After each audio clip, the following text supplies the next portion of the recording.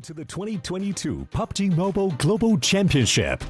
This year, we'll witness the world's best teams fight for their share of the $4 million prize pool across the PMGC League and final stages. The league stage will be held in Kuala Lumpur, Malaysia, with an all-new format consisting of 3 parts: groups, survival, and last chance. The group stage will kick off on November 10th all the way to the 27th. And we'll split our 48 teams into 3 groups. The top 3 from each group will advance directly to the finals, and the bottom 5 will be eliminated. The survival stage will take place from November 30th to December 2nd. The remaining teams from the group stage will battle to stay out of the bottom 8 spots to advance to the last chance, held on December 3rd and 4th, where the remaining 16 survivors will compete for the last 4 spots in the finals. The PMGC Grand Finals will be held from January 6th to 8th in Jakarta, Indonesia, where the 13 league finalists will compete with 3 special invite teams for the 2022 PMGC Championship Trophy and be crowned as the best PUBG Mobile team in the world.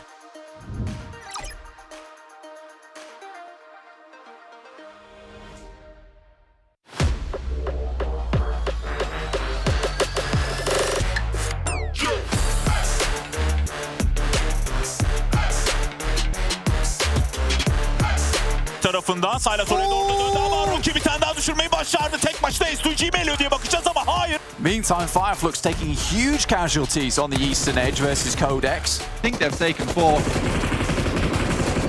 And that's going to be she wants it, gets a knock at the halfie, gets it second, look for a third on the jump, and potential essentially clutch ace 1v4 against S2G.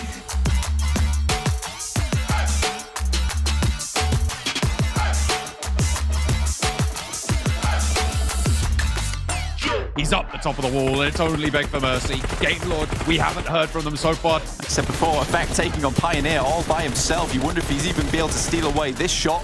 Looks Meku. This is Jason's prediction as well, Demuerte.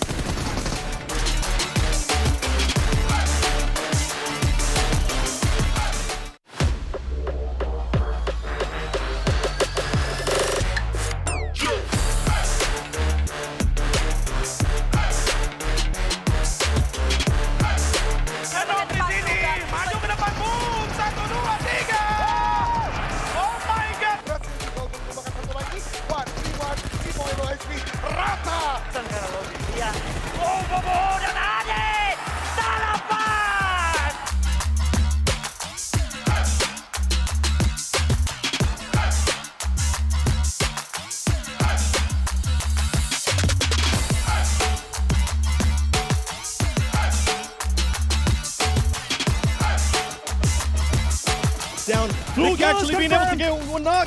ตัวจ็อกเกอร์ยังไอ้ดับอีกคนเดียวครับเกิดดีล่อซื้อจังหวะขึ้นมาแล้วที่ขับรถปลดอ้อมหลังไปแล้วปลดทางด้านของมิล่าแล้วเรียบร้อยเลยโลแกโดนกว่านี้มาเดนพีได้1มาเดนพี2อุ้ยมาเดนพี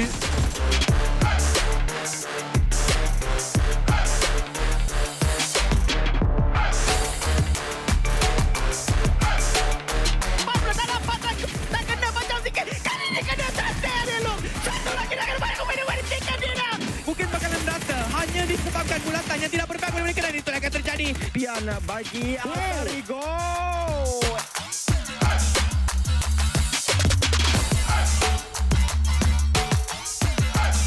Lên được rồi kết thúc vị trí cái này bóng về vị trí thứ này. Ben Su một pha 1-1, Công được vị trí cao hơn một pha mở cánh sai lầm đến từ đội hình bên phía Bảo Nam.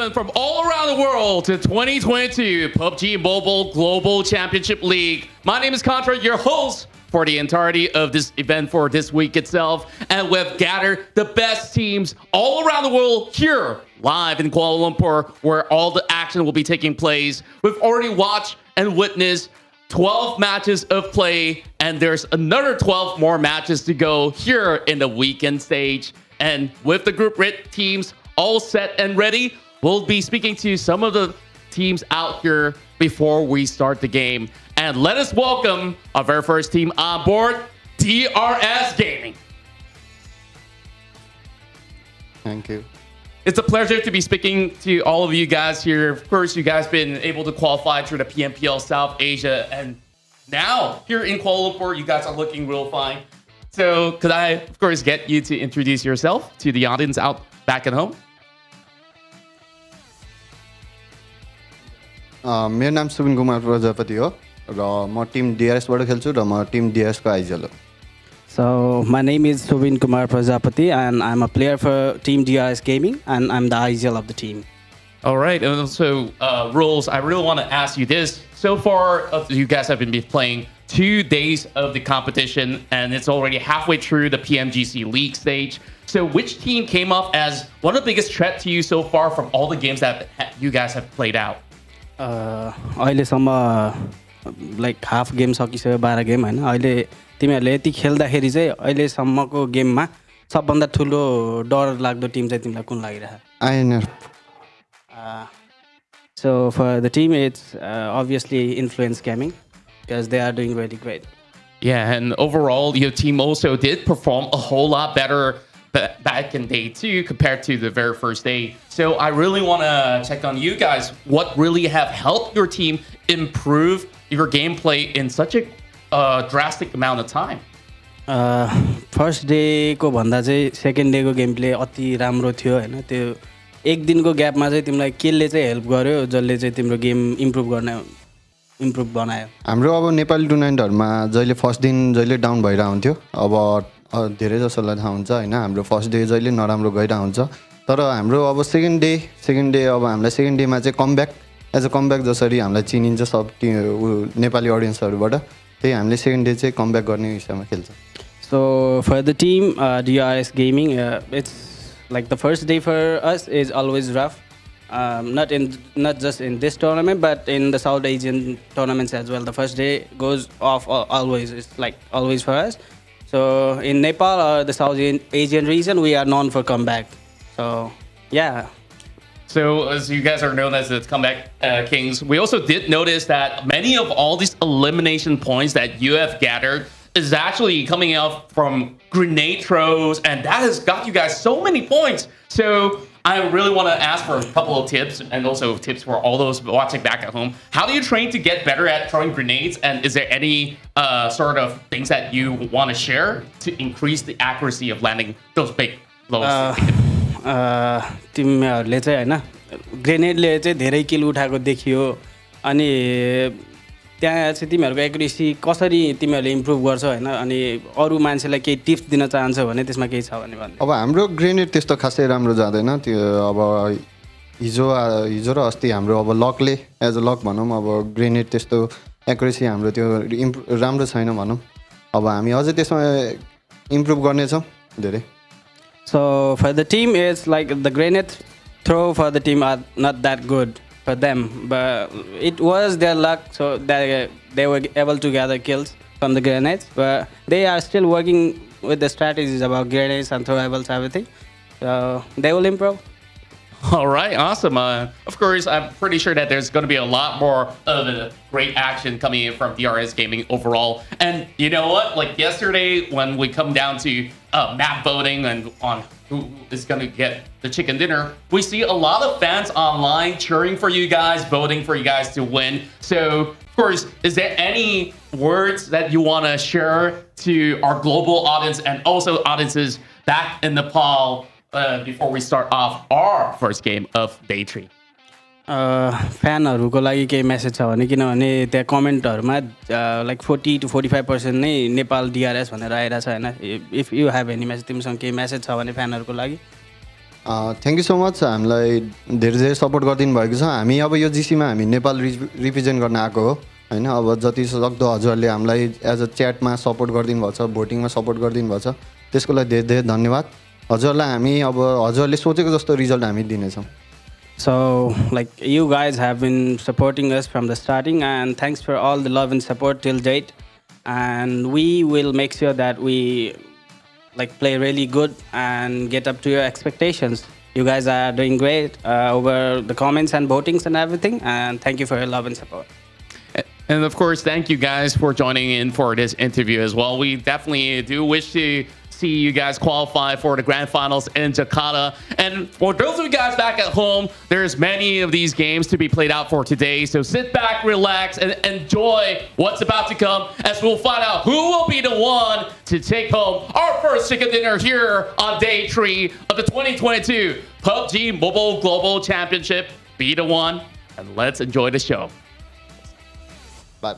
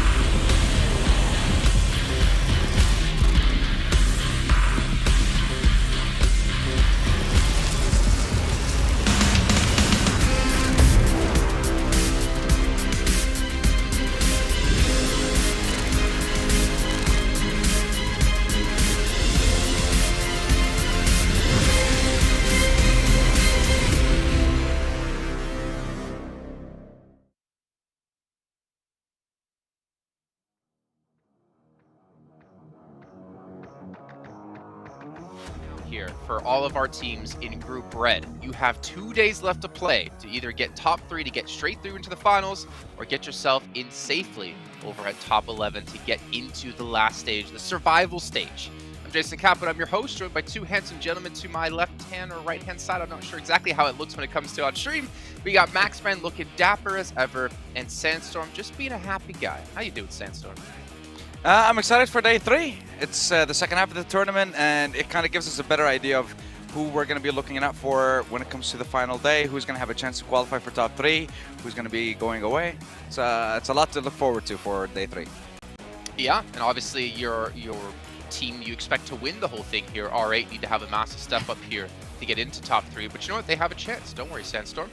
But speaking of favorites, Maxman LGD performing much better yesterday than we've seen in the past, but so did a lot of other teams actually yesterday.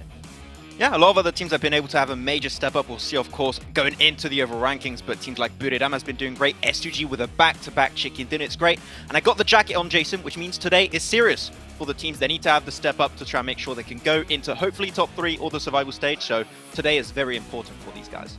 Maxman, please bring that jacket to the next event that we're both at, because I'm going to burn it. You can probably check out that video over on social media, over on our PUBG Mobile esports channel. Maybe I can actually get that posted somehow. I would love to do that. I think it could be fun. You might not like it, but that jacket does mean serious business. It does mean things are being taken to the extreme, as Max would say. And we are running out of time for all the teams. But speaking of extreme, big shout out here to Sony, the Xperia 1.4 and the Xperia Stream, providing you guys our main collaboration actually with professional esports players. You can get 90 Hz in PUBG Mobile with its total cooling system, and of course its multiple ports for intensive gaming and streaming. And also the sweet hotel that the players get to sit at, that we want to be at, getting our spa days on. The Pullman Kuala Lumpur Bangsar Hotel, where our world is your playground. I'm a little bit jealous, I'm not gonna lie, gentlemen. I mean, we got to see, was it last year or the year before? We had, I think it was 2 years ago, we had footballists in the Maldives. Really working hard, you know, it was tough for them to be there, but I would love to be over at this sweet hotel, just relaxing with you guys. I know, they said like, we had bad connection, we have to go somewhere else, and they went to the Maldives. Like, I have bad connection all the time. I'm not sent to a great hotel. I would love to, but no, not unfortunately. Who would have thought, Max, sunburn would affect your PUBG Mobile skills? But either way, let's take a look at our schedule format. If you guys are just joining us and missed out on the prior days, it is a little bit complex, but what you need to know is We have 3 different groups, red, green, and yellow, and it's all about your placings within each group. Top 3 straight to the grand finals, kicking off January 6th through 8th. However, if you're in 4th through 11th, you'll be going to a survival stage, which will be happening with teams from other groups. And then from that, it'll determine where our final teams will get through. And of course, Sandstorm, $4 million on the line. A lot of money here for these teams to win up. But I'm still waiting for prior winners to send me my cut for supporting them. But I'll keep waiting. Yeah, $4 million, $2.5 million going to be distributed over the league stage. We have $90,000, which is the first place prize for every single group. So not only do you get yourself a spot in the grand finals, but you also get yourself around $100,000 just from getting that first place. And looking at group bread, this is our group. These are our teams. I don't want to look at our esports right now. That just makes me sad. Okay. Well, hopefully you're not sad at the end of the day, but you might be sad because only a certain amount of teams can qualify, and a certain amount of teams will not be making it through any further on into this event.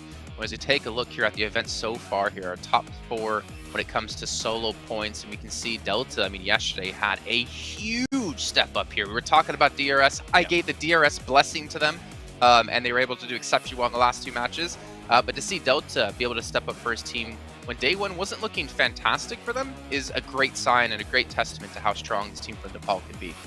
Just to explain how this graphic works, by the way, these are the number of points that have been won by a player when all of his teammates are down, where he's the only player currently still alive for the team. And we said Delta for DRS has been able to really put a great step forward for the entirety of his team. Sure, it would be great to see them survive a little bit longer as a 3-4-man crew. That would be fantastic, but DRS really did do a big step up right when you called them out, Jason, so I'll have to say you maybe did bless them a little bit there. But yeah, DRS, I'm happy with what they can do yesterday. I want to see more in these next 2 days to see if they can potentially go the entire way right into the grand finals. Well, you always want to see more, Max, but we are running out of time for the teams. As you take a look at our top 4 teams when it comes to elimination, Sandstorm, got to throw it to you here, man. Influence Shemin, 74 limbs. They are 11 limbs ahead of anyone else, and that's S2G. A fantastic showing for the team from Brazil.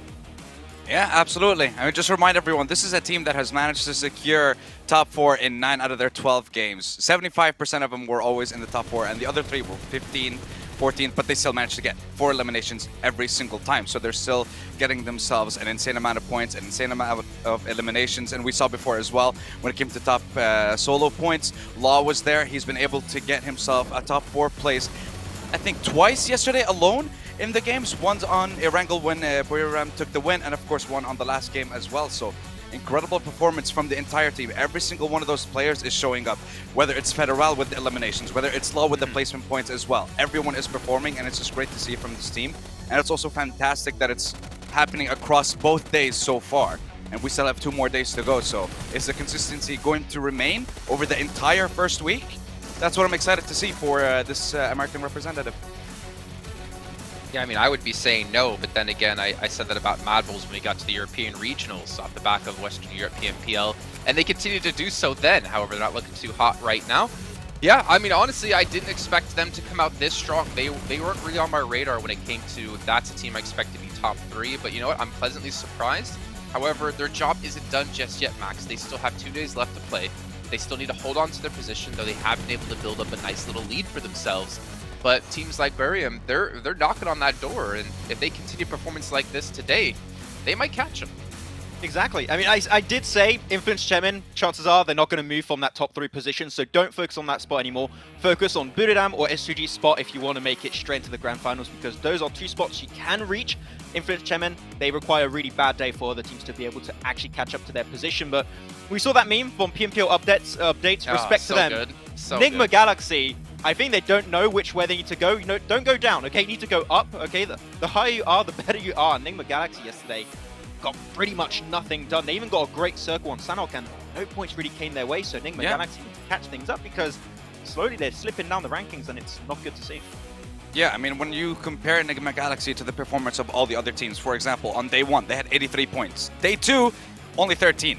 The likes of DRS managed to get 67 points on day 2 compared to the 48 points on day 1. A lot of teams are improving. Meanwhile, Enigma Galaxy is just going in the complete opposite direction, which is definitely not what you want to see, but we can see it here. Yeah, I mean, unfortunately, they're going to have to see it as S2G. I mean, they didn't look too hot day 1, but they had the step up they were looking for, and pretty much the opposite. I think the Galaxy when it came to day 1 and day 2.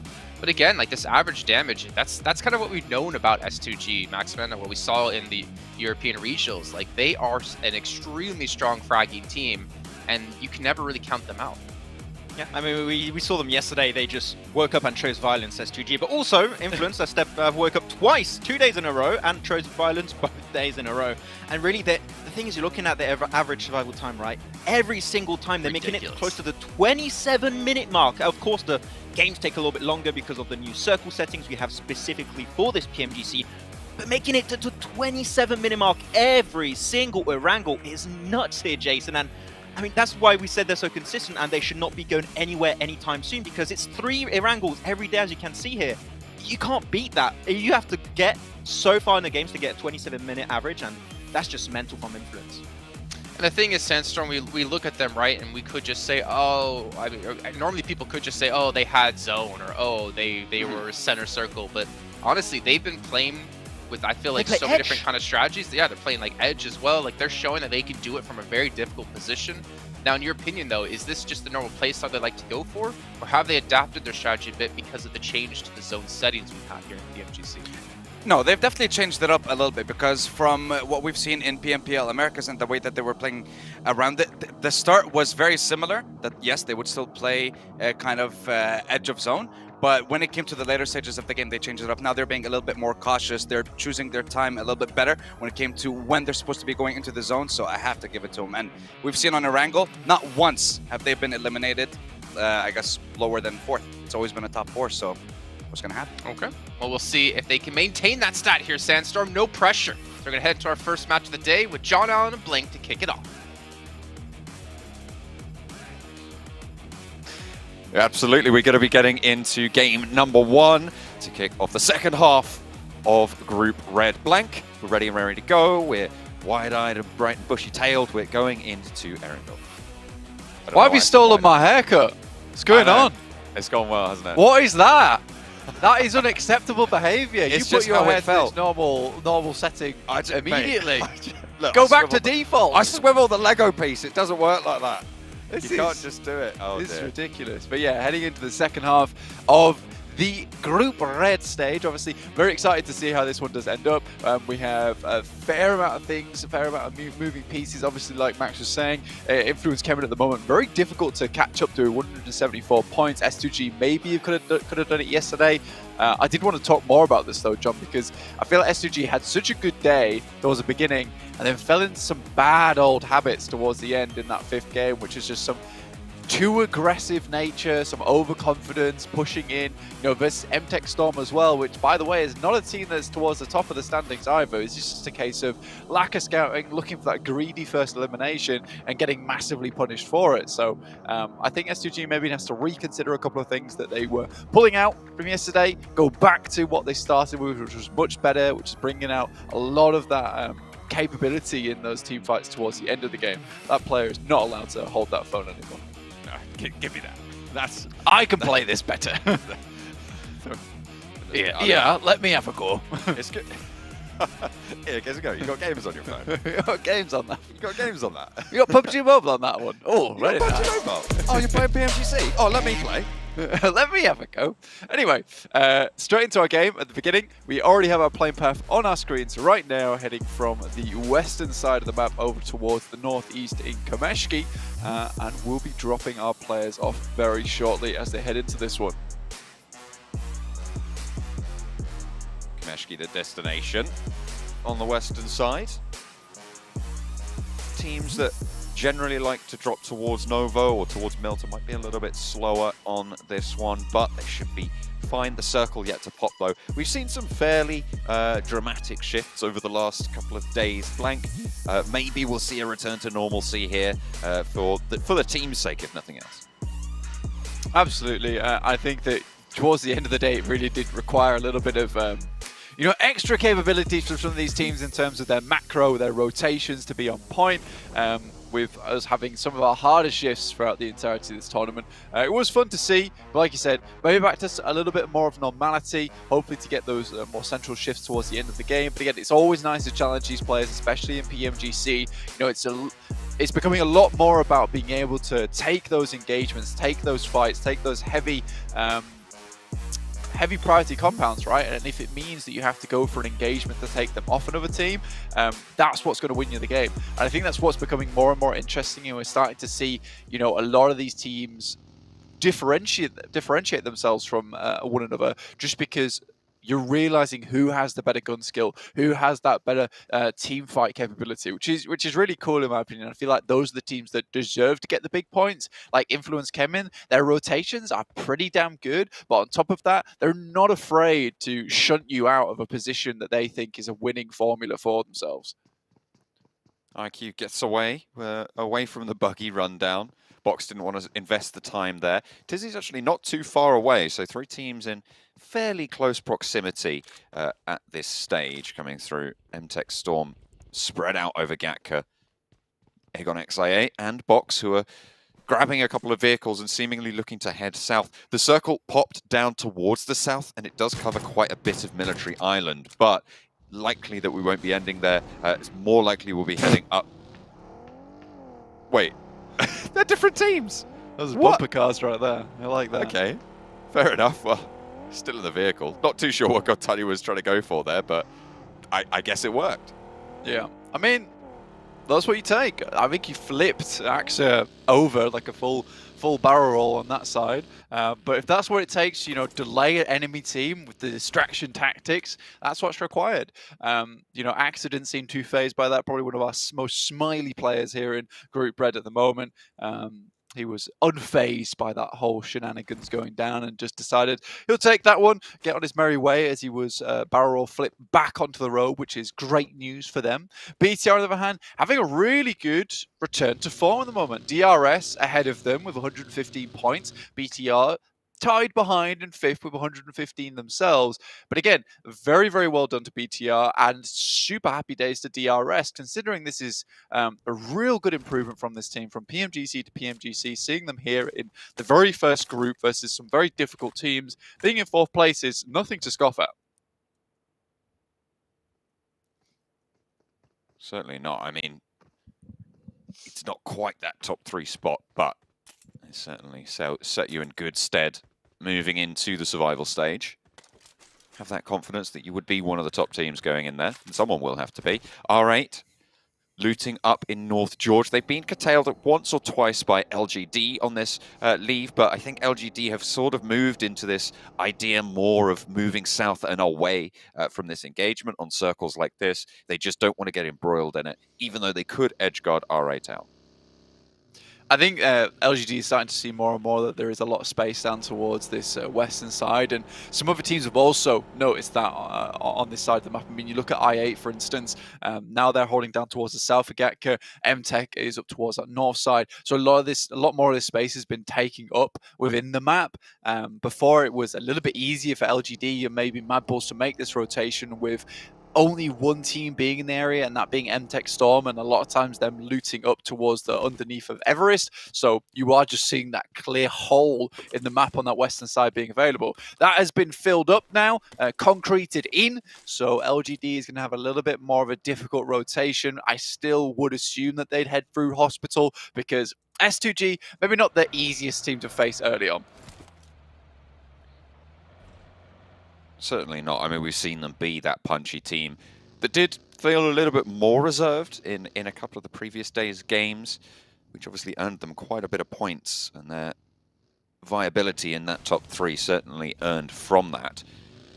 Question, though, is can that be maintained? As you said, maybe a little bit of a dip. We'll have to wait and see if they can stand it back. Budaram over towards Lipovka, taking that classic 2-1-1 split over towards Prison Mansion. These guys get looted up very quickly and then head out over towards Shelter area. Titans also like to hit up that position. The Infinity have backfilled before, as of DRS, so Shelter does become quite the hotspot. But with this circle being so far down towards the south, it does give DRS a lot more time to figure out what they would like to do next. They don't necessarily have to be on a timer right now. And with Nova Noyer, as well as Military Base itself, offering such good loot, I think it would make sense for these guys to stick around in this area for a little bit longer. And DRS should be coming to the circle with absolutely tons of gear to to be working with level 3s across the board, and with some very, very well-stocked backpacks. And I'm talking smokes, I'm talking grenades. That's really going to support DRS in that late game, especially when we're seeing so far, you know, a lot of these teams now picking up individual spots within the circle and just taking those solo positions. It does make a lot more sense to be able to get a lot of that utility on board in the early game and work with that in towards the late. Ghost staying alive. Not being spotted right now by MTech Storm. I think Ghost has a little bit of gear on board. Yeah, has got that Mini 14. Only the level 1 backpack and no helmet. So it would be pretty difficult to take a fight with that level 1 vest as well. So Ghost a little bit loot starved here for Aegon XI8. A lot of teams on that western side spread out and taking the loot up for themselves. Yeah, LGD barreling through. And I think this is the issue you'd find if you were looting down towards the south side of Gatka in the fielded area, is that it is kind of trash loot. Like, you're not going to find too much and you're just looking for scraps here and there. You're also starved the vehicles, which is another big thing. LGD able to instantly move down from crates area, rotate through the fields instantly towards some buildings that they can now set up as home base. S2G make a different approach on this circle than what we've seen so far. I think that now they just barreled down from ruins, found a very good rotational path there, which is 100% a beeline, essentially, to one of the more prominent compounds to the south side of Potato Hill. So central as well. So it looks like they're going to be setting up for that late game. They've got a lot of looting done over towards Atlantis as well as ruins. They should be happy for the remainder of the game. Titan Farm on the south coast. On the west peak of it. No one really too close by. S2G a little bit further northwest. Influence Kemen just coming into the east side of Potato Hill now. And Buriram coming in through shelter into that eastern side of the circle. DRS still the only team on Military Island. Aegon XI8 holding around that mouth and maybe looking to cross just a little bit over that bridge. And I said Blanket was likely to end on the mainland. It seems like I'm going to have to eat my words. That is a massive south shift as Influence Kevin crash into 4 rivals. Both of them swinging past on those hillsides. 4 rivals managing to get a lot done. Little boy seemingly unable to hop out there. Will get felled, and Influence Kevin losing 2 very, very quickly. A 3rd soon to fall. Law eliminated out of the fight. Kayovsky running for the hills from Influence Kevin. Yeah, I think for Little Boy there, that was a case of having to switch to the back seat and jump out from that side, considering, you know, I would say his exit from the passenger seat was blocked by this white car. You struggling there a little bit. Might have been something on his end, but we can't say for sure. In the meantime, Influence Kevin take a massive hit from 4 rivals as they try and make their way down. I8, it looked like they might have a good position within this circle, but with a couple of players left behind out in the field, they're a little bit split off. So only 3 players of their team ready to cross, and Mad Bulls already in a fairly decent position. They have to cross over towards Sosnovka. For the time being, looks like they're just going to try and take down the gatekeepers. Moment Aegon XI8, that 3-player squad. MTech Storm on the bridge, sandwiched between, and in a really open and barren position for MTech Storm. They can't move forwards into Aegon XI8. They can't move backwards now with the Mad Bulls coming on through and pushing in. Tarman needs to find a pick. That's all they can do, really. Look for a pick, try and exploit that, because it is not going to get any easier right now. Tarman misses his nade on that side. In the meantime, Mad Bulls bringing one of their players back into the fold. I8, IQ will find Tarman, in which case Blade is going to try and finish this player off. Remember, the more players that I8 can remove from MTech's side, the quicker that they'll be able to start dealing with Mad Bulls. And this is a dangerous push here coming through from Skillsers, maybe not aware that there is another team on the other side of the bridge. Ghost also still remaining over towards those fields, and Skillsers gets found by a very nice little angle from MTech Storm. These bridges are so dangerous. Those little catwalks at the side, when you drop down low, your feet are so exposed to someone on the other side, and you have to be worried about a player on the same line as you. It's another piece of cover to aid in crossing these bridges, but it is very, very dangerous if you don't have full control, which Skills has found out here. Able to drop a smoke away from a teammate and maybe looking for that res for the Mad Bulls to keep them up at 3, which would be almost vital for their future movements. R8 are going to be starting to come through as well from this north side, potentially proving to be tricky on the push. Skills is spotted. But they do not want to let this one go for him. Storm, a lovely nade over the top, and Monkey is going to fall. Zerich drops down all the way to the ground, and this is the other way that you can try and cross here, is try and go for the swim. Spray over towards the player up on the catwalk, does not go well, does not connect, and the Mad Bulls are swept aside. Mad Bulls, I think there's an incredible amount of nerves and pressure coming onto this team. It is very unlike them to be playing in this kind of way. They feel all over the place at the moment, and to be honest with you, at the current trajectory, I don't see them climbing out from that bottom 5, which is a massive shame, honestly, with the way that they played in Western Europe. It really does not translate very well into PMGC at the moment. Like, you look at the 2 performances they had in their individual PMPLs and the championship, I don't think that this lobby in particular is that much of a step up for them.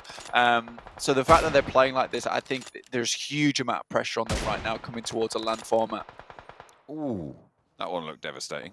But he somehow gets away with that. I thought that might have been a headshot from Godtani there. I think it was. Might be level 3. Yeah, I think it's a level 3 helmet in play to be able to save you from that one.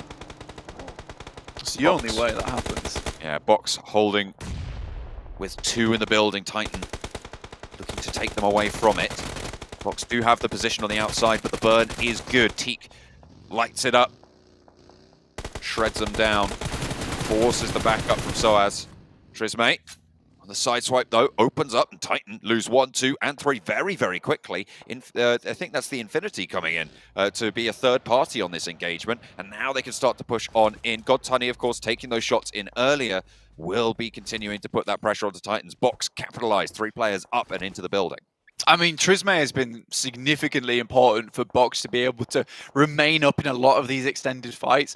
The fact that he's able to find some of these really cheeky and quick picks during these engagements is what makes him such a clutch player and important player for the team. They don't have him. I think that the other players in the team are very good at supporting and getting some of these knocks. Break, in particular, is great at delaying a lot of these engagements, but Trismay is really the one that finds those big hitters. The bridge on the west, a battlefield strewn with boxes. Everybody looking to cross. It was unlikely that they'd have to make this decision, but they're looking to try and make good on it now. That western bridge, Aegon XIA actually looking to regroup on the south side. They're falling away a little bit. R8 and MTech Storm embroiled on the northern side of the bridge. S2G as well, but only the 1 player left. That's Ray Z on that west bridge as well. I mean, a lot of these players fell into the pit trap of not going to Military Island early on. When you get a circle that crosses so much like we did on Zone 2, I think you have to send down towards Sosnovka Military Base one way or the other if it's not crossing through the water or just sending it across the bridge. If you don't do it early enough like BTR did, where, you know, they're coming down from Yaz and they took their time about it and they took a little bit too long as well, you just have this instance where you are just caught out in the cold and you're not getting in. No one brought their jackets to a wrangler in this case, so freezing to death on that side, it is just painful, really. So a lot of these teams that got a quick movement over towards this side of the map, very happy. And I think LGD have really played their cards right, heading towards Ferry Pier, weighing out some of those engagements on the western side, taking that boat, and then heading in underneath on the south. They could set themselves up for a very big win here. It seems like too many teams went for the call of going over those bridges and have been caught up in it, and not too many have gone for those boat rotations or trying to go for the swim. Titan still under pressure in this fight against Box. 2 of them were alive, but 1 of them quickly dispatched. 6 holding out on the inside, gets 1 knock, but traded off nicely by Bensu. Enigma Galaxy, Bigatron, this is on the north side of Military Island right now. There are players out in the water from Team Queso just to the north side of it. Bigatron still handling them. They're pinging them away. Freak falls as well. These nades are pretty good from Bigatron. They're working out. Hamodi down to the shots from Luxy up the top of the hill. Zuxi and Jen Foster trading off one of those positions. Ralph falls. Lord over in the Team building. Queso. Last player standing. Team Queso trying to rise from the depths. But there's only Papi Potro close enough in the fight. Reyes at the back looking for a heal. Dispatched 1. Papi Potro good for 1 frag. Can he find the next? It's an even fight right now on the hillside. Jen Foster is able to win that one out though. A heavy hitter for the Bigatron roster. And really bolstering them here. Reyes, for the Team Queso, though, has been equally strong. Despite their position at the bottom of the tables, this is a man you cannot count out just yet. Luxy moves in for the regroup, and they want the 2v1. Oh, this is greedy from Luxy, but I like it. Comes in, picks up the double. Now looks for one more. Reyes, though, massively clutch player here for Team Queso. Pulled them out from a lot of situations where things looked extremely dire. But Luxy moves up with the grenade, spots Reyes as he retreats away. He looks to just pick up some more loot, but this circle starts to hurt just a little bit in zone 4, but gets as much loot on as possible, knowing that he'll need these nades later on. At this point, I think for them, it's just a case of leaving, but Luxy sticks around for too long here, and only Jem Foster and Zuxi makes it away. Either way, though, for BTR, this is a good result, considering where they were in the circle for a long, long time. I feel like there was a little bit of a misstep from Luxy. They knew exactly where Reyes was. They knew he was going to have to move with the blue zone. You're waiting for that peak. You know it has to happen. And Luxy felt just completely open on the broadside, stood up on the headland. There was no refrag potential. I don't think that was the smartest of decisions. But they get away with 2 and leave Reyes as 1 for Team Queso on the north side. Maybe in the heat of the moment, you've eliminated 4 players, and then you go for the 5th, and you're like, surely there can't be any more players alive here, or at least they've retreated. But yeah, Luxy goes for a little bit of a looting session and forgets there's no vehicle available to him. Again, BTR have been struggling through on that north side, so you can kind of understand where some of those small mistakes might bleed into the gameplay. Either way, 6 eliminations and living through that, again, whilst being trapped on that northern coastal side for a while. Quite impressive. They are taking shots now from over 4 rivals. Jem Foster will drop out the vehicle and get knocked. Better than being blown up. But again, Reyes is still in the wings, and it looks like 4 rivals are going to send in to finish the job. In the meantime, over on the southwest side of the military base, Aegon XA8 finally finished the job against MTech Storm. A fight that's been going on since about zone 2 on that western bridge. Will have moved over to the control tower. The circle centers LGD's way. I mean, LGD have been holding some incredible positions throughout this game. DRS obviously starting on Sosnovka. I said they didn't have to move until later with it being so much towards that side of the map, and they haven't, which affords them some good position within the circle. Again, though, LGD, with this 2-2 split that we've been seeing quite frequently from them, are able to claim a lot of landmass for their own, and DRS do have a little bit of a difficult push towards that western side, considering it's uphill just a little bit, and YZZ as well as CCC will be able to watch down towards them. Budoram aren't comfortably in yet either, having to cross some open ground. So I'd say for LGD, their main problems are 4 rivals on their northern side, and maybe some cheeky pickoffs onto maybe YZZ or CCC, because they don't have a huge amount of cover.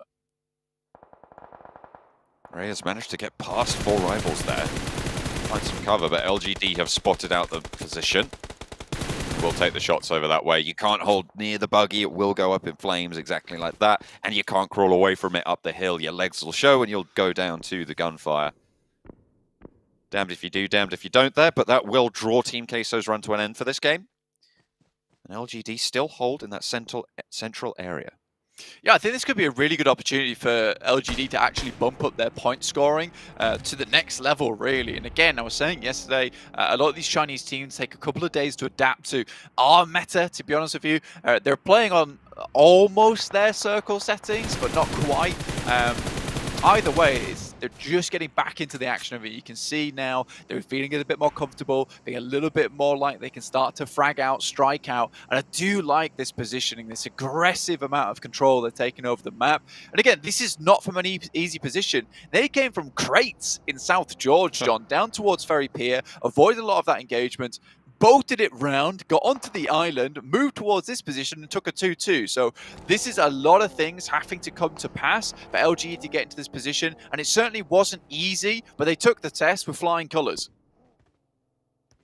Will have made it happen. This is a lot of sequential smart decisions coming through from LGD, I think, is the direction this is going.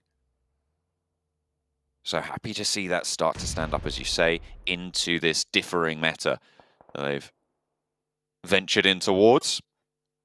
DRS from the eastern side still playing right on the edge. They don't want to give up that high ground just yet. Kengzo with the SKS. Shots over towards Killer. Smoke blooms on it. But the tires have already gone, so it's going to be difficult to move away in that.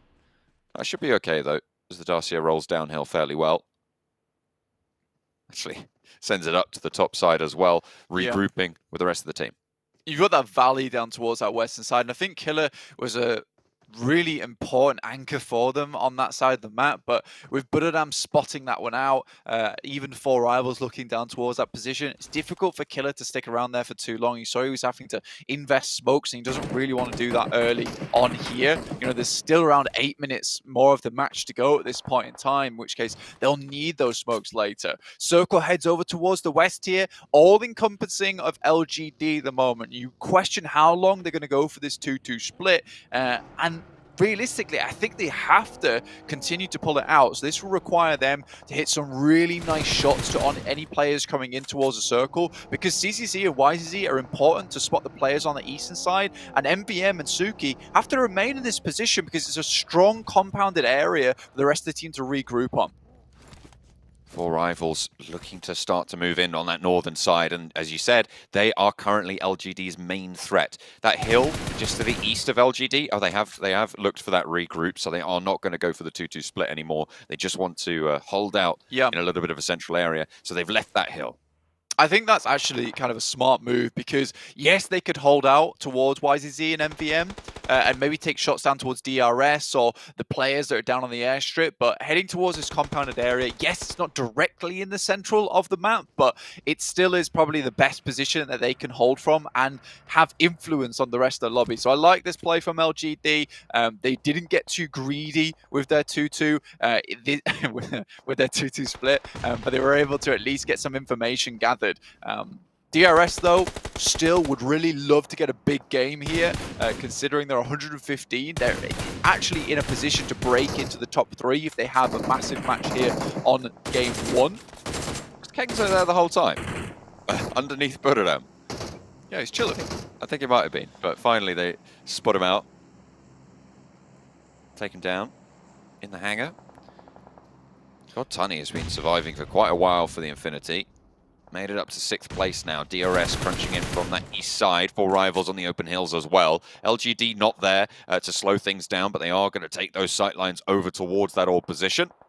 Voki, was he not spotted there? I don't think he was. My name from Buradam taking a shot over towards DRS. This is open ground, a lot of sightlines from the south side. It's Jason's boy right there. My name P. I look to take it to the masses inside the lobby at the moment. Voki looks to finish off the players from DRS. Again, an unfortunate result for DRS if they go down early here. I know there's only 6 teams remaining, but considering they started over on Sosnovka military base and had a lot of time to pick up positions within the circle, more central, it is an unfortunate ending for them. And right now they're getting picked apart from Buradam as well as 4 rivals. And we'll go out with a big goose egg of elimination. 0 there. That is terrible news for them from what was kind of a game that should have gone in their favor. Had a lot of opportunity to rack up a lot more points, but they will fall on that hurdle. Buradam, though, looking to close the gap between them and top spot Influence Kemen. Influence Kemen going down fairly early as well to a pretty comprehensive engagement. They have got that opening. Tiger down on the close fight between them and 4 rivals. Oh, that is unfortunate for Buradam. Goes short of the tree. Rez can go through. Should be able to get Tiger back up. Nappy wants to push out wide with Pemburu. Kengzo in for the backup. They want to hold off the remainder of 4 rivals. Only 2 players there, so they have 3 barrels against the 2. Pemburu spotted on the side swipe, but Kengzo falls to Pemburu. Appy pushes forwards, wants another. Will be able to find it, but it's cut down finally by Tiger after that res. Crucial. Pemburu is still in the action, and in comes the final player from Buradam to try and keep them in this one. Tiger knows he's there, and Tiger does the job with the nade. They can get these reses. Can they stay up as 4? And do they have the time? Yeah, I mean, they have to stay up as 4 if they want to challenge out versus LGD. The circle is a little bit slow at this point in time. Again, LGD has played a really phenomenal game here. Yes, it hasn't been a high elim game. We don't see a lot of high elim games coming through from LGD recently, but they've made the right macro decisions to get to this point and have set themselves up fantastically to win this game out. Again, like you said, and I really like the way you put it, John, it is a sequential sequence of just having like a lot of well-informed decisions throughout the entire game. And that has led to this point where they're set up for a chicken dinner. However, John, Budoram so far have shown themselves to be a fantastic teams when it comes to controlling area, controlling space, and not from ideal positions either. So this is a really good opportunity for Budoram to show us what they've got and explain to us exactly why they deserve to be in that top 3. Currently sat at 1 chicken dinner for Budoram. LGD, similarly, on that first as well. So we'll be able to double up on that one. Ego XIA, not been so lucky. They've had a 2nd place and 2 thirds, but this could be their first chicken dinner if they make it away from the wall, but you don't think that's going to be very likely. With a little bit of a light up on the nade, that is good news for Budoram to take the thorn out of the side, and the last elim goes through. Now it's a 4v4. How does he nade himself and a teammate at this point in the game? It's so crucial. I was going to congratulate I8 on getting this far, but I feel like that does sort of come away from it. Head-to-head win rate, 20% for Budoram. Okay.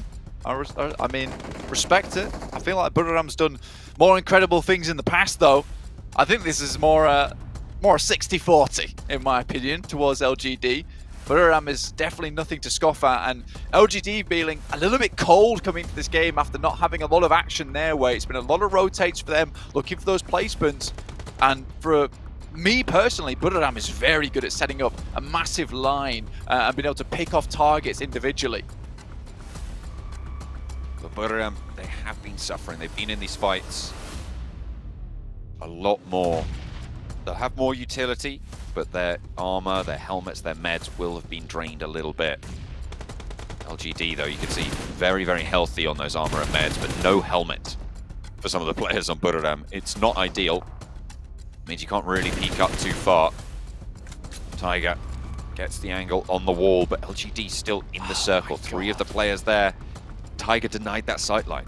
I mean, it's so cool watching Budoram play, though, because they're constantly shifting positions. You can see LGD being caught out by this a lot of times, switching positions onto the wall side. Budoram's there to take the shots. They move away from the wall. Immediately, Tiger's already repositioning, never allowing LGD to get a certain bead on where they're playing, not allowing these grenades to be perfectly placed. That one's quite far on target. Tiger does take a lot of damage, but you imagine they're going to start moving again.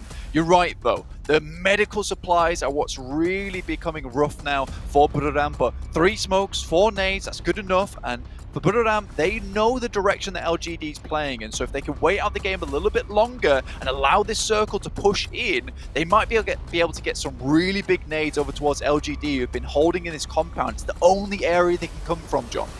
The big issue is CCC are behind this tree. He's stopping any sort of aggression coming through on split angles, and is a linchpin of the defense right now for LGD. Almost solo suppressing and actually giving them a foothold to move out, because this circle will fully close now. Enzo, my name as well, spraying over towards the rotate. Will not find it, but Sky only gets 1 for Wand. YZ down and flushed. As you say, a good start coming through from Budoram. They might be able to look for this res, but the swing out comes from the buggy, and the arm lobs the nade over the top. Will not find the flush. The Molotov might do, though, but that's an excellent cut down on the back for Kengzo, striking from the off angle for Budoram. They lose 1 player, but they bring LGD down to 2. CCC spraying through the smoke. Suki is there. 1, 2 fall for Budoram. It's now a 1 versus 1 as we're trading off on the hillside. Suki against Kengzo. Kengzo up and on the ridge line. A nade in hand, wants to put that back. Only Molotovs available for Suki, and I think he knows where he is. The nade is there. Will it be on target? Takes a lot out of the health bar of CCC, but will not put Suki back. 3 nades there for Suki. 1 nade for Kengzo left after he loses that. But they both avoid, and they both want to get a teammate back if they can. Kengzo faster on it. I mean, this is why those grenades were so important for Kengzo, and he held on to so many of them. He's had 4 to basically push Suki off this position. Now, they should have a good idea of where he's playing down the hill and setting that into a 2v1 off the back of some well-placed grenades to deny the res. Really, really well done to Budoram. Now, 1v2, definitely not unwinnable for LGD at this stage, but it will be a real crushing defeat for LGD to go down after what has been such a smart game from them. Oh, Kingso out into the blue, knocked to the zone. Oh, that's so unfortunate. Yes, coming through from Suki. LGD want to put the final bullet in. There it is. The slug rings across the hills to the north side of the military base, and LGD take it home. Buriram gave them a run for their money, but it will be LGD. A falter towards the end there, John, from Buriram, sending out into the play zone as well, getting knocked by the blue. A really bad turn of events. I think Kengzo played that endgame pretty perfectly from his side to enable the rest of his team to get back up on their feet to maybe potentially help him with Suki. But again, I love that they had the DBS available to them in the endgame. They knew this would come down to the zone 8, considering where they were, so hold on to one of those biggest close quarter combat weapons. A really, really smart decision. Again, a lot of decisions come to this place, and the one that wins it all is deciding to hold on to a shotgun for the late game. Really, really cool game from LGD. Definitely a little bit squeaky towards the end there, but LGD pulled the chicken dinner out the bag. Absolutely fantastic stuff coming through from LGD. Buriram with a blinder of a game as well. That will surely put a dent in the gap between them and Influence Chem, and as daunting as it might be, it can still be closed. There is still time to do so. Fantastic stuff from both of those final teams. That was an excellent final circle, but LGD take the chicken dinner.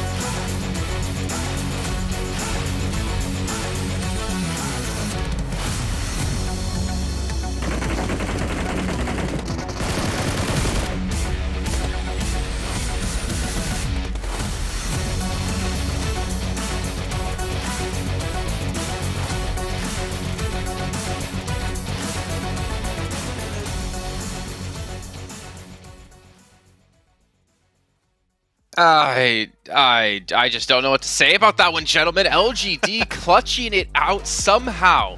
1v2. Well, technically it wasn't 1v2, right? It was 2v2 because he had the help from the blue zone.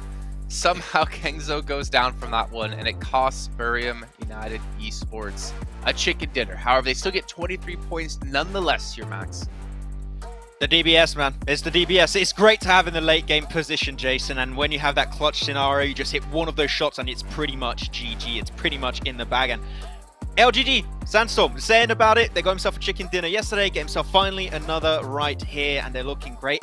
That back and forth, and especially that control applied by Buriram, they were pushing LGD in such bad spots every single time, being so proactive. There has to be one team taking the chicken dinner at the end, but LGD and Buriram played out of their minds in this match, and that was one of the best finishes of the event so far. Oh yeah, and I mean, we saw how they managed to get themselves in that position in the first place, taking that early rotation, seeing how many teams decided to rotate on the eastern bridge, on the western bridge, or even decided to go swimming through the middle. But no, they decided to take a rotation from Ferry Pier, ignoring all the fights, getting themselves in prime position to take control of the game. And this is exactly what you talked about, Maxman, before, and this was the main reason, I believe, that made you choose LGD as your team to watch for the tournament. So good call. Max is like, this is weird. I'm not used to being given compliments. But if you take a look at our overalls here, look at this. You're talking about Influence Chem, and they can be safe in first place. But can they? Buriram, 10 points behind them. It's not as safe as I thought. Right? I mean, the other sure. side is, right? They still have like a 40-point gap between them and third place. But if you know, S2G step up, if Bigatron step up, DRS, like Influence, if they can't maintain performances, they could technically be knocked out of top 3. Yeah. The thing is, they already had that much of a gap for them in their first place that they're still safe, but like 2-3 games, so they're not getting too many points. And Buriram being extremely consistent yesterday and today is looking pretty good. What's not looking good though, Sandstorm, is all right. 15th. What do you think of that? Queso 16th, so it's not the worst. That's about it. But no, like here's the thing. When we're talking about R8 and Team Queso, these are two teams that are yet to get a podium in the first place. They haven't managed to get themselves a top 4 in 13 games so far. Every other team has managed to do so. So their problem right now is just get a podium and then see if you can compete for the survival stage, because as of right now, it is getting increasingly more difficult for both of these teams alongside Mad, EMT, and maybe even for Rivals All to try and get themselves into the survival stage. But it's just getting very, very difficult, especially for R8 and TQ, and something has to change. I mean, I said something has to change yesterday, but I think we might be getting to the point where it's too late already for both of these teams. Well, you know what? I do want to bring our attention back to the last match a little bit, because I feel like Zone 2, when that popped, I think, Sandstorm, you said it's going to be a Millie finish, Military Island finish, and Max was immediately like, no, it's not going to happen. But it actually went super far south to Military Island. I'm kind of feeling for all the teams who obviously weren't dropping that location. DRS, they dropped down there towards the eastern side, and yet DRS, I expected a little bit of better performance out of, considering they had the avenue to, well, potentially gatekeep some teams, pick up some eliminations, but they had none until like the very end potentially, and then they went up against 4 rivals and lost that fight. So I was like kind of disappointed with the DRS we saw yesterday come into this match. I thought they would have performed better. Yeah, you had kind of two different styles that we saw on each bridge. So on the eastern bridge, you had DRS, who decided to hold for maybe just a minute, and then as the second Titans broke through, a lot of other teams decided to rotate, do exactly the same thing. DRS just gave up. There's no way that they can hold the bridge when a team's already passed. They might be able to flank you afterwards, and they decided to just go into the zone. When you look on the opposite side, though, you had IA, who usually drops a military base, but the zone didn't really help them in that situation. So they had a 3-1 split, and you had 3 squads fighting. It was IA, you also had MTech, and I believe it was Team Queso as well on the eastern bridge, all trying to fight. But it was just so congested for such a long time that a lot of teams just lost so many players, and they weren't able to compete in the later stages. Hey, otherwise, what you can do, you do what LGD did in Botate. You just avoid all of that mess happening on the east and western bridge, and you just Botate and be relatively quick, because we saw it was a hard shift straight south. You know the bridges are going to be congested, teams are going to try and cross that river. You just hold on to the southern side of the circle the entirety of that game, and that's what LGD did. You're going to have top priority for those great central position. That's why they had such a great 2-2 split for that game, because they were the first team to get access to that position by avoiding all that skirmish happening on the bridges. So yeah, if you're able to read the circles like that, is great, and that's what I saw LGD do in PEL, and that's what they were able to actually pull through in this game. So great from LGD. I want to see more of this kind of macro playstyle. Yeah, I mean, now that you're not actually having them as a team to watch, they're starting to perform, at least for both of you.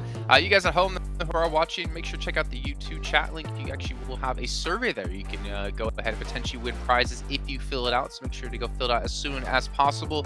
But obviously, within the next 6 minutes, because we have the next match coming up shortly here. But Max, man, really quickly, you were talking about LGD when we saw them in PEL. Is this the LGD you saw then? I would say this is way closer to what I saw in PL. The thing they did so well in PL is knowing how the lobby as a whole would react to every single circle, and they would get priority to positions that teams would try and get access to, but they would just always be there first, and they were there first in this. For the first time, them playing at this level, at PMGC outside of their region, it took a lot of time to adapt, but if this is their new kind of normal performance, they're feeling good, they're feeling comfortable, and this is a team that can be willing to climb up the leaderboards. We can see here our top performers when it comes to Miramar, which will be coming up next. S2G, wow, 24 limbs, 31 rank points. What were you wowing at, Max? I'm wowing at Aegon X I8's average survival time on Miramar. Like, sure, it's not as much Miramar's as Erangel's, but still 27-minute mark. We saw it happen a little bit earlier for Influence Chemin on Erangel, and that's still really good survival time and able to get himself some decent points there. So, hey, I8, sure, not one of those big heavy hitters, but still a silent performer this event so far. Silent but deadly, some might call it. I8 showing they can actually play here without crypto as well, and they've actually been having a pretty decent performance in the last 2 days. They're in 8th place right now, so looking pretty comfortable to make it into our survival stage, but maybe top 3, who knows? We'll have to gonna see as the day progresses. But here's our drop locations when it comes to Miramar. Now, S2G, my eyes are still on them. I don't know about you two. I don't know if you even filled out a teams to watch here for this next match. Maybe you two can let me know about that one. But for me, that's one team I want to watch because I want to see if they can hit that level of performance they had yesterday. We need to see some sort of level of consistency out of this team, which we kind of got to see when it came to the European regionals. However, this is obviously a much more difficult lobby.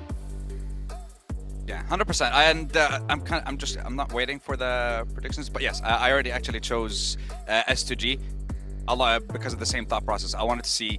We saw day 1, they only managed to get 30 points. Day 2, they managed to get a total of 95. So what's going to happen on day 3? Are we going to see that consistency again throughout the day? Or are they going to be having issues like they did on day 1? Because this is going to be a very important day. And we've seen what they did yesterday with the back-to-back. One of them was on Miramar. They also managed to get a 3rd place on yesterday's Miramar, second Miramar rather.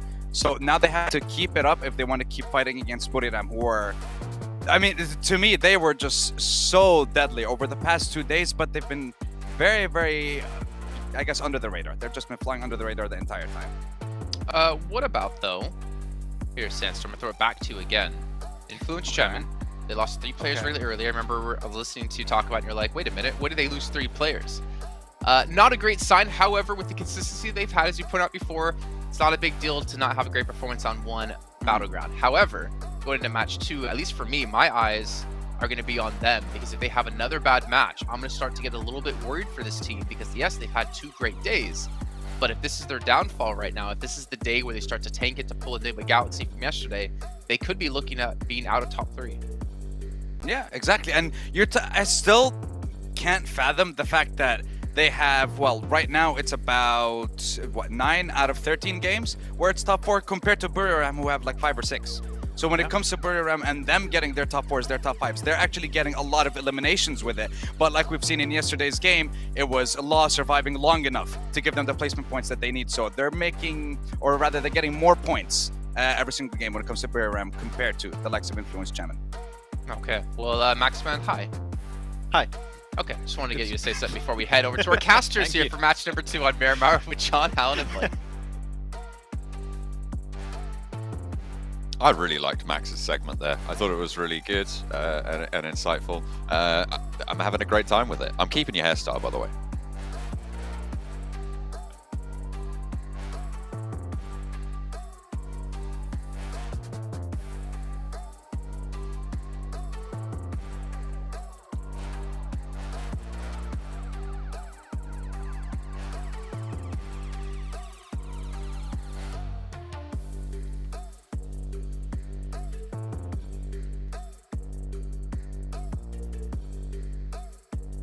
Oh, I think you might have had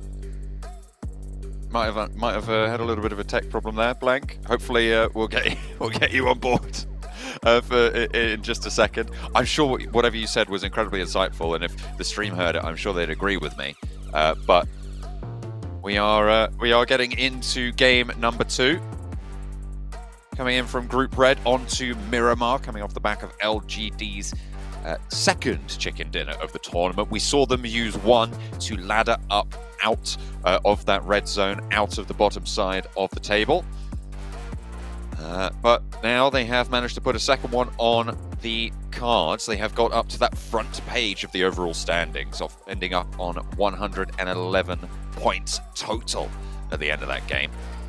A really, really solid result for them, as well as Buriram putting a dent in that gap, leaving themselves 10 points behind Influence Kemen, who are now very much in danger of losing off that top spot. It's unlikely that we could see them slip all the way down past 3rd, with S2G sat in 3rd currently with 128, but it is that top spot that could definitely be changed moving forwards. Blank, are you back with me? I hope so. Can you hear me? Is it all good? No. I can't hear him, unfortunately. So if Blank is talking, I'm sure it's great. Have a go. Right. Well, apparently I'm speaking. I'm not sure, but we'll find out. And I'm going to fix this in the meantime, John. So you're going to have to go ahead. All right. I'm sure we're going to try and fix these issues. I think I'm hoping Blank can hear me. Yeah, okay. I'm going to keep going with this one. Blank's going to work with production to fix that one. But we're going to get into the first Miramar of the day. El Pozo playing path down towards the south side of Los Leones. And we're on board with LGD in the picture-in-picture. Have dropped out fairly early towards El Pozo. A lot of teams have been isolated away from this position a couple of times before. We've seen that northeast side as well be isolated out of games as well, which it seems like it will be going for again in this game. Okay. Now, I can hear you now. Hello. Yes, apparently. Not sure what happened there. Everything was correct, but apparently everything needed to be muted and then unmuted, and then muted and unmuted again. That normally does it. That happens apparently, but here we are. These things occur. So that is just how the cookie crumbles. And sometimes you almost lose out on a chicken dinner when you had the best compound in the game, the whole game, as we saw from LGD versus Buradam. But again, Buradam, an extremely potent team, so you can kind of expect why that would happen. S2G though, Razy all in his lonesome versus R8. Let's see how this works. Oh no, S2G. They didn't have the best of games last time around. Going down with the last player over towards that bridge, but seemingly here struggling. Unfortunately, the DBS is bearing down upon him. Gets one on the drop with the spray and the micro. He actually looks for a second as well. He's doing a hell of a job against R8, but I mean, it's just a little bit too much, even for Razy. The fact that he's able to take down two, though, is quite impressive.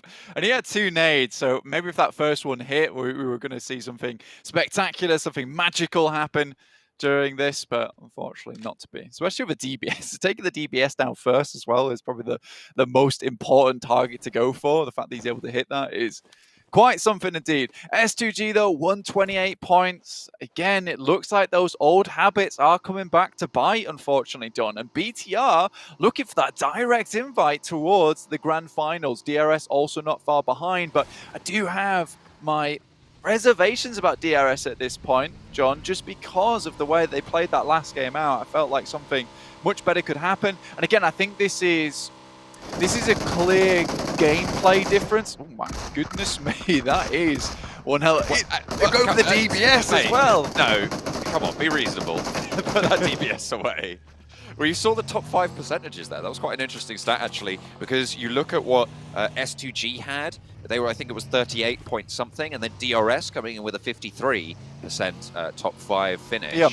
That's really, really interesting. Consider that S2G are 3rd place right now. The longer this tournament goes on, if they keep to those numbers, if they keep to those averages, DRS just will outstrip them. There is no question about it. Yeah. It's great because this is the point I wanted to talk about anyway. But yeah, the thing with DRS and what you saw in that last game is they're very much an edge team, right? And if you go back on the VODs, if you go back and watch day 1 and day 2, I don't expect you to do that, guys, unless you're an absolute turbo PUBG Mobile fan, in which case, go for it. Turbo geek. That's what they call it. Turbo geek. A Like Turbo us. Geek fan. But honestly, if you're looking back on those games, as I do, as I am a Turbo nerd, you will see that DRS is going for a lot of these edge style plays. They don't often take the center, and I think this is where maybe the game plan has to change slightly for DRS, especially when they get the circle. They don't have to play that outer edge gameplay anymore. They can move further in towards the center, and I feel like they're a team with the chops on them, with players like Gyante as well as Killer, that actually be able to take out and find themselves some of these big wins. You will, however, see that top 5 percentage being quite high because they're very often in towards those later parts of the game, but not always grabbing themselves those big wins.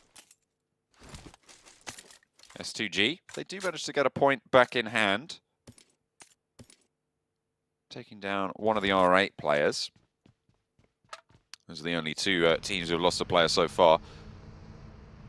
And it seems like S2G definitely made R8 work a lot harder for their elimination than they did on the vice versa. And why not? I mean, S2G, 3rd place, R8, 15th. Yeah, and I think that, you look at S2G and that top 5% once again, which I'd love to see one more time because it was a brilliant little graphic that we didn't get to see for a very long time.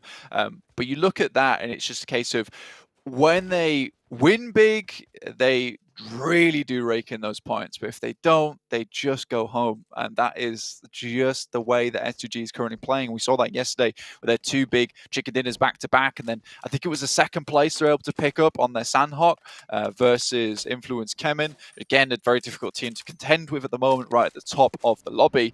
But you look at that, and I think for S2G, they need to even out these averages, man, because they're becoming quite problematic for them. And again, it's those old habits that need to die, essentially, at this point in time, because they had such a strong start yesterday, heading center, being a bit more patient with it, not going for these wild plays, and instead using that gun skill, using that team fight power that they have on their side to their advantage in the late game, because these games do go on for a long time now, up towards that 30-minute mark on Miramar as well as Erangel. So if they can stick around, they really are a powerhouse in those last 10 minutes of the game, but often they're making these little mistakes here and there in the first 20 minutes, which are leading to them not having the best position when they get towards that position at the end of the map.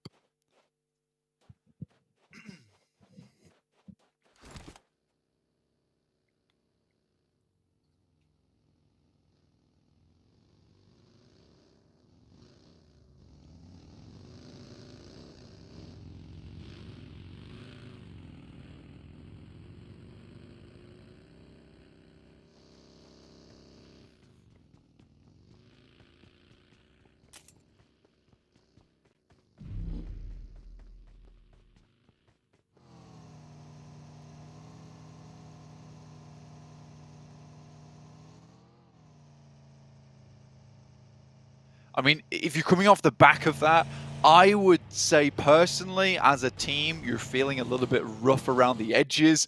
You know, I would be a little bit upset with my teammates. So unless they have the most unreal maturity, I think this game might be one of those ones where it's a bit quiet in the beginning and they just try and play out for as long as possible. This is a team that, you know, is fairly safe right now in 8th place with 107 points. But again, things could be safer going to the next day. But you are now also starting to see these drop-offs in a big way, John. I mean, you mentioned it. Buradam up to 160 points, Influence came in at 170. Massive drop-off down towards S2G at 128 points. Similarly, down towards where we have our survival stage bracket, 11th to 12th place, you know, 74 to 69. You got 5 points there, but then it drops off in a big way from 10 points down to MTech Storm, and then another 9 points down towards Mad Bulls in 14th place. So a little bit more difficult for like these last 3 teams in the lobby, 14th, 15th, and 16th, to actually even jump up towards the survival stage. It will really take a massive day out of these teams to get them back and seen safe. And I think, honestly, for me, it would just be Mad Bulls here that is the big question mark at the moment, the real in the lobby. The real... Yeah. Right now. Greek philosopher style. Absolutely. I mean, they are trying to figure out what's going on. It should be, because it has not been ideal. As you say, bottom 5, this is not what you expect from a team like Mad Bulls, who were victims of consistency in the European Championship. Rolling on into this one. Foxtrot wants to get Rez out the blue. Should be fine in zone 2. Rez the saviour. Happy days. Circle to center up down towards Chumasera. So a lot of this hillside down towards that south edge of Chumasera as well. LGD maybe looking to go for a similar win that they had on Miramar. I think it was day 1, I believe it was, towards the end of the day, or day 2. Where they were on top of the mountain, but Buradam on the other side. That might be a play that they go for later on in the game, where it's kind of still uncertain whether it's going to lock in on that northern side of the circle or down towards the south. But we'll wait and see for that to pass. At the moment, LGD, after that last game, very happy with themselves. I think they've been on a consistent uptrend at the moment, which is great to see from a team that was very far down the rankings towards the beginning of this mini format tournament.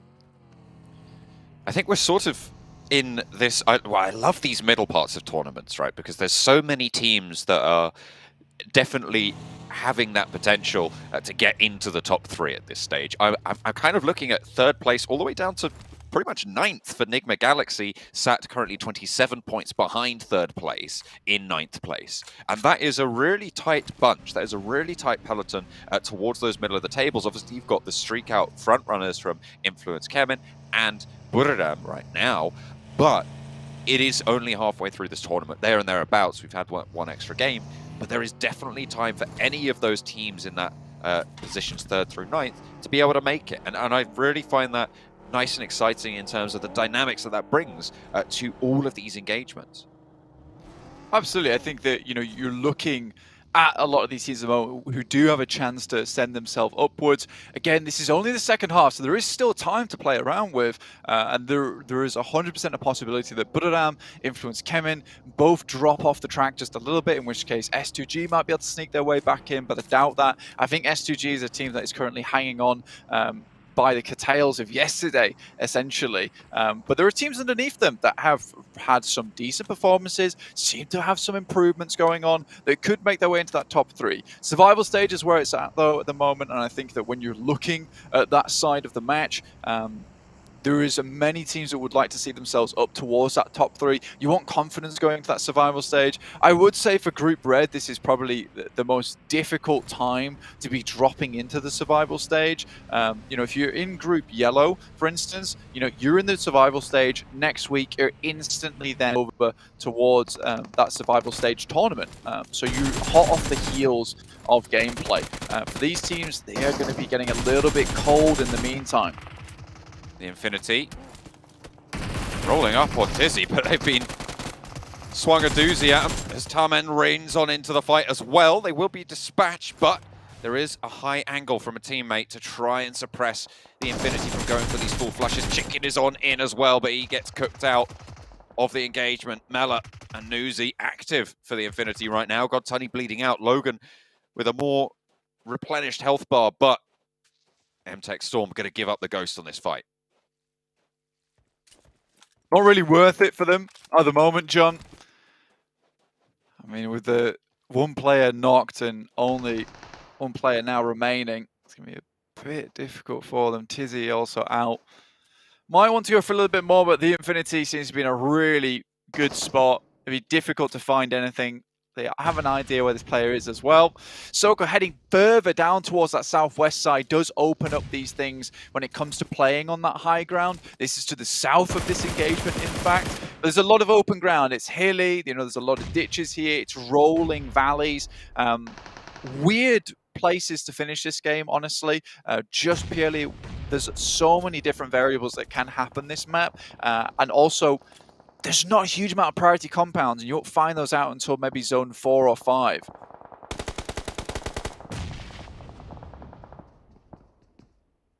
Box under pressure with the Bigatron line of fire. It seems like Bigatron have been fairly solid at maintaining positions towards the edges of these circles. It looks like they've really found their feet in that sort of aspect over these last couple of games. That's the impression that I've got from them. When we've seen them fairly consistently as a unit together in the late game. They do go down together sometimes, but I feel like that's why we are seeing them towards the top. Sure, I think when you look at BTR, they're certainly having fun with it still. I mean, Luxie playing some cool little greedy plays here and there. But again, it'd feel like a much more competent team overall.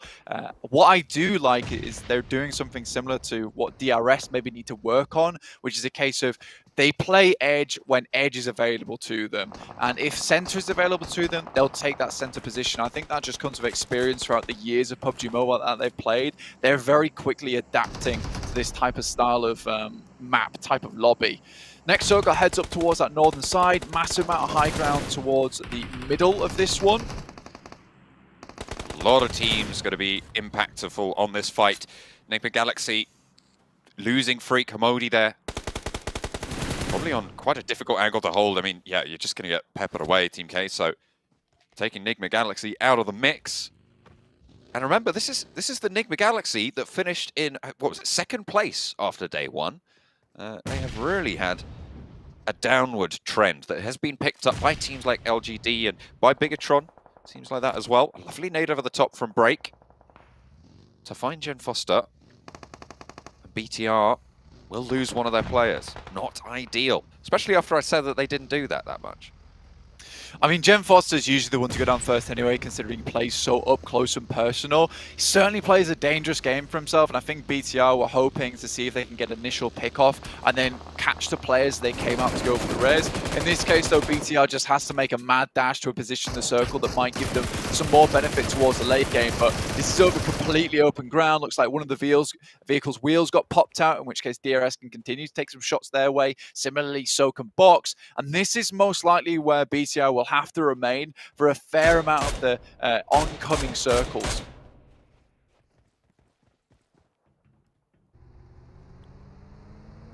DRS again, sweeping out this east side. Bigatron moved down the hill. Central for the Infinity. On the left-hand side of the road, or the west side of the road. As normally known. Buraram suffering, unfortunately, again in this engagement with Team Queso.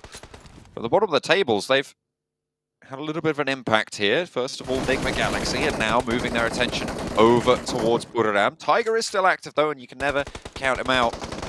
You back him in a corner, certainly fierce. Bigatron, shots sent their way from Box, from across the way from DRS. They are really out in the open here, and it's a difficult move they've tried to make. And it has kind of crumbling down at this stage. Misery, last standing for the squad. I mean, if DRS is playing their cards right and they see how this one's unfolding and they know that BTR is that team, they could easily have allowed Box to get into that position without taking shots so they can eliminate BTR, who are currently in front of them. Mad Bulls, they lose effect. Now, Monkey has to be consistently good with his nades, and usually finds at least one of them. This might be time for Mad Bulls to at least find something in this game. This is an isolated engagement from them, so if they can't win this one out, you're looking, things are going to get slightly dicey. That's a good nade over the top. Teak sent backwards. They will have to bring effect back into the fight, though. Come on, Mad Bulls, show us what you're made of. We've been waiting all tournament. 15th place is unbecoming. Run around the edge of the smoke. The backup from 6 not going to be able to find that sight line. Oh dear. The lineup was good. Look at that. Titan with the good spread. Skills' last player standing. Hang on a minute. He's brought effect back into the fold. The heal does come through. 2 players down for Mad Bulls. Only the 1 for Titan. So 3 players up and on the mound. They're playing close. Mad Bulls might be able to look at one another if effect can get a shot on the side, if they can win their ones, but they will not be able to do it. And again, the Mad Bulls just fall flat, down in 16th place now. Not a single shot found there either onto any of them. I mean, Skills, it's depressing to watch because this is not the Mad Bulls that I'm used to. It feels like someone else is playing in their shoes over the last 3 days. Honestly, I would say at this point, and sadly as well to Mad Bull fans around the world, that I don't think that by tomorrow they'll be in the survival stage. I think this could just be a case of one of our most exciting upcomers in PMGC being left right at the gate.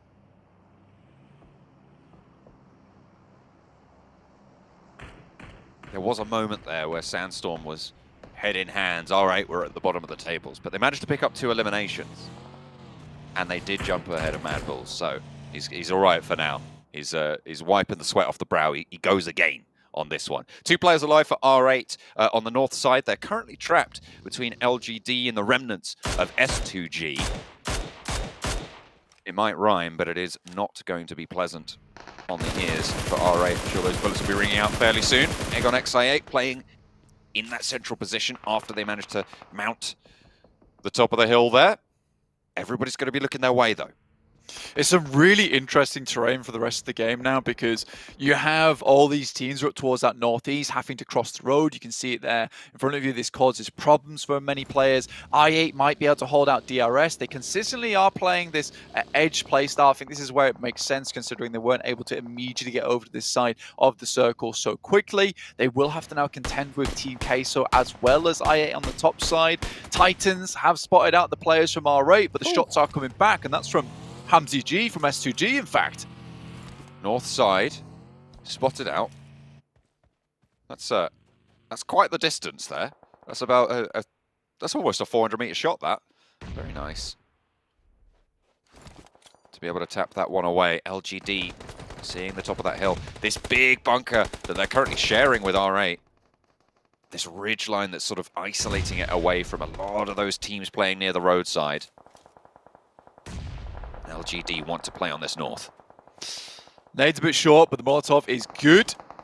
That'll be the remainder of R8 now down. CCC hitting the flames. Beautiful stuff. Delta scarily close to Screams, in fact. Ooh. Rattles off a couple shots for Reyes. pressure on Team Queso. Scream will get fallen in response. Delta, with rules up the top down, wants to have a little bit of a maneuver to try and keep them in this. Papi Potro very, very much split, leaving Reyes pretty much alone here. We'll be able to control some of the sight lines, but Titans are looking out this way. DRS are moving in to put the pressure on. They want this res. They should be able to stay up as 4 once they get it. And this south side is looking to be there. Titans might have something to say about it, but in the meantime, it's 4 rivals clashing with Box over on the north side. They haven't even crossed the road yet. And this hurdle is once more needing to be cleared. A 2v1 right now between the squads, and 4 rivals heavily suffering, but so are Box as well. Trisme at the back, last standing for the squad. 1 player alive, 4 rivals. Pui close and up to the vehicle. Bullets ringing through. A smoke there wants to bring Break back into the box and play as 2 from here on out, but teammates are bleeding out fast, and Infinity might even be looking for a position on the alternate side of the road. They drop a vehicle there to give them some cover for later. I mean, they would love to get... LGD would love to have got into that engagement. Ayala tries to move up with the DBS, can't get quite close enough to make anything happen. And Papi Potro has been playing this backstop for so long, but DRS have been holding him out the entire time with some very good awareness on their part. It was coming crumbling down slightly for DRS as soon as they got that high ground removed from them by Reyes, but other than that, no, it was not meant to be. 4 rivals step up towards Trisme. No medical supplies on board. Can he make it happen? Has to pull out the second weapon, and that's it. Trisme, clutch player from Box, able to take out the final player of 4 rivals, but it will be a nade to finishing it off. But 8 limbs, still happy with that. Really, really happy with that for Box. You'll take those, you certainly will. Shots over towards S2G, they only had 2 left, they're down to 1. Hamzy G against the Infinity will be felled as well. A nice result. The Infinity have been playing in this central compound for a long, long time. 6 eliminations to show for it, 3 players are alive, but now they're on the edge of the circle, and LGD might have the inside track. I mean, LGD have been, again, very slow, very cautious, playing this 2-2. S2G were able to take down one of their players, but they quickly were able to get their feet planted in, stabilize just a little bit, but they have to deal with Titans now, who also have some control over on this side. Very open ground in front of them, a couple of rocks to play around with, but Axa, with this fantastic angle down towards them from the high ground, it will be difficult to dislodge him from this position. And again, what we have to look at here for LGD is the amount of space that they have to cover in the next 7 minutes. It is going to be difficult for them. What they would ideally like would be a northwest shift on the circle. Not really anyone in this circle has the most dominant position. It will be down to how each team plays out their rotate and how this next circle operates.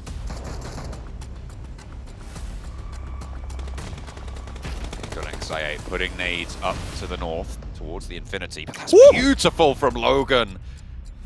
From downtown, lands it, fades Ghost, and another one to That follow is it up. actually nasty. Oh, that was a Molotov. Okay, I thought that was another nade. I thought that was going to be a 1-2 punch. Don't even need to see him. Smoke blooming out wide, giving a little bit of cover for a route in for the Infinity to sweep down towards the south. It seems like that's what they want to go for.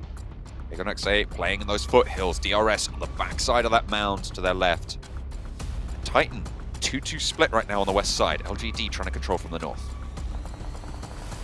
You've got to be proud of the Infinity. The amount of times they got into the late game so far from what was a horrific start of the day on day 1. All the way into day 2, in fact. They started getting some big wins, which was really important for their scoreline. And for the Infinity, who have taken first places across the board this year, it really would be a massive shame for them to go out here in Group Red in the first week.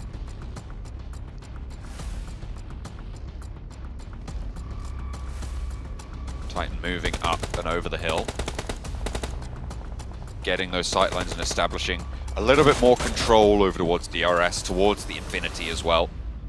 And LGD, who are just plinking away here. Aegon XA on the outside of the circle. Trying to move forwards, but cut short by DRS. On their maneuvers, Killer playing forwards and up the hill. And I think we're going to be down to LGD, DRS, and Titan in a matter of moments. Circle doesn't really favor anyone here. And LGD is still able to play from this little lip at the moment. MVM sent over that side to ensure that Titans don't get the outside track on them. Looks like they're trying to rotate behind, but MVM was able to put a stop to that. They have vehicles, they have some cover to play around with. Suki has to hit those shots over towards the Infinity. Immediately backs off. 5 nades as well, so we'll be able to maybe stop these players from moving in. But now, again, it's Titans who have always been this big problem for LGD throughout. Set up in the vehicle, they have high ground over the top of them. They can move further in. This is one of the small compounds that has been remaining in the circle for a long while. No one's been really able to touch it because getting up to it would require you to be open towards these sight lines. But at this point in the game, I think Titans can be quite comfortable that this side of the map is cleared out. We have just teams on the north, west, east, south. It's the full compass. To me, it feels like either Titans or DRS. Taking a look at the lay of the land, that's who I'm backing. I'm backing that south side rather than the north here. Aegon XI8 feels like they're a little bit trapped. LGD, they have that ridge line to crest. And against so many sight lines, it's going to be brutal. There's a little bit more cover ahead of DRS, and Titan have the compound.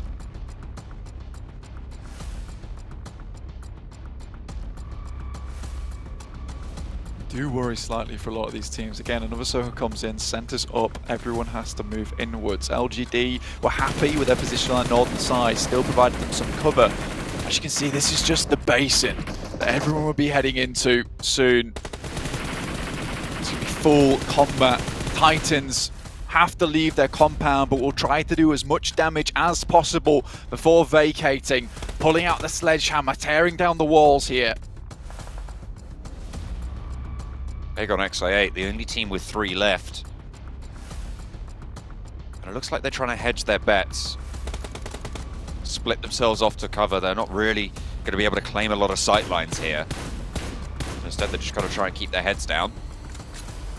Valuable tire pop coming through from YZ. But he's backing off. They're not going aggressive. They're repositioning and they're getting ready their move. They're making ready their march into this next circle. CCC taking shots up towards DRS. IA also chiming in. 3 the players going down, and that will delay them massively. So important for DRS to be able to get out, but making the first move, they were the ones that made the sound, and everyone was waiting underneath the rocks, ready to strike. DRS with 2 now. LGD pick off a Titan. With 4 of themselves alive, they now have the major advantage in this circle. Nobody else at full force with Puncher down.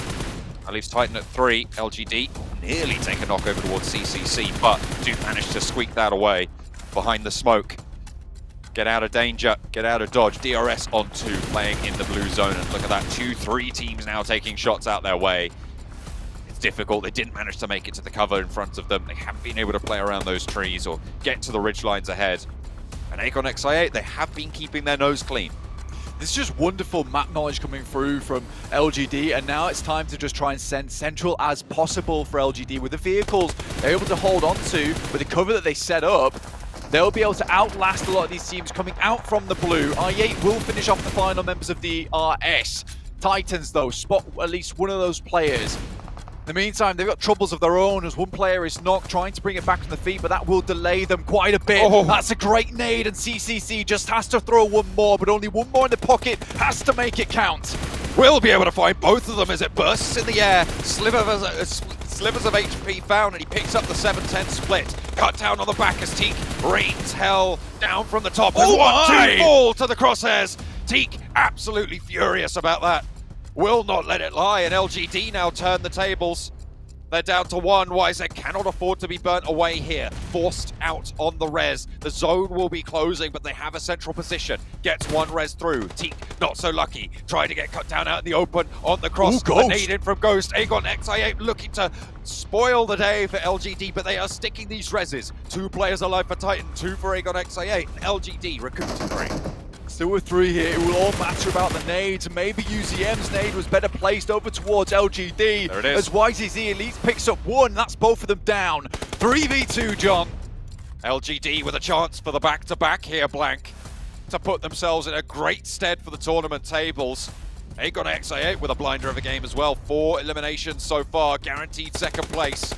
Three players alive for LGD, though. They know exactly what they're up against. They know what they've got in the pocket. 11, and they're going to rack up that big 12 elimination. Chicken dinner for a back-to-back victory. They dominate on Erangel. They follow it up and dominate on Miramar. The decisions are on point. An intelligent team here, John, honestly.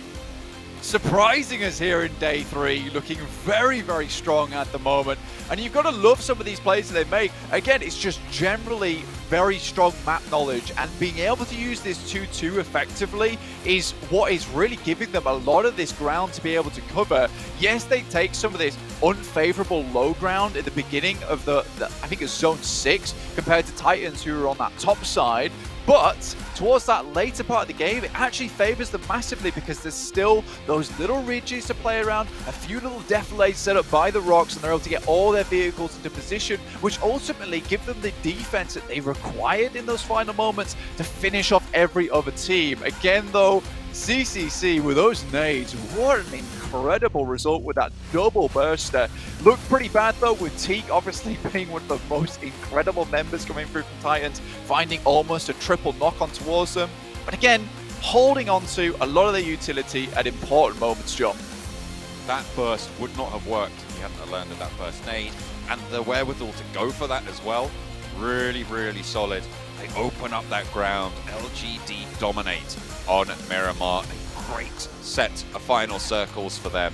And it just felt fluid for them. I mean, they felt like they might have been a little bit trapped, but getting over that ridgeline, using the ground to their advantage, making it work. That's what LGD does, and that's what hopefully they'll continue to do.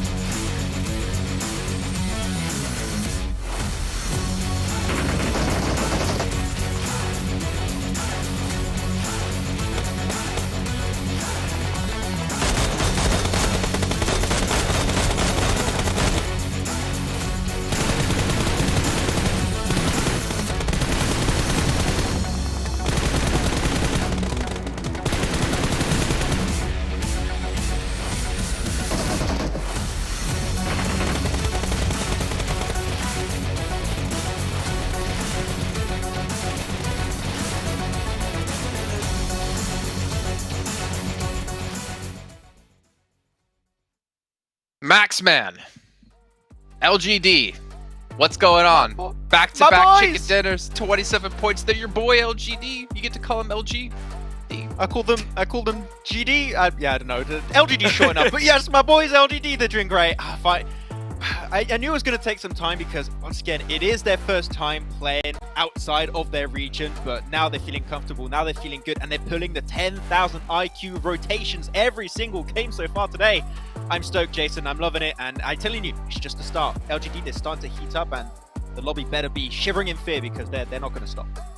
Well, I mean, you have yet to put them on your teams to watch today, so maybe that has something to do with it, or maybe you're going to start to put them on. Could they be the first team to go back to back to back? We almost saw S2G do it yesterday. I'm still not going to pick them. I'm staying far away from that. I don't want any trouble, guys. Okay? I don't want anything to deal with that. Do you mind if I pick them then? Sure, go for it. Knock yourself out. Well, I know who Max is going to pick them. He's going to pick R8, of course. Make sure you guys get your predictions in over in the YouTube chat as well for the upcoming match of who you think is going to win. Now, you could probably go with LGD. I think they've generally been number 2 when we looked at our predictions, and DRS number 1. Yet DRS hasn't gotten that chicken dinner done for themselves. But either way, we are seeing again a big change. Different teams stepping up on day 3 that we had on day 2, that we had on day 1. I8 is also a team we need to talk about here just a little bit as we jump into our overall standings, because they were in 8th place. They've had a good first match where they finished 3rd overall. They've had another good match here finishing 2nd. They're slowly making their way up here in 7th place now. Look at that Sunstorm, pushing himself up in 7th position. I mean, we said it, silent team. They got himself some of the top damage in the first 2 days of play, and here got himself, what was it, Jason? I think a 3rd place in the first game and now a 2nd place. They're constantly getting these points in the bank. Currently, they're very safe when it comes to making it to the survival stage. But here, there's a chance if they keep these results coming in, they could go potentially in top 3. Yeah, and you're talking about IA, who started off day one with only 28 points. They struggled a little bit, and then they started slowly getting themselves into those better positions, started getting a little bit more eliminations, and now they're in a much better position. Now they're getting themselves closer and closer to that top 3 spot, just because we had S2G. They managed to get like a couple of points throughout this game, but they were still eliminated early enough, and the same thing can be said for the side of Buriram and, of course, our leaders Influence Chemin. So I guess towards the top, it's just heating up more and more as we progress further into these games. I am a little bit worried, though, that S2G is pulling Big Galaxy today. They have not looked great at the moment. We're going to talk a little bit more, though, about this match and obviously get you ready for our third match today, which will be on Sandhawk. But before then, we have to head to a short little break. So we'll see you guys in a few.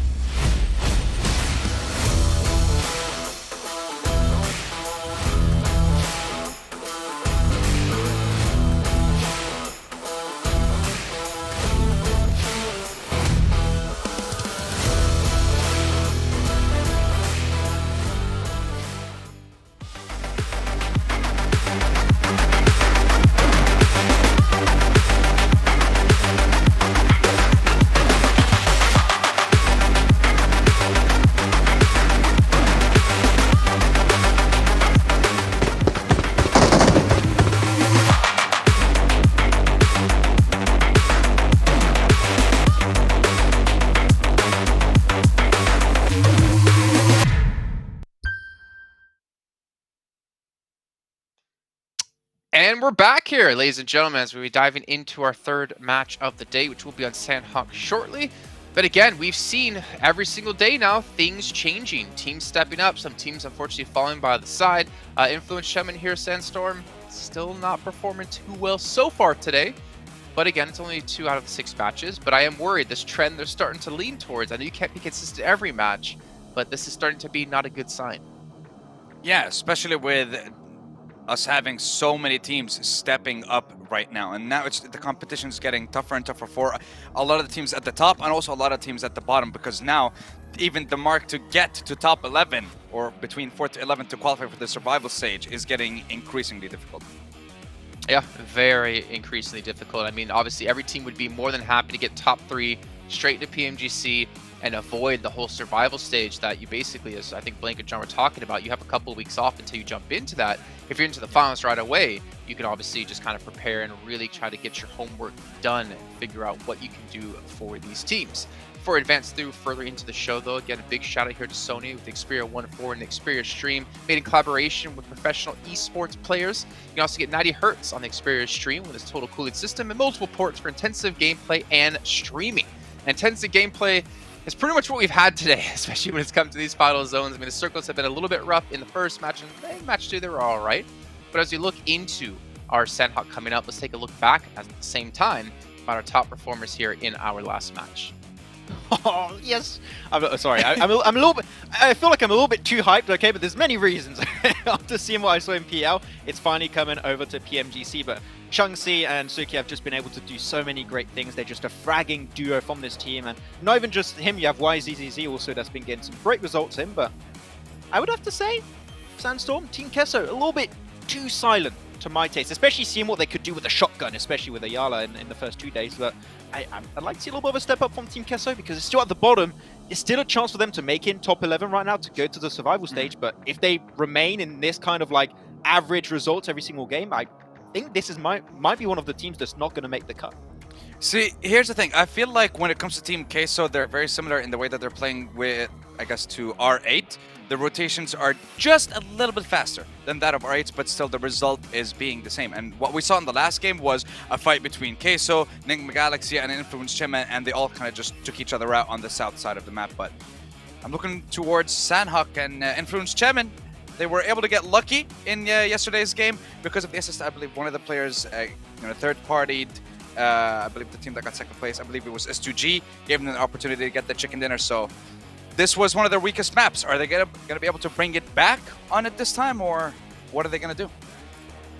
Don't know. Obviously, I think a lot of it depends on where the zones are going to be finishing off. I'm kind of hoping for a northwestern island finish because we've had mainland, I think, every single time so far. And I know there's one zone in particular, Maxman, that we can think of that we see more often than none. But give me some trifecta plays. Like, give me some trifecta zones because I want to see how the teams adapt to it, right? We already saw on match one with the big shift towards military island. It forced teams to adapt, rotate, swim across, choose which bridges they want to go on. But if a trifecta finish happens here, I think that's where you're going to get a real true testament of who the best teams here are. 100%. That's why I almost wanted to pick BTR for one of my teams to watch. I didn't pick them this time around because I haven't seen too much from them, and especially we have not seen a proper circle where we can make full usage of the trifecta, but BTR dropped in that position, and it just offers you a plethora of game opportunities throughout these matches on Sanhok. So I would like to see BTR potentially go a little bit further in these games, maybe get a chicken dinner on it. I think it's one of the maps where BTR can shine because of that drop. Well, let's take a look at you guys' teams to watch here. We've got Nigma, we got S2G, we got Box Gaming, Maxman. Why Box Gaming? Because Trisme's been popping off, man. We saw it last match. She's been doing so well. I'm a little bit surprised we're not seeing more from Break. I remember Break in the past like 1 to 2 years. He's been a really big standout player for the team. I think Trisme is kind of carrying the team at this point in time. I want to see a step up around him. If it's Trisme and the rest of Box performing, I think they can actually close off games. So I want to see Trisme have the team behind him. Okay, Sandstorm, what about you and your picks here? Influence Chairman, we've had 2 games, that's it. Those are going to be the bad games for them, so I believe now they're going to be able to come back. Nigma Galaxy, they surprised us on Sanhok in day 1. I think they're able to surprise us again throughout day 3. And when it comes to Buriram, you're talking about a team that was, I said it before, they're very silent, they're very deadly, and they've been slowly creeping up behind Influence Chairman. So I think this game might be the game to change that #1 spot in the leaderboard. Well, I'm actually glad you brought up Buriram, actually, because we were talking in the last match where I was mentioning to you guys, like, Thailand has some insanely strong teams. I mean, you think of them, you think of Infinity, you think of Vampire Esports, you think of FaZe Clan. Like, there's so many strong competitors that, for me, it's great to see that we have a new Thai team stepping up here, showing that they have what it takes to get into the finals and represent their country. Especially after PMWI, right? I think that if there's any other region outside of China that can get a world championship title to themselves, I think Thailand has a pretty big shot this year, so I'm happy to see if that's going to work out for them. Okay, well, obviously going to see how they're going to do here in this next match because the finals are still a little bit away. Let's throw it back over to John and Blank, though, to take you into Sanhok. Yeah, we're going to go into the Sanhok game of the day, our dose of the jungle. Blank, you okay? You escaping the light there? I came back into the light really quickly, yeah. It's very sunny in the UK, apparently, which is not ideal. For me, in terms of lighting, it's ideal in terms of, how hot it is in the house, which is great news for me because it's been very cold. But not going to be cold. It's going to be very humid over on Sanhok as we head over towards this one. Very shortly, LGD coming off the back of a back-to-back, which is very impressive overall, John. I was astonished to see that one come through, but again, they just seem to get a lot of control going in that late game and have played this very slow early game at the moment, which is nice to see. It's nice to see a team actually be able to pull that one off, John. Yeah, it's been nice, as you say, to have that sort of strategy come to pass. And especially with LGD's performance in that last game, being able to bump them up to top 3, a really good result in terms of their overalls. They finished day 1 in the bottom 5, Blank. So this is really great. Yeah, this is one hell of a comeback that we're watching unfold on our screens at the moment. It's not something you typically expect. But again, like the guys are saying on the desk, I mean, Buriram as well as Influence Kemin, 170 points. I mean, Influence Kemin have been sitting around this points gap for quite a while now. So teams are starting to catch up a little bit, which is making things a little bit more volatile towards that front page. I mean, all the way down to 7th place with Aegon XIA, 123 to 138. It's not the biggest jump in the world to hit towards that 3rd place. As we all know, that is the very important position to be hitting at this point in time to get direct invite towards that grand finals, not having to worry about the survival stage. Especially with us having 8 teams fielded from every single group, it's going to be more difficult when you come to the survival stage of it being a very short format as well, John. You're going to be playing against several different teams, and it's never going to be the same one lobby, in which case you're always worried about new rotations. And I think that does have a little bit more randomness involved when you get to that survival stage. It's great to have a second chance. However, It's one of those things where you'd rather not be stuck in that scenario. No, I mean, it's always good to have that buffer, that confidence as well, that you know you can frag out against multiple regions and that you've kind of downloaded a little bit of their meta. And you can sit and you can really just pay attention to the top teams and who you think is going to be going through. It's also going to afford you a lot of time to go over those VODs and to watch the survival stage as well, to see your competitors in action. S2G, R8, once again clashing on the south side of Paradise Resort. Everyone seems to be armed and certainly fairly dangerous. Silas, low, Vector in hand. SK10, if he'd have peeked out just a moment either side of that, might have had a tough time of it. Very, very low as well. A nade in through the window, catches Prestige's heels, but only clips them. It's the final shots, the spray from Ray Z that connects in the end, and SK10 last standing for R8. S2G, a punchy early game. Can they finish this one out? Can they close it down? I mean, ID7, no, you can't get res. That's an enemy. Oh, he figured it out. I think he knows.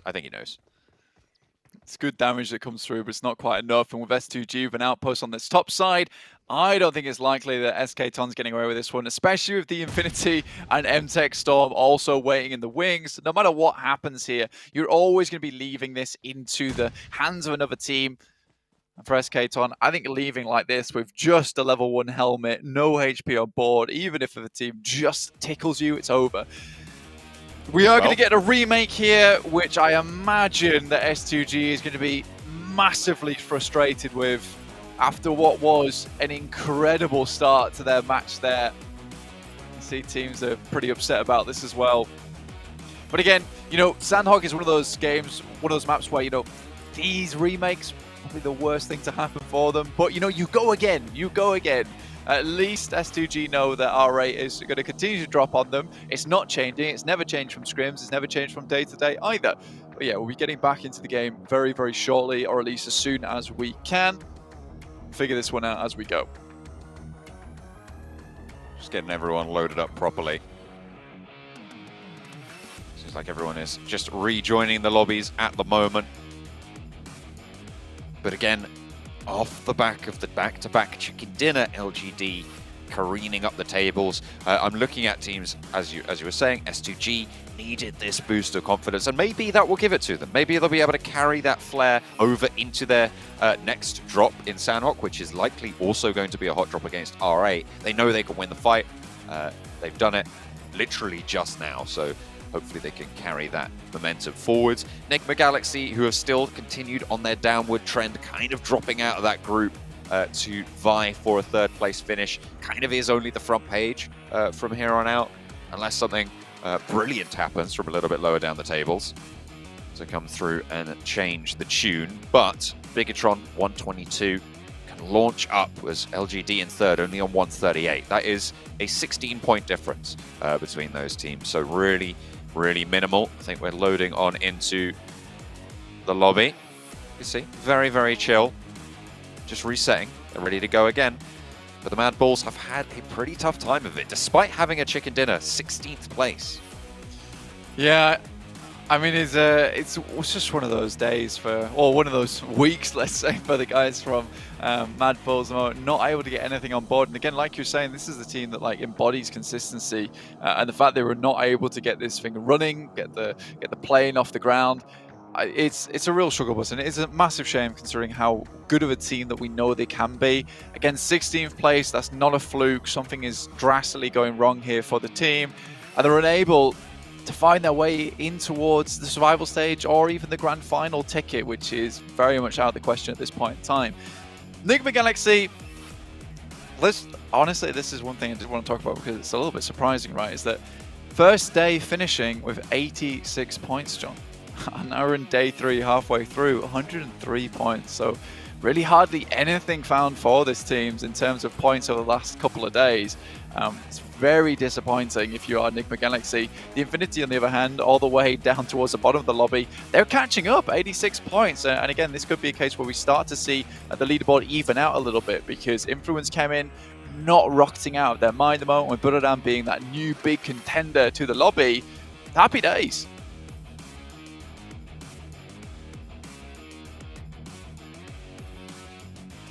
for some of the teams anyway. Has been pretty good news for those launch ups to the tables. I think we're getting on board with Sandhawk now, mounting up once again. Let's take a look at what the jungle has in store for us today. We already found out, but we'll find out again as the playing path heads in from the north side all the way down towards the south, and Bantai, RA, S2G both dropping in nice and early. MTech Storm, the Infinity on the outer edges, the Infinity off towards that northern side, and MTech Storm down towards the south. Both teams getting in as fast as possible, identifying that there are RA players alongside with Hamzy G at the moment. You know, if this goes topsy-turvy and it goes R8's way, I mean, S2G are going to be a couple of mad players, I'll tell you that way. Mad Balls down towards that south side, looking to hit up towards Pi 9 as per usual. But already, that's a double for S2G, and this was easy pickings. Oh, is traded off. Prestige as well. Has a micro Uzi against Silas with nothing, but there is a challenge. Okay, 3 players from R8 down, and Bandar last to fall. This time around, it's actually a better result, Blank. They get the fight done early. They take all 4 eliminations as well. It actually is a better result. Never mind, that remake was specifically made for S2G to dominate even harder versus R8 there. Oh, goodness me. Hamzy already on 200 damage on the game. The Infinity, I mean, this is now their full strategy. Just try and guard out the fight, but because it's finished so fast, it's just a full-on, I guess, invade into the Paradise Resort territory. Circle pops out northwest and keeps a lot of that northwest island in it. It'd be good to see a finish out that way, Blank. We haven't seen it so far. We've not, no, and I think this could be very much over towards that northwest side if the circle shifts correctly on the next couple of zones. I don't think it's out of the question that we see a northwest finish on the circle. LGD down towards Bantai, obviously our front runners from today, doing absolutely marvelous work so far. Got a bit of a way to go. Enigma Galaxy also towards Sami. They will have to move for the first time in a while, John, actually. They went out in 11th place yesterday on Sandhawk, which was a bit of a better result for them, but it was down towards Sami, which was slightly questionable as to how quickly they did exit the game. And you really do hope that Enigma Galaxy can pull their socks up, really, because they're a good team. They are a good team, and if there's any fans of them, you know they're a good team. You've watched them throughout the year, and you know that Ralph, Freak, Hamodi, Lord, all together for a long time. This team has a huge amount of synergy, and I think that when you have so many 16 places in a row, it can hurt the mentality, John. It absolutely can. I know that I've had bad days that have turned into more bad days, and that is just how it works sometimes. But you've got to get back on the grind, get back on the treadmill, and start running. It's the only way to do it. You've got to get yourself out that slump. And in a tournament like PMGC, really is not the time to be getting down bad almost. You've got to get back up on your feet and get running. I mean, that is what it takes to be a pro player, right? It's...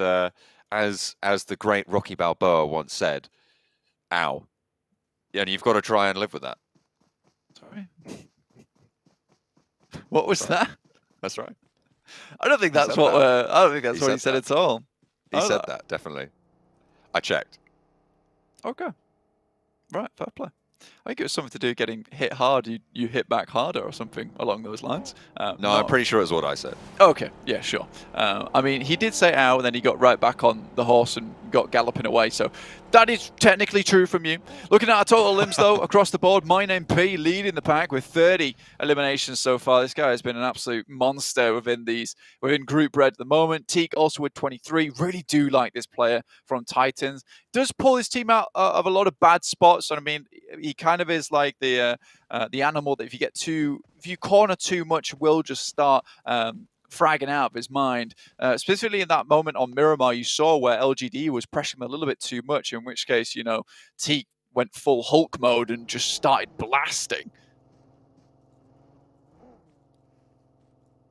Federal for Influence Kemen, close by to Titan. We're looking for their performances today. Currently still in first place, sure, but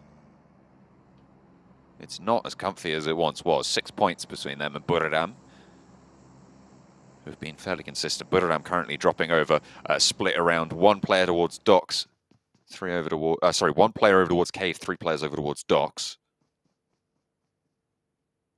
And they are on the hunt. They are catching up. I mean, you can see how close that is. LGD, if they're able to keep this performance up, of course they will jet up and join them in that front pack. But still, quite the gap to breach. Still possible though. I think with a whole half a day and a whole day ahead of you as well, there's a chance here.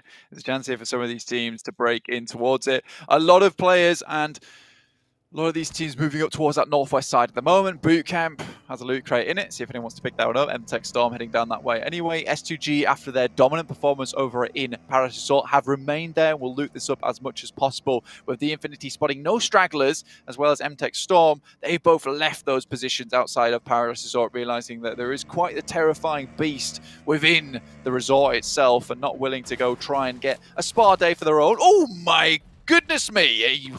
Okay, it's fine. It didn't even take any damage. It was totally on purpose. I mean, YZZ does all his own stunts out here, which is fair. That is true. When in doubt, stunt it.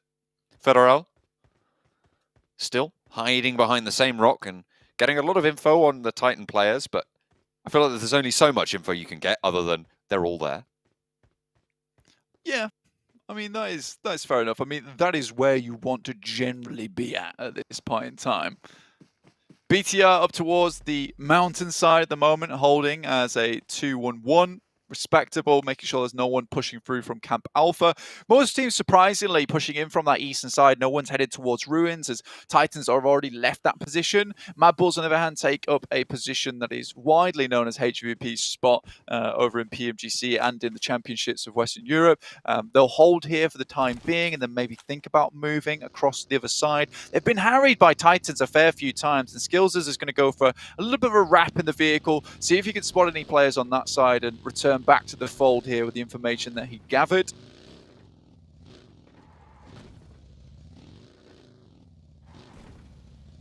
See if they can use that effectively, use that information, that scouting, which is what we said we wanted to see more from quite a few teams, Blank. I think with the way the circles are going at the moment, the teams are having to adjust the pace at which they play the game a lot at the moment, from a lot of their respective regions to now. Circle heading up towards that northern side. Now, this could be quite comfortably up towards that northwest mountain, with the circle centering up a lot more often. It's unlikely to center up on the bridge, but I have seen weirder things here in PUBG Mobile, so that could be a case, in which case the bank sides become very important to control. And with the Infinity already being there, this is going to have to be something that they'll be hugely aware of. Influence Kemen, one from Titans. That's a good pick-off. I mean, finally, Federal's able to do something from this spot. He's been waiting for long enough, and Titan give that move, and as soon as Influence Kemen are in position to go for these team shots, he steps up and he operates to perfection. 2 players from Titans will be going down here. Puncher hiding behind the tree, sure, but you're not going to be get up from there. Mad Bulls taking this opportunity to get across as well. As Influence Kemen's attention is turned over towards Titan, they will move in towards the duo's position in the compound underneath the cliff, in the shadow of it. 6 taking a 1v2. So is Isa as well. But Monkey will be able to deal with that. Now they can turn their attention just to 6. Titan is dethroned from the top. Federal, though, has a little bit of something to say about that. Will fall back to the compound, however, and allow the rest of Influence Kemen to come in for the regroup. Yeah, it's a decent side swipe from Federal, but not quite quick enough on the trigger. The rest of the team, they're not alongside with him. Mad Bulls, though, take a very good rotate. It's a heads-up rotate as well. They spot the fight, and they see that Titans are under pressure. They zoom over the top side with information that was dropped back by from Skills's, and that is more or less what we'd like to see from the guys from Mad Bulls. They are underneath the cliff at the moment, which provides them pretty decent safety from BTR, and it's a rotation you have to make early for this exact reasoning, is that if you're going to be rotating over towards this building, you're more than likely going to get shot at by BTR or anyone that's on top of the mountain itself. Ooh, a nice nade on the roller. Tizzy actually finds both of them. We've seen Tizzy be fairly effective at handling swift rock-ups and get overwhelmed a couple of times for being a little bit out of position. But this time around, it seems to have worked out for MTech Storm. Nigma Galaxy in the meantime, losing 3. All down there. Lord on the other side of the bridge, unlikely to be able to get anyone back up here. YZ for LGD wants to stick the res. We're in zone 2. As long as he has a bandage and a first aid, should just fine to move north afterwards. Yeah, and I mean, these circles are hitting rather hard. Looks like Suki's going to go and try and confirm some of these knocks, some of these eliminations, pick up any kind of medical supplies he can, especially knowing that this is a team coming through from Sami. There's a lot of medical loot down on that side, first aid kits, stims, whatever you might need in that situation. In the meantime, it will be MTech Storm taking out the remaining players in this area. They do have Box pretty close by on the southwest side, though. So if they can get themselves back up to fighting form, then maybe they'll be able to hold that one out as well. But you don't want to stick around too long. It's likely that this position will be moved away from anyway. So you don't want to try and hold on to it too firmly. Budoram rocking up behind LGD on that southern coast towards Tambang, and now LGD find themselves in a tricky spot with MVM already going down here, and the circle closing quite rapidly. Both these teams have to make a decision, and quickly. DRS also, you can see them flying through on that side. Like I said, this is the circle we expected to see, heads towards that northwest island. I think LGD might just be done for here. It's too many teams taking engagements with them. Chunxi over towards on that side from LGD, looking to send a grenade across. Will find some damage over towards Kengzo, and the knock is there. Looks like Budoram are being drawn a little bit. LGD, they lose 2 players, but those trades are fairly solid with the blue zone already starting to tick fairly hard. There's not a lot of time left on this engagement blank, and both of these teams are really going to suffer for it. Bigatron, in the meantime, on their mountaintop split, they have a really strong spot. We talked about it a little bit earlier on. Now they can start to just keep that pressure going and exert so much control. MVM down, Budoram have vehicles to play around with as well, so should be able to get out of this area. Mad Bull's made a pretty heavy rotate up towards that northern side. It's one I respect as well on the outer edges of Hatin. Pui looking to take down the final player of the Infinity, and will find it, but look at these players. They are extremely distraught and in a bad spot, but with no players really around them other than S2G, they should be able to get all players back on the feet. Back to Mad Bulls though, on the outer skirts of Hatin. Really good play, honestly, but losing 2 players on the approach, not sure what happened on that side, and I'd love to find out if some of the analysts actually know what occurred over there. The only thing I can think of is Lord taking 2 players on the rotate, which would be super unfortunate. But Mad Bulls might still be able to get a decent game from this position. They're out of reach of a lot of other teams that have to pass through one another first.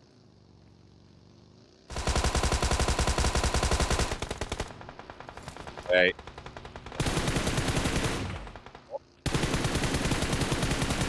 Players alive on the swivel, looking out for 4 rivals. They try and control that northern bridge.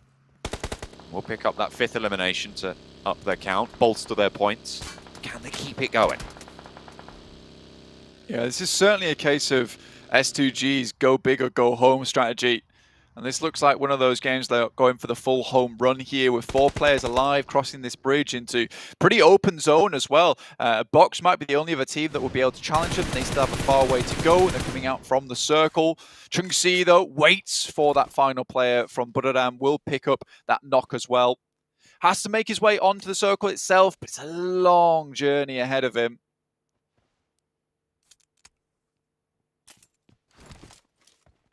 Quite a way to go, and without the opportunity to go for that heal strat with the circle changes, it's going to curtail it a little bit, will be difficult. Influence Kemen moving into the south side, losing 1 or 2 players there, down to 2 underneath Bigatron. 4 players on just 3 teams actually now, Blank. It's Bigatron, I think it was, oh goodness me, I've just lost the list. But yeah, Bigatron certainly, absolutely, completely lost the plot. The circle shifts out to the northeast side. And S2G will be just holding a sliver of it. There it is. S2G were one of the teams with 4 players alive, and Box, I mean, they started with 4, but they're getting absolutely torn apart now as they try and move to the coast side. Yeah, again, a really nice play from S2G.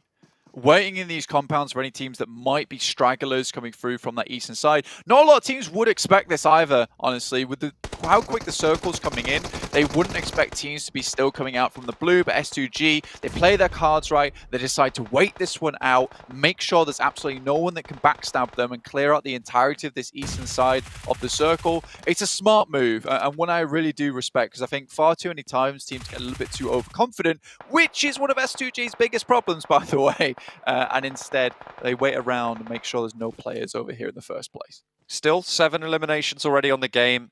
It's nice to get a confirmed consistent result here. Even if you go down now, it's still going to be enough to sort of keep up with the general pack that they're playing around, unless LGD can blast out their mind or DRS can really put it down. The big team here is Bigatron, who are going to have to leave that top of the mountain. Can they stay up as 4, and can they keep that power? Honestly, for Bigatron, there's actually a pretty simple rotational path for them ahead of them, heading over towards where Team Queso are currently playing on the eastern side. They've only got Papi Potro there at the moment. Federal has been spotted by Misery. It's just a little bit more damage that they need to take inwards. Luxy will have to head on back and pop one of those first aid kits. It would be a disaster if he goes down now. He's one of the more important players for BTR at the moment. Misery finds Law, and now Federal should go down to the play zone. Certainly spotted completely. Yeah, Luxy not managed to land any of the shots there. That is disastrous from Luxy, actually. Needs to be hitting those shots. Goes down to Federal. This is another game where we've seen Luxy just make a little bit of a misstep here. I mean, we saw it earlier. You've got to wonder what's going on from this player. Yeah, certainly dropped the ball on that one. It is unfortunate. I think that's just a case of getting caught in a position where you're like, I can't find the shoot button. I know that sounds ridiculous, but again, everyone makes mistakes, even at the highest level. And when you're trying to shuffle along and you can't quite get a position where, you know, the barrel is straight so you can take shots of it, these things happen. Again, these are the type of things that happen, though, that can lose you the chicken dinner, John. You're 100% right. Jem Foster goes down to the blue zone itself, and so does Zuxi. 2 Mad Balls currently on the side of Hatin, and this is where this position becomes very, very strong. Now, only a few teams remaining with many players alive. I think Team Queso has probably got the most at the moment with 3 players. S2G more than likely going to lose a lot on their approach as Box are holding the bridge down unless they can make one hell of a battering ram maneuver. Lord also in a tricky position, all in his lonesome. You know, this could be a case of Mad Balls or Butteram taking position in there. Though 1v2 definitely possible for him, and this is the first time we've seen Nick McGalaxy get this far, kind of on an unexpected push as well. CC playing up top, managed to get up there on the vehicle. Mad Balls potentially looking to take it away. There's an MG3 in that box. Could be very useful for a solo player. I mean, you need that larger magazine and that power to instantly just blast people away if you want to stay up, because you need those 1v1 trades to go your way every time. Monkey making sure there's no one coming out through the blue on that side. They don't know it's safe, but it's good to clear that angle out, especially when they're right on the edge of the circle down towards that southwest side. This gives them a lot of safety, right, and a lot of peace of mind. Chungsi, definitely one of the biggest problems for them at the moment. Will certainly know that there's players down here, will have heard their footsteps. S2G able to make their way across with Box, unfortunately, swimming in the water. They were sent down there earlier. Now S2G coming in with 4 players. Great news for them. But Team Queso should have a side swipe onto this, and it's fairly open ground out from the bridge. So teams should be able to take shots towards them. Mad Balls right now, though, this is full survival mode. This is a case of trying to get as many points as possible from every single game to jump up, because their position right now, 52 to 81. It's a 30-point barrier, and with 4 rivals still in the game as well, you know, they're going to be getting points this game. It's going to be tough. It's going to be very, very tough for Mad Balls to make it happen, but this may be the start here. With only their 2 players, I mean, Monkey's in that trench in the middle of the mountain, in the valley, and they'll have to move. 4 rivals, Lone Ranger, Voki, in the roadside compound as well. Can they control Team Queso from the side? I mean, from the south, it's potentially a strong position here. They can move and try and work these cliff tops and get a lot of sight lines over towards the rest of the lobby. Yeah, I think Team Queso currently has the best position within the game at the moment, up on that high ground, a great spot to play. Chungsi might be one of the disaster causes for that team, though, if he gets a backstab onto them. Monkey cooking the nade over towards CC. Won't be able to find it. Reposition is there. Molotov to slow things down, but the second one's on the money. Mad Bulls open with 2. 5 eliminations found now. 6th place guaranteed. LGD will be denied now for fully the triple. Only 2 chicken dinners in the first 3 games. Thank you very much. Around those still going on the north side. S2G as well. 8 eliminations, playing with 4 from the northeast edge. Can they move in here against Team Queso's Overlook? I mean, this is a perfect opportunity for Mad Bulls at the moment because this is a 2v2 with Screams on the underside as well.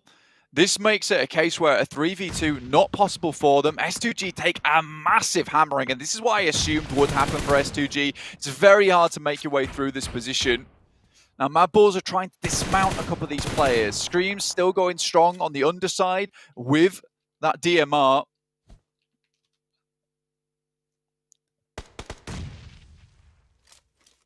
Zerich nade takes a little bit of damage off Ayala. About half the HP bar. Monkey trying to gather some information about that western flank. But the circle will move them away. Team Queso looking to hold on to the cliff top. Away from Mad Bulls. Can S2G move any further with just Kelsey going? Lord falls for Enigma Galaxy. Just leaves them out in 5th. Team Queso still 3 players alive and top spot. It might even be a smart maneuver for Mad Bulls. They have very limited time to do it now. I don't think they can anymore. Would be to just actually move down the cliff face, because I don't know how likely it is to end on top of this cliff face in the first place. Monkey, though, spotted by My Name P out in the blue. Zerich will have to find these shots over towards him. Mad Bulls desperately need this game, and it is going to come down to Zerich. Team Queso close enough to throw some nades in. Can they do the final bits of damage? My Name P will go down. Get felled there. Papi Ayala want to mount up and go for the run. Zerich close range, looks for one, will find it. Tries to hot swap out, but will not be able to get the second. Papi Potro handles business. Ayala Resable up the top, but they might just turn their attention to Tiger instead. Scream is alive on the downturn, and Papi Potro up top. But Buriram, they're not a team you can count out. Neither is Tiger a player you can do to either.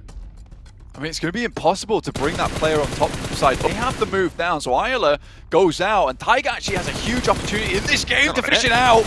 Looks for one more of these knocks. And he's going to the blue zone. Scream has to break out. Tiger has got plenty of HP to play with, but he wants more. Scream posted up, waiting for the peak, pre-firing in as well, waiting for the shots to come in, but Tiger's cooking the nade. He wants to pop it over towards the tree as soon as Scream makes it there. Excellent timing on that nade, and it's perfectly placed. Buriram snatch it away from Team Queso top the mountain. And what a way to turn it around. Buriram absolutely on fire with Tiger's play there. I mean, through LGD, harassed by DRS, moving all the way past Camp Alpha, harried by the blue zone the entire way with dogs barking at their backs. Head to the backside of Hattin, outside of sight of Mad Bulls, and then through the blue zone. The fact that Tiger's able to get there with My Name P basically playing the sacrificial play on that side, taking all the information and all the eyes off of him. What an unbelievable win coming through from Buriram. You know, that might even place them ahead of Influence Kemen at this point in time. That's a really strong result. 6 eliminations from Tiger. Definitely a performance to be proud of. I think you might be right. They were only 6 points behind Influence Kemen at the start of this game, and that should be enough to do it. They will tip themselves over the finish line there to the top spot after a slobber knocker of a performance. Tiger there with 6 elims, 4 knockouts as well. This guy really played out his mind this match. And again, even having 6 grenades at the end, a lot of these teams putting massive stock into having the amount of utility that they have at the end game to ensure that they don't really have to go for these big aggressive plays, these risky plays. He just sits inside the shack, sends the nade over towards a tree. It's the only bit of cover that Screams could have positioned himself on. It's unfortunate for Mad Bulls because Team Queso make that rotate over towards that top side to get a better angle on Tiger. Just as Mad Bulls are there, it slows both of those players down, so Team Queso can't even go for that win. But Mad Bulls is a better game. It is a better game. Certainly was an improvement from the bottom of the table team that we've been seeing so far. Good news, but Buram wrest control of the top of the tables with a blinder over chicken dinner to finish it out on Sandhog.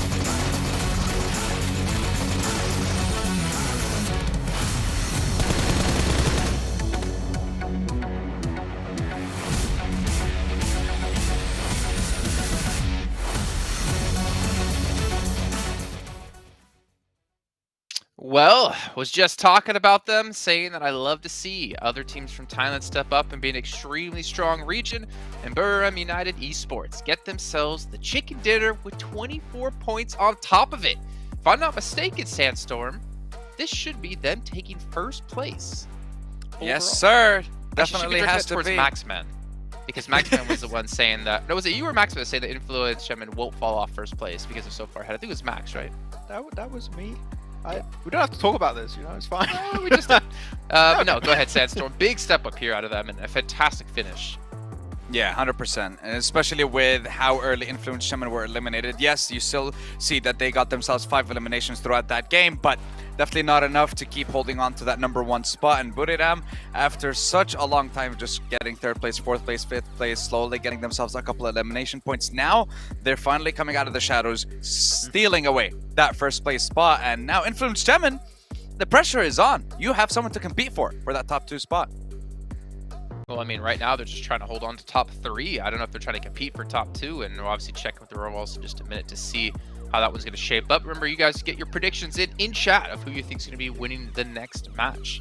I can tell you right now, it's not who you expect it's going to be. I did take a look at the script ahead of time. I did see who was winning match 4, and you'll never believe who's going to win this game. Is it DRS? Yeah, probably DRS if he's hyping it up like that. I don't know. We'll see. Let's take a look at our overalls now, and we have indeed a new first place team, and S2G as well, getting themselves, I think it was around 16, 17 points in that last match, able to springboard them back into 3rd.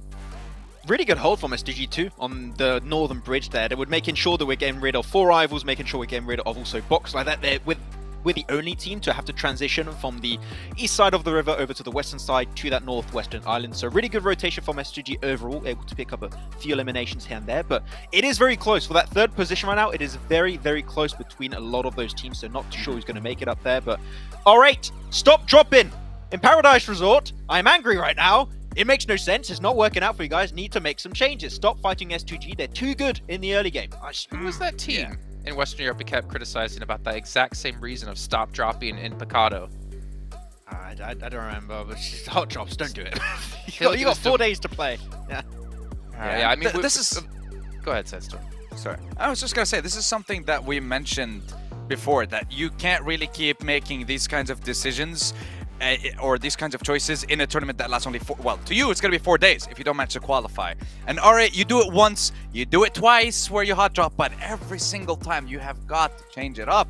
This is causing you so much trouble, such a hassle. And at this point, I don't think they're even going to move out of 16th place.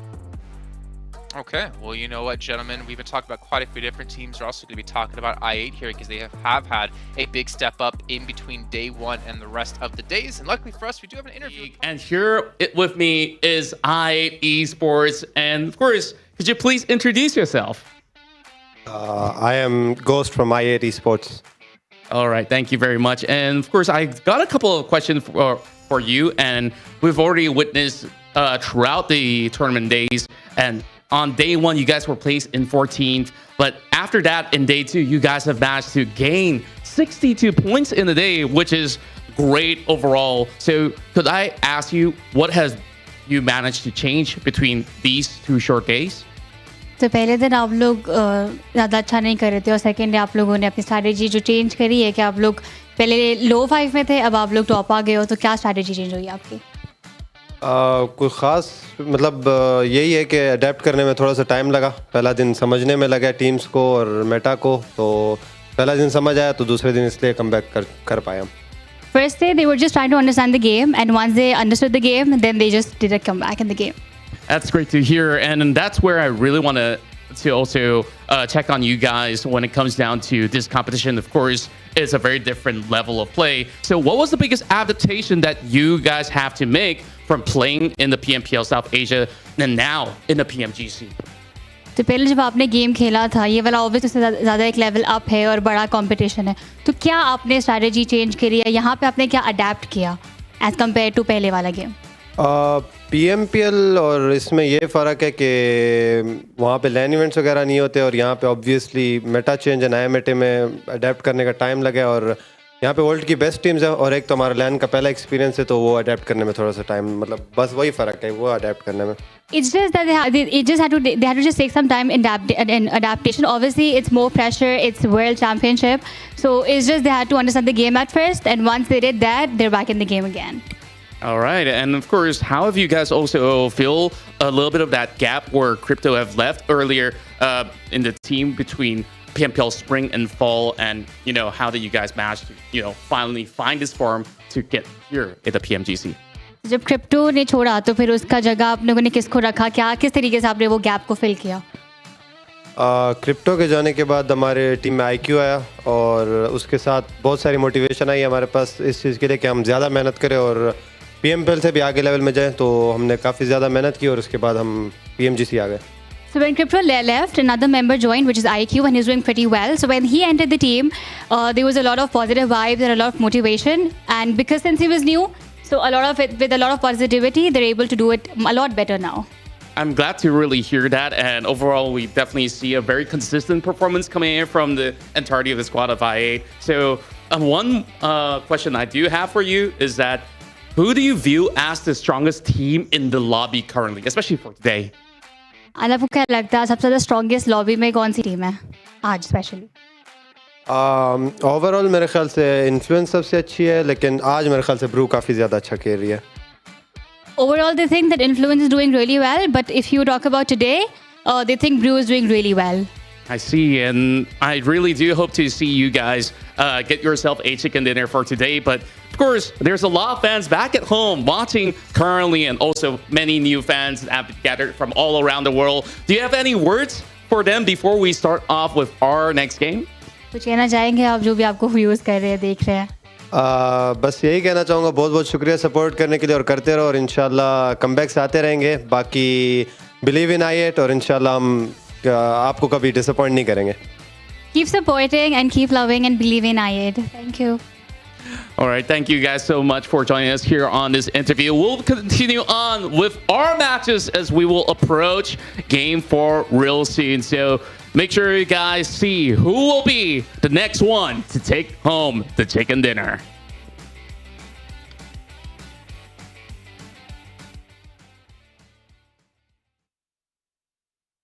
Well, interesting to hear coming in from I8 here about IQ and the positivity he brought within the team. So that maybe gives you some idea of what was happening before he's on the roster.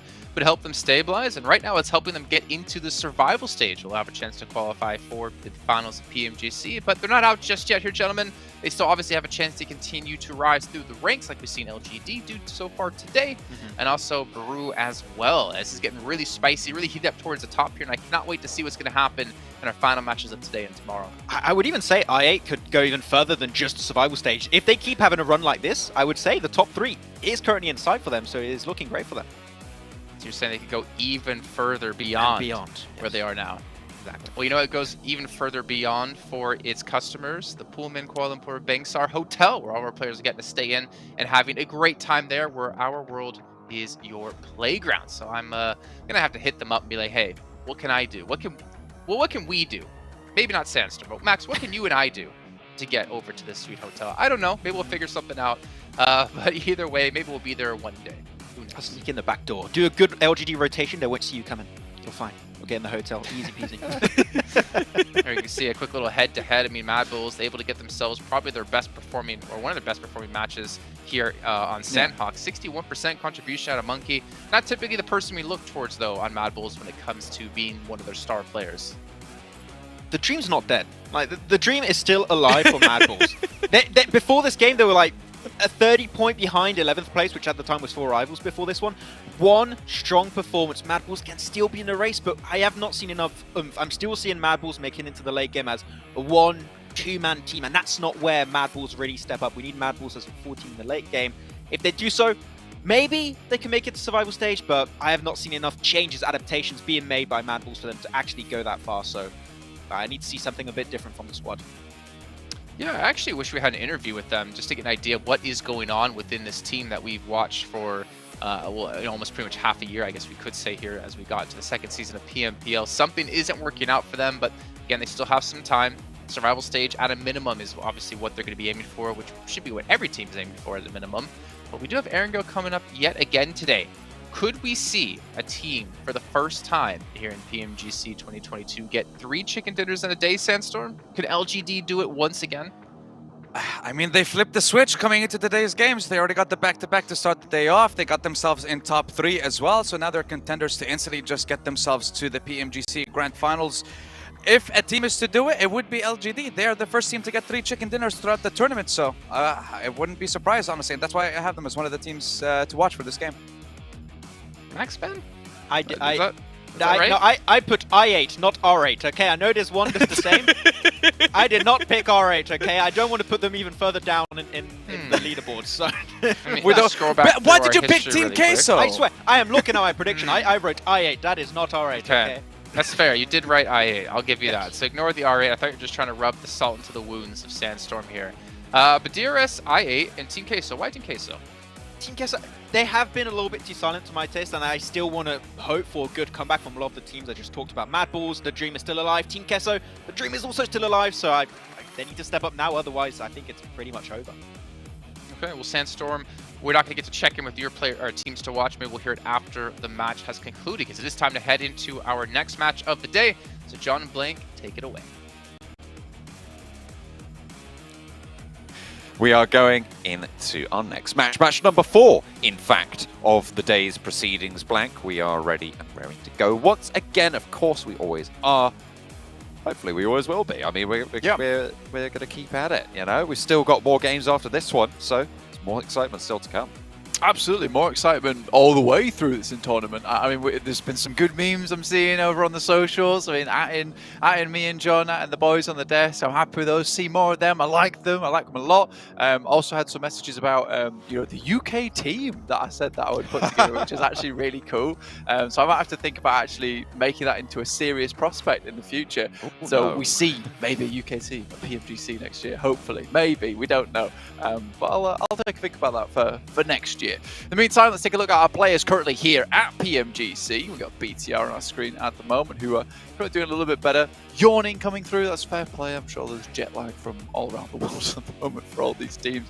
But they'll get through it. You've got to get through it for PMGC. It's where it's at. It looks like BTR are 100% doing that right now. Fairly safe at the moment. Certainly not up towards that top 3. But this is a much better performance from BTR than we've seen in the past. They have started to ramp up just a little bit. Last couple of games, though, not as strong as you maybe ideally would have liked. It looked like they had 2 good positions. Certainly in Sandhawk, they had the cliff top right. It was a difficult rotation, a descent there, but it felt like they probably should have had a little bit more of an impact for Bigatron. Hopefully, they can keep up the pace and keep themselves in that contest spot for 3rd place, which right now is starting to drag out just a little bit away from some of those players that were maybe in the contest for it at the start of the day. We are getting a bit of a substitution. I'm getting word from my resident analyst, Mr. Maxman, over on BTR as well, with Liquid being in for this match, replacing one of the twins, we believe. I would say most likely Luxy in this situation, just because of the way that he has been playing over the past couple of matches. I think that maybe get a little bit flustered. It's good to have a backup in terms of a substitution, so you can bring one of those players out, get them back into the fold, maybe give them the time they need to refresh, get a new perspective on the match as well. Liquid overall, very good player. I think that BTR will be playing a different game now with him in, though. I think Zuxi and Luxy both are really good fraggers on the team. You bring Liquid into the mix, though, it becomes much more of a tactical gameplay. I think he'll be playing much more of a passive long-range specialist for the team, but overall he has performed very well in the past for BTR, being a great stand-in throughout the years. Hopefully they can get some good results in here as well. This is kind of a cruel playing path here, Blank. It's a cut across the southeast side of the map. Georgia Pole very, very difficult to get to. A long, late drop, so potentially some backups being seen. Mad Bulls like to drop out towards Primorsk, so if they can pinch a couple of vehicles away on those South Farm Pachinki roads, they might be able to skirt over on there, but might be a little bit tricky, as there are a couple of other teams maybe looking to do the same thing. And a hard northern circle. Okay, this is going to be quite the dash for quite a... Yeah, it's a terrifically tough game now for a lot of these players, especially anyone that's decided to drop down towards Sosnovka military base. Getting out of there is going to be slightly more difficult. Not necessarily in the early game, as you'd expect Box or Titans, the Infinity, not to go for these bridge camps and instead head further north. But it does mean that you are right at the back of the queue here, with the plane dropping you off as far as possible from the nearest bus stop. This is pretty bad news for you, but I still think that DRS, particularly being kind of an edge team anyway, it works out in their favor. They don't have to think about heading too central early on, so I'm sure that they can play through this one easily enough. Early doors as vehicles get distributed to the teams. Scream going for a swim early on. Just takes a little bit of... wants to stay out of the way of R8 on their progress. Team Queso, we've had some good results. Well, certainly they had a good result in that last game, but it is not enough to see them safe just yet. We've left that part of the tournament where just one game will see you out of the bottom 5 into the part where you need to show consistent improvement to be able to rise up from the bottom.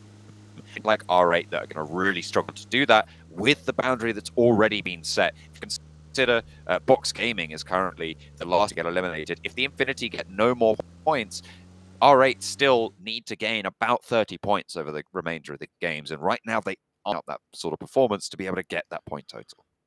No, that is becoming a big difficulty for them. I think R8, the fights that we see them take, and I think that you look at them between S2G and their drop in Paris Resort, getting eliminated twice in a row, and pretty much on that second time it being very succinct. You're worried, right? You're mega worried about that type of thing coming through. So I think for R8, I am not sure what they can do at this point. I think even getting into survival stage, you know, it will be all systems go, panic systems on, red lights flashing in their little machine. So I think that they do need to figure something out going forward, because whatever it is, it's not working so far. Mad Bulls are in a similar spot, so I don't think R8 have too much to... Don't have to feel too bad about this, honestly, because our other teams here who have been successful in the past, who are also really having a bad time. I mean, Team Queso, towards their end in the championships, they looked great, you know, the first couple of days, but then fell off massively. So this just could be a case of, you know, you're coming off a bad couple of games in the last couple of your tournaments. You're not sure what's going wrong. You come into PMGC. This is not really a place where you ideally want to be fixing things. So that is just how it happens sometimes. And really, you do need to pull yourself out of that bog at the bottom. But with only now, 8 matches to go, John, it's a little bit difficult. Time out, you're right, for these teams. We have a halfway mark at the end of yesterday, and we're now closing in on the final quarter. So you cannot afford to let these games get away from you. It's all about getting consistent points now, and for a lot of these teams it will be about just getting into that survival bracket. A team like Bigatron, Aegon XI8, even Enigma Galaxy, it's about just staying consistent. Getting, you know, 8 points a game would be brilliant for the remainder of the tournament. That should see them safe, but even if they're putting up, you know, 5 to 7 points a game, that is still going to be a result in terms of getting into those survival stages. It's the teams that are in the bottom and that are in the toward people that are going to look for those stand out where we might see a little bit more pop-off attempts.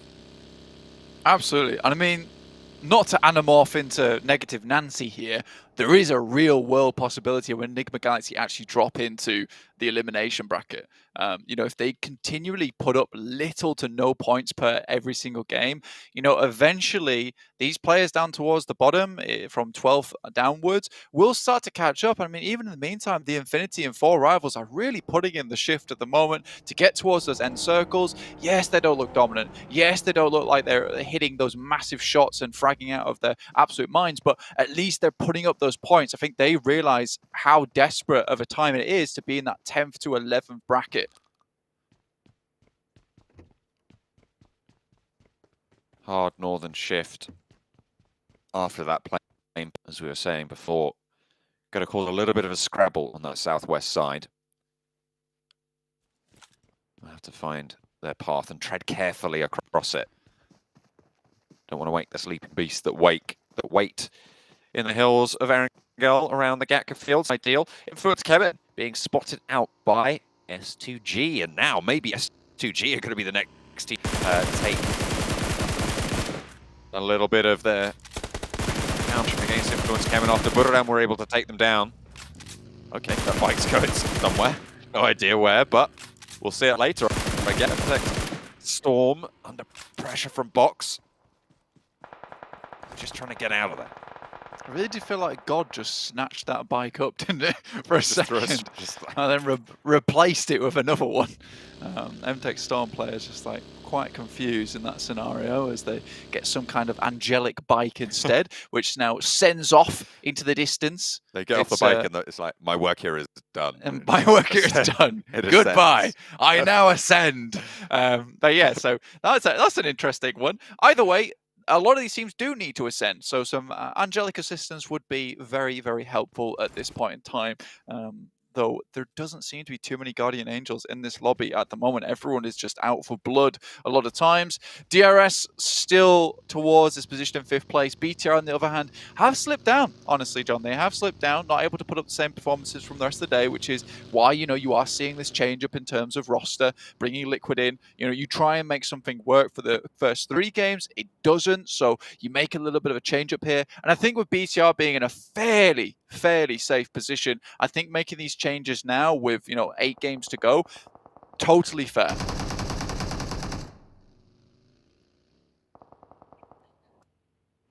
Hopefully they're looking for a little bit more than fair, though.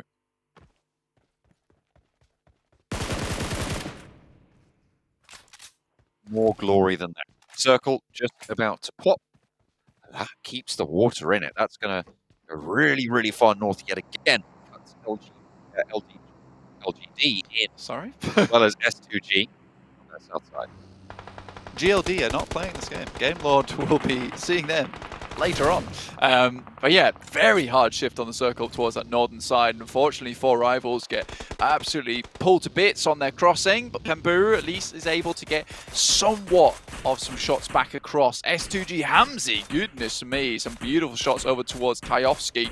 And Federal is unable to send anything back their way. So again, Influenced Kevin suffering today, not able to find those similar kind of performances. And being in Yaz as their start position with this kind of circle, it's very, very unfortunate that they take a tumble like this. In the meantime, S2G have managed to find their way all the way up into the center of this circle.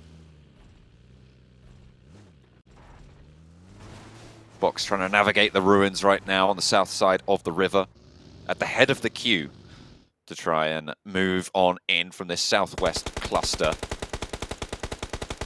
on the zone. Enigma Galaxy taking shots over towards Mad Bulls, not quite able to land over towards Zerich. Effect skills us all fleeing across the open ground, and Ralph's going to have to get on the bike, or the buggy as it is, in the foothills of Everest, regroup with the team.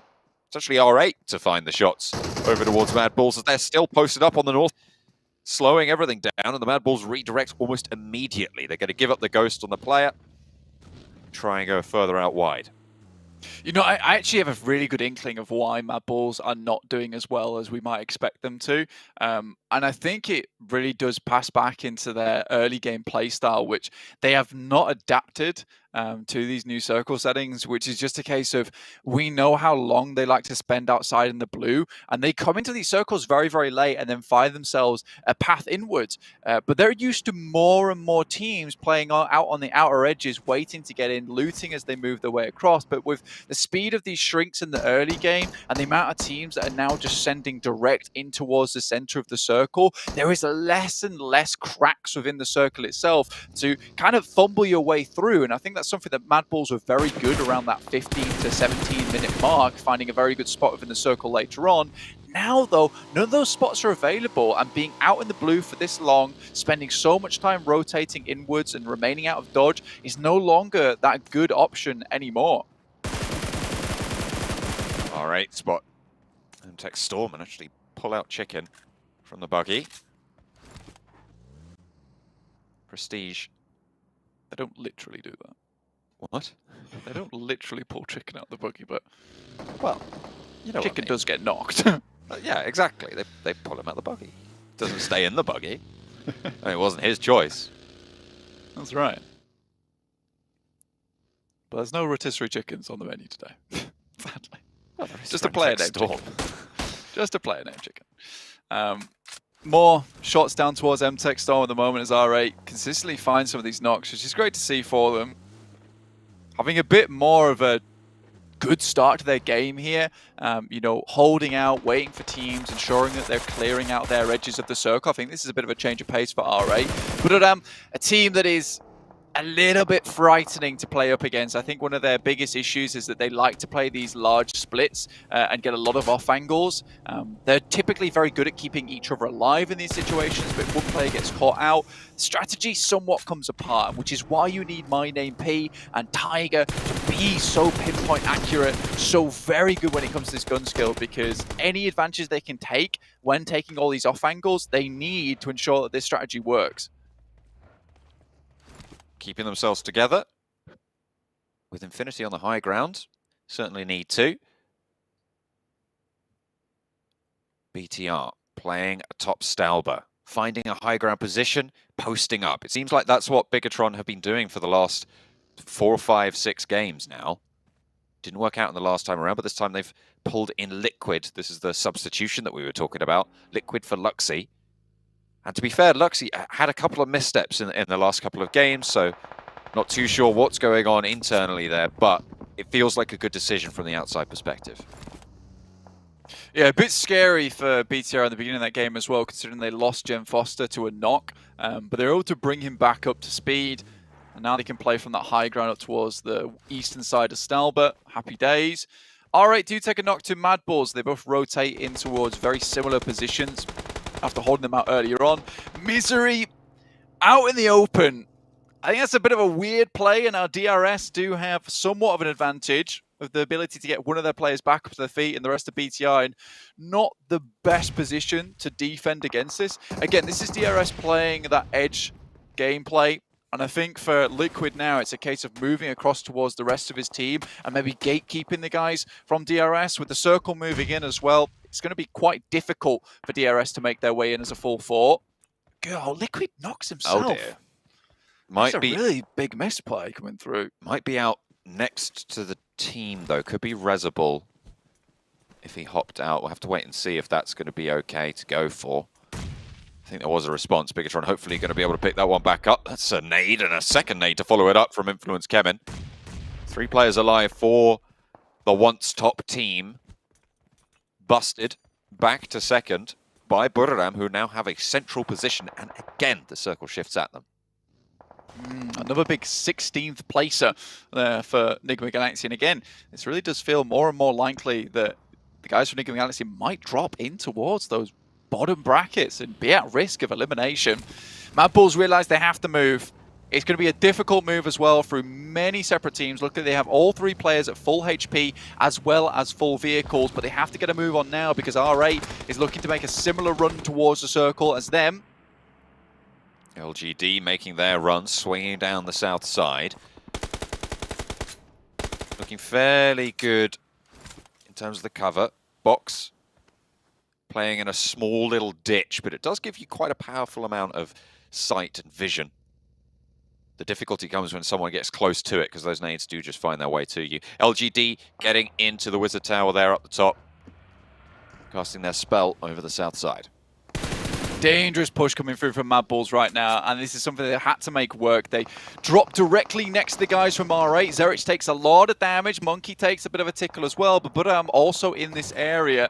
Mad Bulls just need to find a place to stay, but Zerich already going down there to box. Luckily, Buram able to support them somewhat whilst they get their player back up and ready to play. But this is dangerously close to a lot of separate teams. And with the amount of cover that's available in this kind of staged area of the map where it steps upward time and time again, so you're all playing on separate levels of the map, you know, it is comfortable enough to hold on to this area, even being this close to separate teams. I get taking the shots over towards R8, but they're just behind that ridge line. Suppressing, if nothing else, slowing R8 down and forcing them to take fights on other angles. Could be useful with a number of teams in those hills near them. Force those fights to happen elsewhere. S2G, Razy knocked on the hillside. Smoke cover from the side and up the hill, as well from the buggy. As Kelsey puts bullets over R8's way, lands the SLR over onto Prestige, and that is the force that Buram were exerting on them, forcing them into angles where they could be spotted from elsewhere. Oh. Well, they're done. Zerich does find at least one from S2G. Chicken is cooked. Ha ha ha. Very good. Yeah, this was always going to be the biggest problem for Mad Bulls, though, is because S2G were going to be crashing into them first. The fact they're able to find that pick onto Silas so far out towards the edge of the zone, really important play for them. Instead, the rest of the team's going to head down towards that south side, try and pick up a compound to move through from. But Silas, unlikely to pick back up again. Mad Bulls need a northwest shift again. This is a team that's desperate for some points. You know, Team Case are ahead of them by 74, Boxer 81. And if they can even these points up just a little bit this game, it doesn't require chicken dinner. It does require like a top 5 though. Nade in from break. Just may trade it off as a third-party engagement from S2G. S2G rallying down the hill. Mounting up and towards the ditch, the back turret, not quite finding the knock, but on the swivel they go. And S2G able to crash down. No knocks found out their way. Silas was out earlier, so they are only 3. Mad Bulls actually pinching that one away, seemingly. And Box will fall. S2G take up that position, but they're still under fire from everybody who was looking that way earlier. Okay, so it could be crashing up towards the top side of Mad Bulls. They drop another smoke to cover them from the north edge. Smart play here. Again, that northwest shift did come through. They're happy with this. More than likely with the amount of pressure that Buram's been able to put on this lobby and how well they've been playing so far, this is looking more and more like a Buram win. Again, though, LGD has been managing to find these little areas where they can sneak through time and time again, stealthy as they pad the footsteps through in towards the circle itself.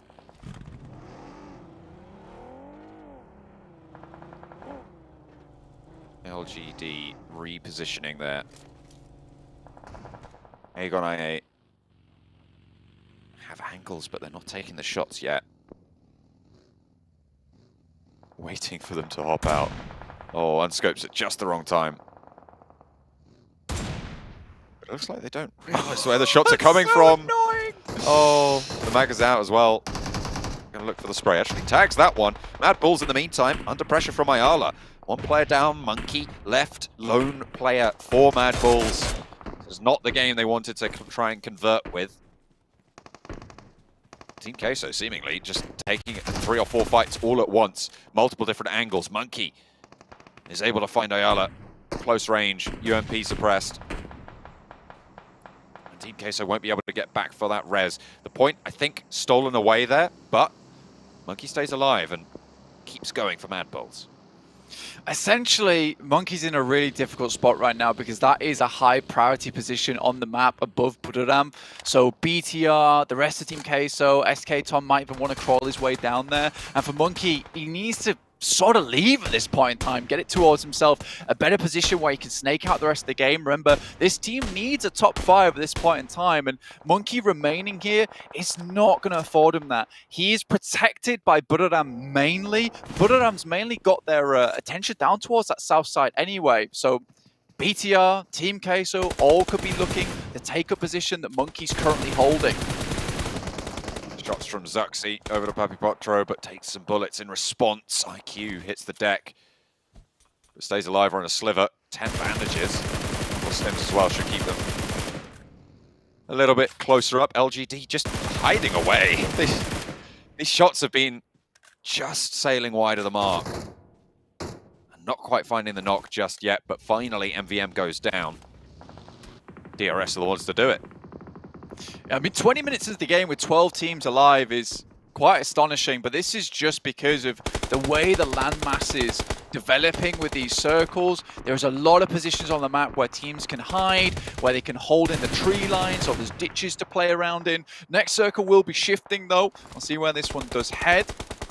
See if it supports Buriram a little bit more. It does indeed, and now Monkey's position massively compromised. These teams from the north will be 100% looking to pick up that spot to try and deny Buriram a little bit of pressure towards that endgame. Liquid, though, sprays through the smoke, finds at least one towards Team Queso. Well, now is the time to prove you're a worthy substitute for Luxy. Last player standing against Scream for Liquid. Slows it down, fades through the smoke and gets the shot. Excellent targeting there on the ball. And now the last player alive.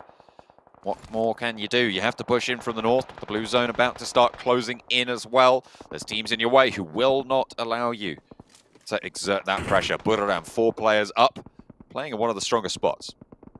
Good news for Buriram. I mean, they were hoping that there wouldn't be a team on that northern side that would be able to take shots down towards them. Now it's only Monkey alive, and his main priority is just living. IA has been taking shots over towards LGD the entirety of this game, and LGD has been completely unaware of where these bullets are coming from. Now just YZZ on his loans from the rest of his team on bended knee. MVM most likely to just bleed out here at this point in time. Oh, that was brutal. Getting rolled down there, just clambering around the side of the rock face. Like a horror film, that one. DRS, LGD, DRS looking to hopefully leapfrog LGD at this point in time. Maybe get a 4th place. S2G still going strong though, 148 points, looking to secure this position for themselves in 3rd place. Monkey has a nade out, looking to hopefully keep these players on the northern side at bay.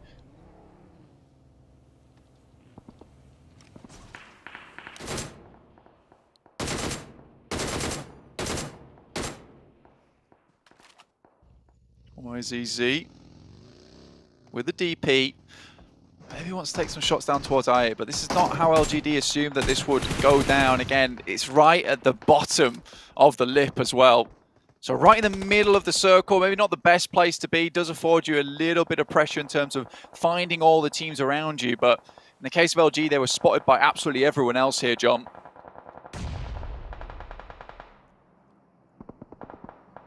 A rough move from here. Liquid taken down.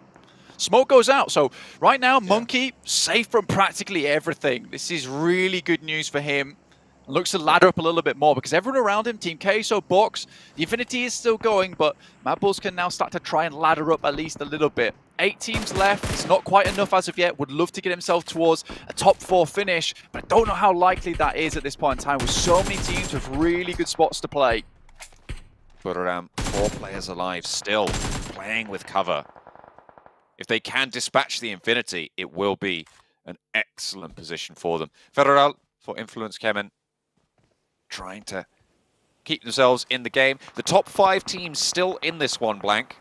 So still a lot of points going to be funneling up their way. That's going to make the 3rd place bubble a little bit harder to achieve for some of the teams that went down earlier, like Bigatron, like Titan.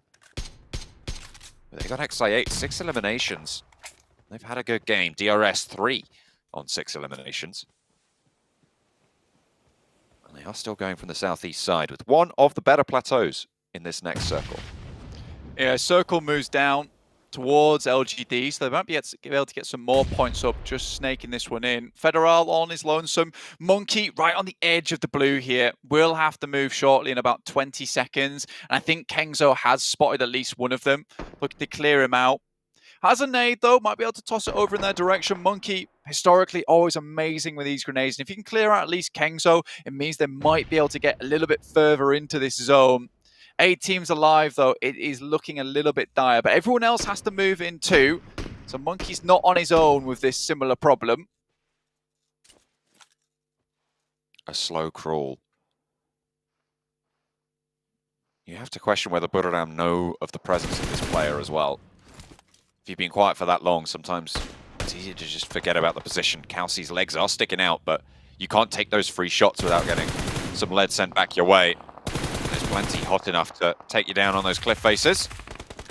But here comes Monkey. Steps up for one. My name P now on the back lines. And dispatches Kengzo completely rips his attention away. But with it, S2G have managed to find that opening. The knocks on the back line and Monkey's done the job. Mad Balls might be out, but S2G have a chance now to take on the Titans at the top. And Nate down the hill keeps them safe. And Kengzo is holding this team together right now. He is like glue for this squad. Kelsey puts a nade up high. It goes a little bit too far towards the sky. The sky only knows how to deal with that. Drops down to the deck. Kengzo putting more in around the side as well. What a guy for the squad. Buriram absolutely singing his praises right now. They're going to owe him a lot after this game. I mean, he's kept everyone up and kicking. Hamzy G, though, similarly, one hell of a player. Now just looking to try and ladder up as much as possible. But it's YZZ from underneath. Picks him up with the M4. And his central position, yeah, it didn't afford the rest of his team much survivability, but he remained out of dodge. Was away from the team, able to snake this one out. But I'm most likely going to take this chicken dinner home from what was an insane plateau to play. Still, LGD could still get a second place in this game, get further towards above S2G, and this has been one hell of a comeback from them over the past couple of days. They started the game at 4 points behind S2G. They're even on the elimination counts right now. So how much longer can he survive? Either way you look at it, it's going to be a dent in that small gap. They will remain very much level. Unless they can push all the way up to second or something like that, that would be phenomenal. But Buriram have turned their attention their way. And the team from Thailand has been absolutely on the money. Sky only backed off by the Infinity. Logan. It's two players alive. He's got 6 grenades. I don't think YZZ's living through this, but the nades are still coming through thick and fast. He's only got bandages. Goodness me, just need to get the arc a little bit lower there. Delta takes a huge amount of damage. Still LGD gets some ladders up, and he's doing this with just bandages and stims to boot. There's hardly anything available to him. They know he's there. I mean, the massive thing about it is that he's right in the slap bang center of the circle, which means it is going to close that way. Likely that you're going to be able to just stay in cover, get up to second place with the Infinity, curtailing any of these pushes with the sightlines they have. They might be able to slow it down, but now it's God Tunny. Can God Tunny find the shots over onto YZ? Can he get the angle? Or is he just going to be able to bide his time? Finally, My Name P is able to move into a position to burn him out, and LGD flood out the back and are picked up. Third place, potentially able to jump up into third, but Buriram are going to find yet another chicken dinner. The team from Thailand are dominating. Their race on up the tables is incredible. Influence Chairman swept aside last game. This time around, they open the throttle and race out to a lead. Again, Kengzo, though, long-standing name in PUBG Mobile, and found himself a very good spot on this team at the moment. Really popping off. I mean, the shots over towards Mad Balls, take down Monkey, instantly switching towards S2G. I mean, 100%, this guy should be celebrating. He did an unreal amount of work for the team. Yeah, Kengzo was brutal on that cliff face, holding out the backstab from Monkey, holding off pretty much single-handedly. Well, there was a little bit of help, but did so much work against S2G's push. It is absolutely right that he flexes that one out, kept them together, and gave them that position. I mean, it's only a Monkey. This guy's King Kong. You can't deal with that. He's on top of the plateau, just sending planes flying at other teams. 6 grenades still in the pocket as well. LGD was certainly not living through that one. And honestly, holding that position, you felt like it was the game-winning position for a long, long time. I was very curious to see what happened to Mad Balls that made them lose 2 players so quickly, because they certainly had a chance in that game to maybe pull something out of the pocket there. But losing those 2 players, again, really weird. A tough rotation for them. Whatever, these things happen. They didn't get too much towards that 11th place position this game. We'll have to try again on our last match of the day here, John. Some notable shifts happening with the points earned in that last game. LGD pushing closer to that 3rd place spot. Teams looking to try and come out of the tables as well. Mad Balls not showing us that they can keep it rolling, unfortunately. But Buriram with King Kangzo absolutely dominating all the pushes, all the threats from every single angle. They hold the top of the cliff, and the team from Thailand takes the top.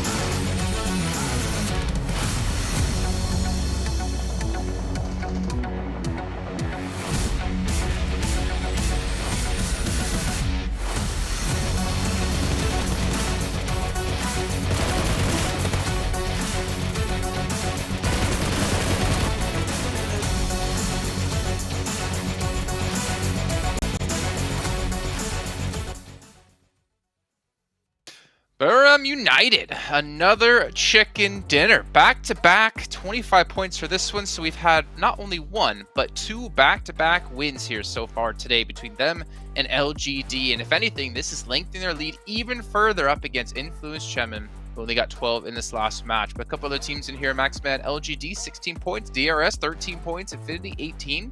Off the bat, DRS, I feel like we see them in like top 4, top 5 finishes quite a few times, but they're just struggling to get that extra oomph they need to close out these games. I mean, it's going to be enough here, Jason, to make it into the survival stage. You can't argue with that one. But as you said, we need a little bit more umph from DRS if you want to see them make it that top 3. It is definitely still in reach for DRS. No issue there whatsoever. But Buriram, really, the way they suffocate those late game circles, I think, Sandstorm, is what just separates them from a lot of the other teams in this lobby. We saw it in the first game of the day. Sure, LGD still were able to secure that win. But the way they just take these off angles and make sure they are 100% going to secure that game is what just sets them apart from the rest of this lobby. So I'm sold. Buriram are looking amazing today, and it's great to see. It is, yeah. And Sandstorm, you got to dive into this because the team from Thailand, I again would have expected them to be first place in this group, but they're proven to be so. Yeah, I mean, honestly, if they managed to get that chicken dinner as well against LGD in the first wrangle of the day, they would have been so far ahead of everyone in the competition. But we do have to give them credit where it's due. So far, they've gotten themselves yet another chicken dinner that already marks their 3rd so far of the tournament. They're starting to get away a little bit. And yes, even though Influence Chemin did get themselves a 4th place finish with 4 eliminations, but still, that's not going to help them catch up to Buriram and what they're doing in today's games. And we still have 2 more. So the question is, are we going to have another back-to-back, or are we going to see one of LGD or Buriram get themselves a 3rd in one day? Because that would be insane. Oh, man. It's starting to get actually pretty crazy. I mean, Influence Chemin were like 30 points ahead of everyone, I think, like going into today.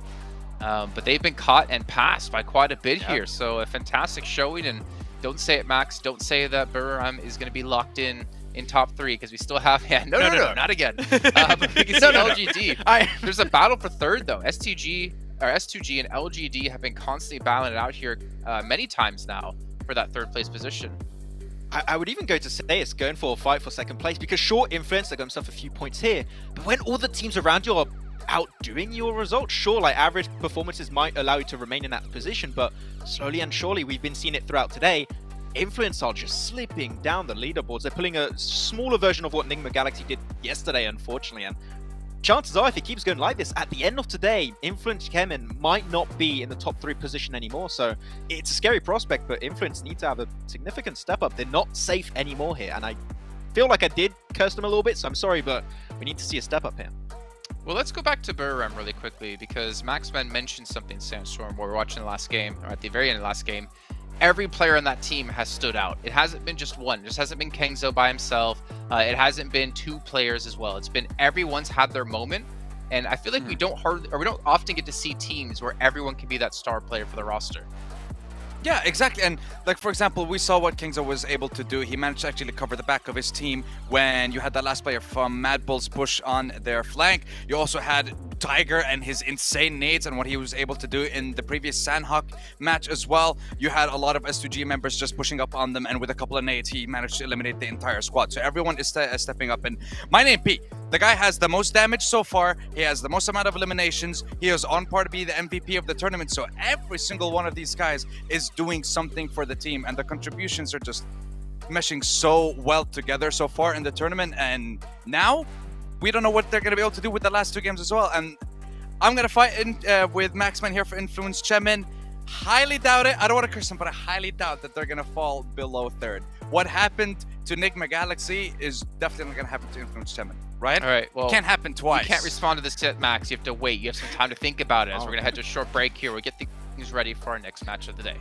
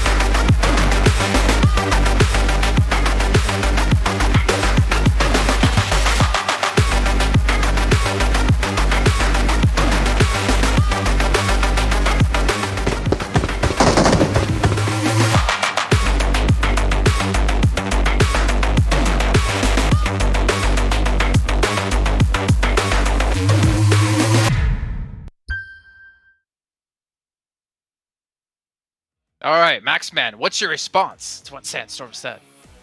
I forgot what he said, to be honest. I didn't listen to Sandstorm. Wow. He's saying that Influence Chemin won't fall out of top 3. I don't want to get involved in that topic, otherwise I'm going to be blamed again. It's happened too many times. I don't want to get involved in that topic. But they're not looking great right now. That's all I can say. I can only speak facts, and it's not looking good. I mean, all you have to do, right, is embrace the curse and be like, yeah, okay, I'll take that bet. And then you put them as the team to watch every time. I can do that. I'll do that. I'll do it. Don't do it. I think you might get some hate from some Brazilian fans, but you know what? It's kind of part of the job. Really quickly before we head into our 5th match, though, a big shout out here to Sony Xperia 1.4 and Xperia Stream, made in collaboration with professional esports players. And the Xperia Stream gets you 90 Hz in PUBG Mobile with total cooling system, and of course, it's multiple ports for intensive gameplay and streaming. So make sure to check them out. All the players are participating on one of those lovely phones, and maybe that's why we're seeing some teams dominate others, because they're just like, this really works with me. Let's take a look at our top performers, though, as we're going to look in and look forward towards our 5th match of the day. But before we get into that, we're going to go back into our last match with, well, LGD. I mean, technically having the top performing player. However, only one is not going to be enough. Kengzo and My Name P able to really shine through with 8 eliminations between the two. And I kind of miss not having Kalaris here, because we see 1168 damage for Kengzo, but there's no sound. There's no sound. We can't fake it either, right? It has to be him. So maybe at some point, but yeah, close enough. But I was impressed actually by the 58% team contribution from YZZ from LGD. I think that we've been seeing Chen pretty well, but that's a high percentage. He did have like a nice little car for it and just kind of stayed alive as long as he possibly could, right? And then the Molotov was one thing to ruin his day, so maybe the survival time played a big factor in that one. it was an interesting position. I do respect the LGD were like, we don't want to hold on to the eastern side because you had, what, I think RS, you had Influence came in over there, you had yourself Titan, BTR, Infinity. You had too many teams on the eastern side, so they're just like, let's send it in the middle. Maybe it'll work out, so they were kind of forced in making that decision, but it's been a tough call for them. But still, extra placement points, extra limbs here and there. After the 2 wins, it's not like they fell off. They are actually still bringing some points in to just make sure they remain in that top 3. Okay, well, you know what? Remaining top 3 is important. Remember, you don't need to get 3rd place by 20 points. You don't need to get 1st place by 10 points. You just have to qualify in top 3, and then you get to have a little bit of time off and a little bit of extra time to prepare for what's coming down the line, because it is the biggest event of the year for PUBG Mobile. And some teams got to be able to stop Nova somehow, someone. There's no way they win 3 titles back to back. It has to be someone to break that combo. I mean, the way that they've done it in the past 2 years, if they're going to do it this time again, they have to go through the survival stage and then qualify to the PMGC Grand Finals and then take it from there. Because if they qualify instantly, then it's new ground. This is not something that they've experienced before. Maybe that's what has to change. Well, we'll see. So we're going to take a look at our teams to watch. And, okay, I was kind of hoping we would see... Well, I guess these were locked in before. We talked about how you could go for Influence Chemin and just ruin Sandstorm's dreams and hopes. But you do both have Agon X8 or I8. I'm curious, what's the reasoning between the two? I still want to see an I8 win eventually. We praised them being pretty consistent throughout today, and especially gave himself a few decent points yesterday. Just like DRS, you stated earlier, right, Jason, we need a little bit more if you want to see I8 go the entire way, because right now they are, technically speaking, in reach for top 3. They just need a big pop-off performance, and they could be in that position, but survival stage is still good enough. At least you're not going home after 4 days of play, but I still think I8 has the chops to go for chicken dinner, so I think it's going to happen eventually. Okay, I mean, Sandstorm. They managed to get themselves top 5 3 times. They get top 3 3 times so far, top 2 twice. So now can they get a top 1 once is the question. They have 2 more games for today. And like you said, Maxman, they're fighting for the top spot in top 3. They're close enough to get for that 3rd spot. But they're also, I want to say, close enough to NGX and 4 rivals all towards the bottom side. So if they make a couple of mistakes, who knows what will happen. All right, well, you know what's going to happen? Well, none of us know what's going to happen, but I know what's going to happen next at least. We're going to head over to our casters because the 5th match of the day is ready to go. To the desert once more, Miramar, ready and raring and loaded up to go. Blank, he's getting set up. You good? You all right? I'm good now, yeah. Apparently I've moved across slightly somehow, I'm not sure. I've also got this weird thing on my head, but we'll just run with it, that's right, fine. I'll go with you. Slowly turning into a weird anime character, that's okay. But yeah, over towards Miramar now. The boys on the desk are right. I mean, it's getting a little bit weird in terms of the amount of teams that are starting to really pull up in terms of performance, get further up towards the top of the lobby, and actually even be able to break into that top 3. And we really thought that was going to be impossible with the way that Influence Kevin were playing, with the way that, you know, S2G were up there, even Nigma Galaxy, right? I mean, we were like, oh, it's going to be difficult to knock them off the 2nd place spot. Yet they're all the way down the bottom of the rankings at the moment. Things are really heating up, and there's only one more day to lock in those rankings. But first, we've got to get through 2 final matches here before we finish out our day. Yeah, we only have, I think this brings it to 8 matches remaining in Group Red for your chance. Well, not for you guys at home, for these teams' chances to make it into the next stages of this tournament, whether it be a direct qualification or that survival bracket. It is all very much to play for. And I think at the end of today, I think we're probably going to be seeing 1 or 2 teams potentially that will not be able to make it further. That is not a small can. Kengzo is just that massive. He is just a big guy, and he's a big guy in game as well, really pulling out all the stops for his team last game for Buddhadam to ensure that they were able to pick up that chicken dinner over Erangel. Miramar, though, we are having a slightly odd playing path coming from the northeast side of Junkyard all the way down towards Los Higos, so very much eastern, and dropping a lot of players off on the southern side of the map. So this could be a case where we get a northern circle, which wouldn't surprise me considering how cruel a lot of these circles have been recently in the PMGC. We started off with something cool and calm towards day 1 to make sure these players were nice and used to what they were dealing with. But now as we head towards the latter half of this tournament for Group Red, then yeah, things are getting a bit more spicy. Plane path cuts the southeast side, kind of similar to the Erangel that we just saw. As it does isolate to the southeast. La Cobreria, El Pozo, a little bit harder to get towards. Seen some fairly wild shifts. Even the last game of today, so hopefully it's going to go a little bit more central and kind and give players some time to figure out their strategy. I'd like a Picardo finish. I think that would be quite nice, but, you know, we'll take what we can get. I think so far we've seen a lot of circles over towards, you know, the eastern side of Picardo, maybe down towards Chumacera. This time around, though, up towards water treatment. This is a nice change of pace. Again, for the teams, a little bit more difficult to head towards. But with that that plane path starting over on that eastern side anyway, a lot of teams will have dropped out in the first half of the plane path, head up towards that northwest side. Again, this is going to be quite the muddle of teams, honestly, as everyone's going to try and grab some vehicles and get further up towards Hacienda, Water Treatment, Cruz de Valle, even La Cobreria. You know, El Pozo would be open considering there is an easy enough rotational path in towards Circle itself. Yeah, that northern shift, I feel like it should be okay for quite a few teams. Mostly just going to be chilling. Eliminations on Miramar. These are the top 4 teams. LGD leading out with 28. Fairly close is Titan, S2G, and then Aegon XI8. Aegon XI8 kind of being a little bit of a sleeper strong team, right, over the course of these last couple of games.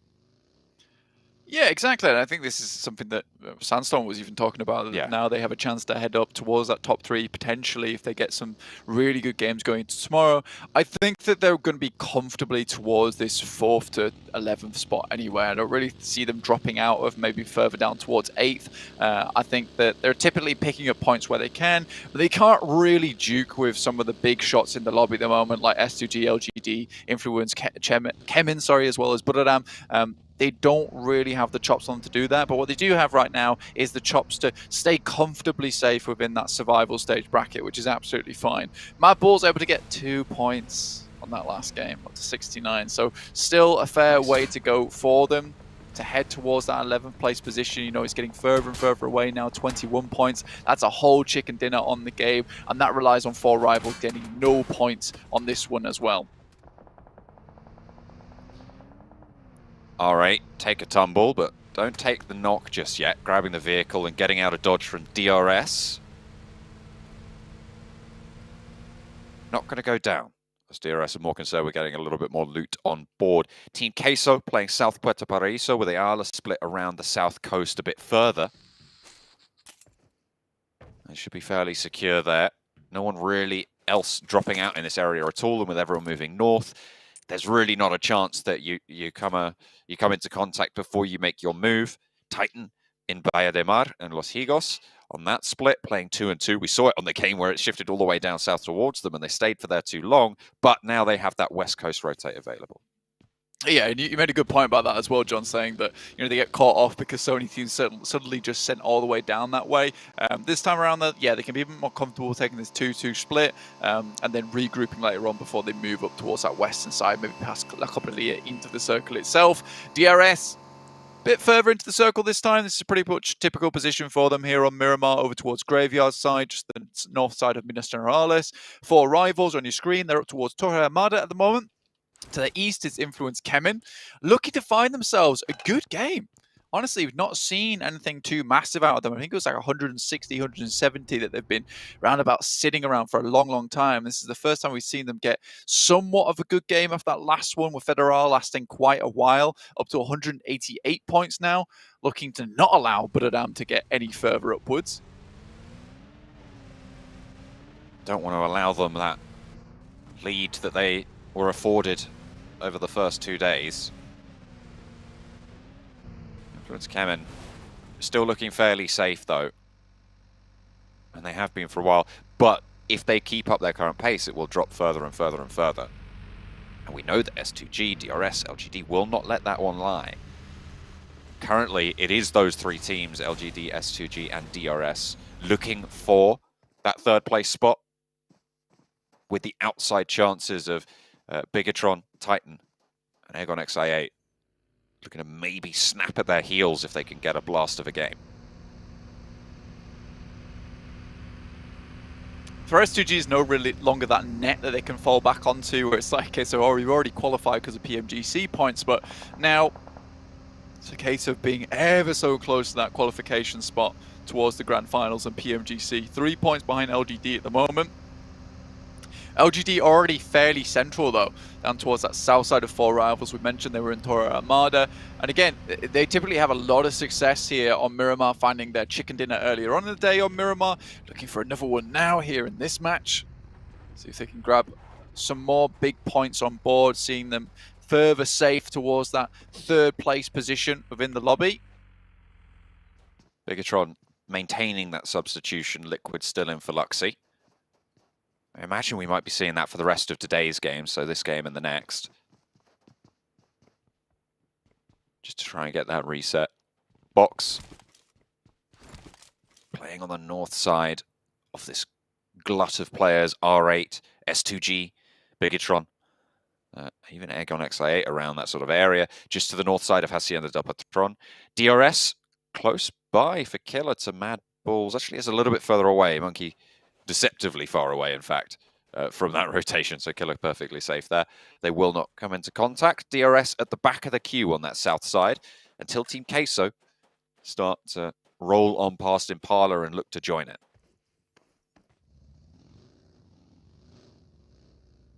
I8, central as well. That's kind of in that dead zone, to be honest with you, in that fielded area. So a bit more scary. A lot of teams very much split up at the moment. Influence coming up towards Campo Militar. Bradam as well. Swinging by in El Azahar underneath. So much high ground still available within this circle as well. This is what is always exciting to watch these circles that head up towards that northern side of the map, is that over towards the western side, around San Martin, as well as the east of El Pozo, there's a huge amount of areas you can grab a lot of information from. And it's a bit of a toss-up now at this point in time, because it's a case of, do we head center towards one of these lower down priority compounds, or do we try and take a ridge side that's a little bit further away from the center of the circle, eliminate maybe the chances of us getting a circle on top of us, but instead get some better information going into the game? And I mean, with that, I think that's maybe a good decision if you're confident in your ability to instantly take a fight with another team or crash onto a compound, because you can gather as much information as possible. For instance, you see a team as 3 or 2 crash into one of those priority compounds, you can instantly take it up. Now, there is a really good compound with this next circle that just popped on our screens up towards the western side of Torre Armada, right on the top of the ridge. This is where most teams will be looking to pick up right now, and Enigma Galaxy currently are closest. Keeps the Oasis in this circle as well. There's a very, very north shift. Box rolling down the hill towards Lord, the only player from Enigma Galaxy in this area. They are fully split right now. Very far away from one another and unlikely that they can get in for backup. So if Lord can stay alive, it would be very, very useful, but I doubt that they would be able to pull that off. With the Golden Morado rolling up, something's going off. And he pops that Molotov in, isolates some corners, forces the angles on challenges he thinks he can take a little bit better, a little bit more effectively. But with 4 players from Box right there and knocking on your door, you're not going to last long. There's the knock. And Lord is flushed out. Break picks up first blood.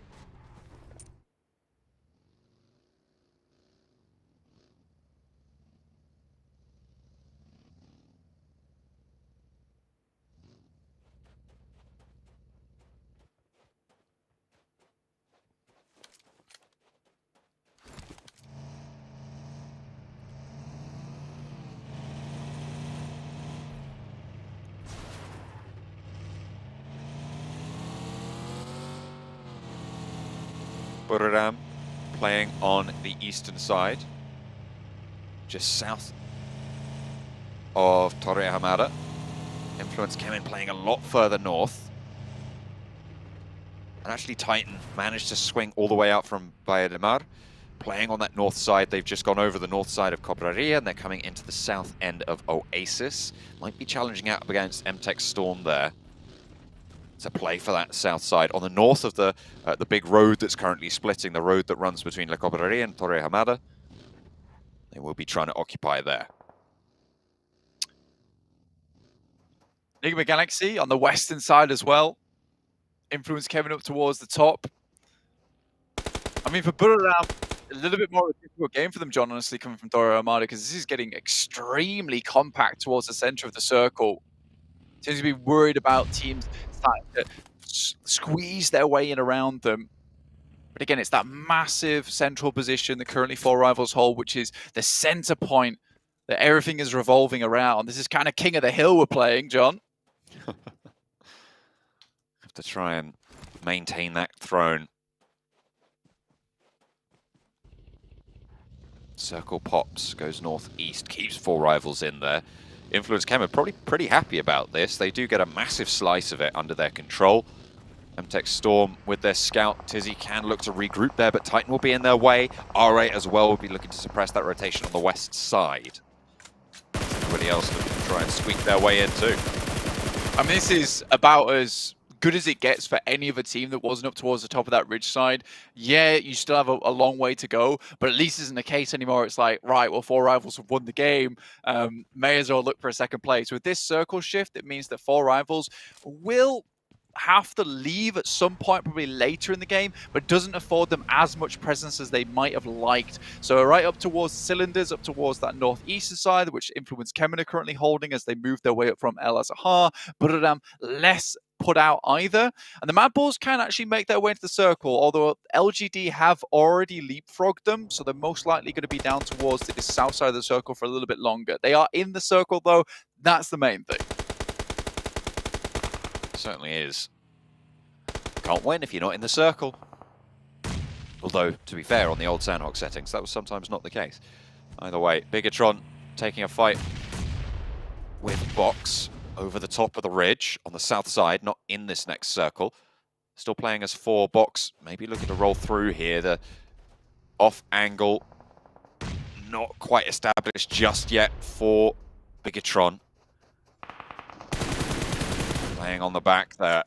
Misery trying to get some side swipes onto Box's position, but those nades continue to fly. Aegon XIA. IQ looking to put some damage over towards S2G as the forward mark. Stopping S2G from getting into the next, but goes very, very low. Has to hit the deck, has to hit the heels. A nade over from Hamzy. Bursts exactly right. But doesn't quite find the damage. Actually, IQ able to sliver around on that rock. Yeah, it's difficult to actually get the nade over the top with the rocks in front of him, so you're more than likely having to try and bounce it off the back of the ridge side, in which case Hamzy G is just going for the full-on aggressive approach, sending up towards the front side of the rock, in which case Silence is going to head up top side and try and pick off a couple of shots downwards with an off angle of his own. Enigma Galaxy under pressure now, great shots. BTR also taking damage from Box Gaming, and Liquid has to step up, will find one, does find another, and that's Box Gaming out of there.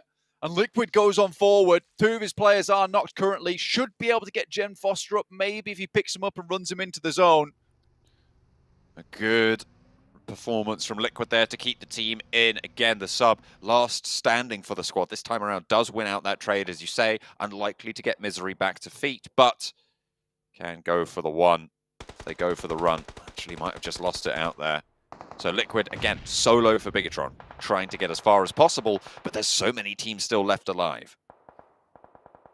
Yeah, with no one having to make any too drastic approaches, a lot of these engages are forced on the outer edges. Mad Bulls currently safe down towards that southeast side of a ridge put between them and DRS, but Zerich is currently watching down towards DRS. Makes me a little bit afraid, but they do find a couple of knocks onto 2 separate teams at the moment. Maybe not wanting to start 2 different fights at the same time, but it gives you a chance to move through the circle whilst there is a delay on either side. R8, the Infinity, dueling it out up and down the hill.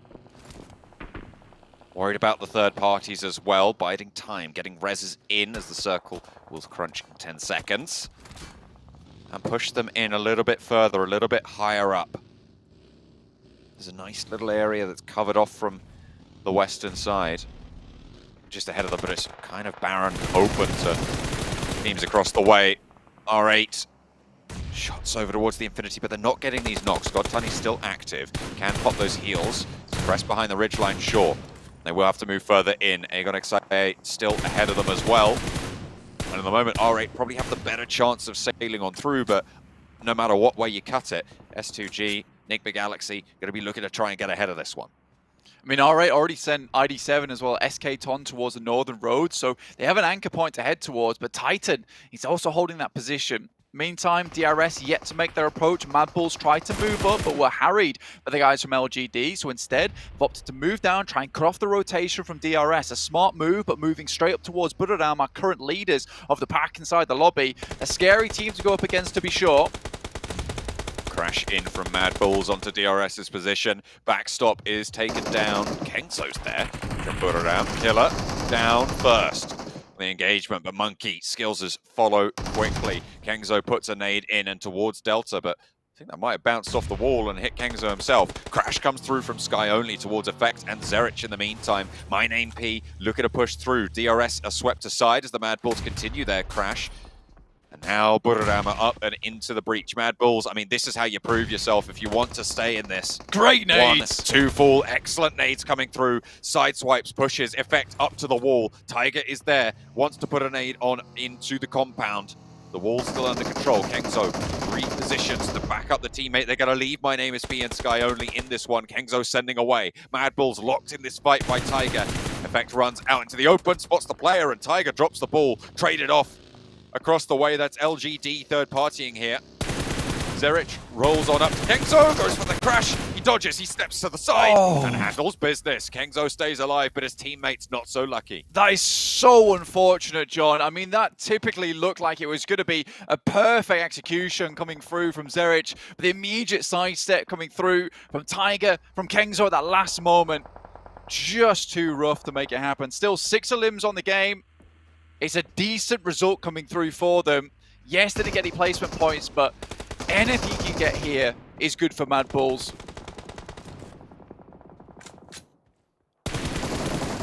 Would be an improvement. But it's just so tricky to find it in this lobby.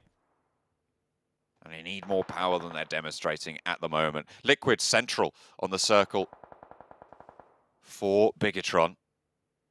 Trying to keep themselves in that conversation. Titan, 4 players alive, playing on that western side. No eliminations just yet, but with 4 players alive, that can change very, very quickly towards these last teams dropping. LGD looking to chase on up towards Influence Kemen's position on the tables, and they have a pretty solid position to do it from. You know, actually with the bleed out as well, Mad Bulls are up to 7 limbs, so, you know, it's not a horrible result for the game. Honestly, I mean, you take a fight with DRS, it feels competent, and then you take a fight with one of the best teams in the lobby and send them back 2v4. I mean, that is really quite an astonishing result, honestly. So 7 points there with another chance at the end of the day. Realistically, they want to set themselves up towards where Box is currently playing. And with Box Gaming as well as Team Queso, both having pretty rough days today, you know, this could be a chance for Mad Bulls to at least even things out and give themselves somewhat of a playing field to make this happen. Silence. Just going for it, I guess. Gonna be humbled just a little bit. Hamodi's still active here for Enigma Galaxy. Last player, well, 2 players of theirs are up. Very, very split. Ducks out the door frame and wends his way back through the hallways. Hamzy puts him to bed. 5 limbs so far for S2G. Going for the res here. LGD still not in the best spot available to them, but with a compound to mess around with, this is much better than where S2G currently find themselves. Stuck between 4 rivals, R8, final player from Enigma Galaxy, and the Infinity in front of them as well. It's going to be a rough run ahead of them, but if they're able to do it and show us that kind of competency that we've seen from them before, they might be able to pick themselves up a lot of eliminations on the way, and this work out, in fact, even better for them. Straight down the hill for Hamzy. And S2G continue to pick up these points. Currently, with the elims added on, they're tied with LGD, so the more they pick up, the better, but LGD pick up the final Enigma Galaxy elimination there. So they are, again, 1 point in the lead, but it's still very much neck and neck. How far can they leave DRS in the dust is the question here to isolate that battle for 3rd place. Titan under pressure now, having their mettle tested by once lobby leaders Influence Kemen. Will go 1 for 1. Teak and Federal. Team flushed out. Kayovsky holding behind the box. 6 is there. Goes for the greedy play instead of the knock. And Lil Boy is there for the flank. Federal, Rezable, and Influence Kemen stay alive with 4 on the top side. Bigatron looking to try and stay alive and keep themselves in and challenge out towards the top as well. Yeah, didn't actually find themselves that knock or a limb either over towards Federal. So unfortunate there for the fatigue, honestly, as well as 6. Titans made a pretty smart rotation as well, heading over on that top side to go for the crash onto Influence Kemen. But again, they've just got a better team fight in them to Influence Kemen. Titans relying a lot of times on Teak as well as Axa to hit those opening knocks, opening limbs.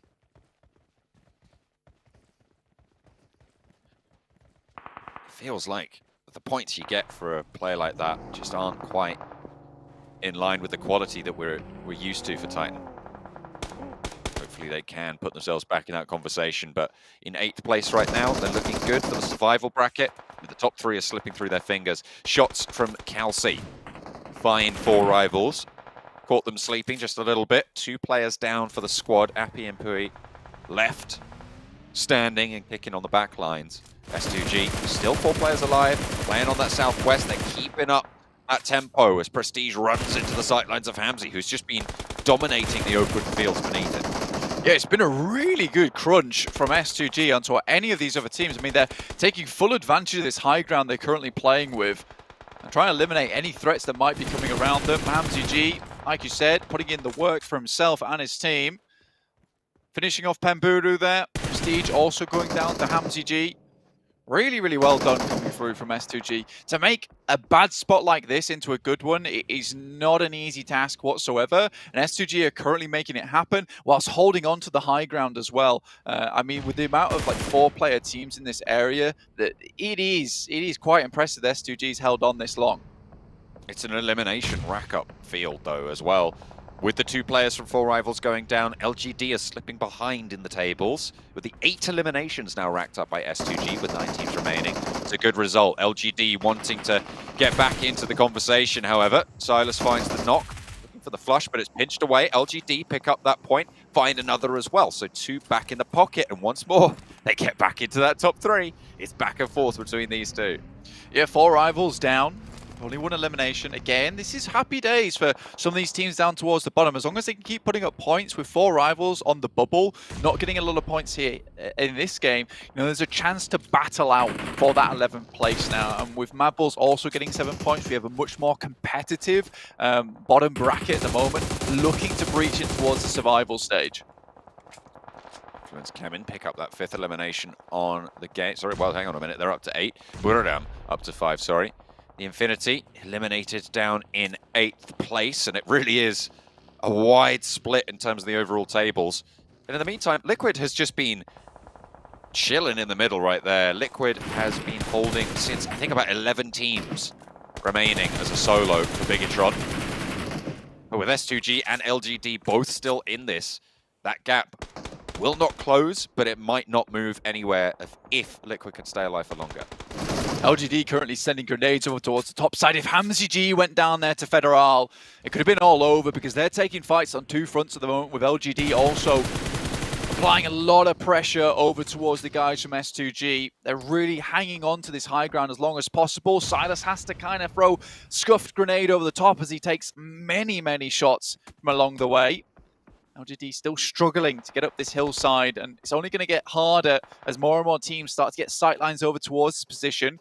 At this point, though, for LGD, you know, this might just be a case of leaving, heading over towards where currently BTR Liquid is holding, and just making their way onto that spot, in which case they could dominate this game, and they have a very, very strong rotate towards it. Toman, the last player standing for MTech Storm.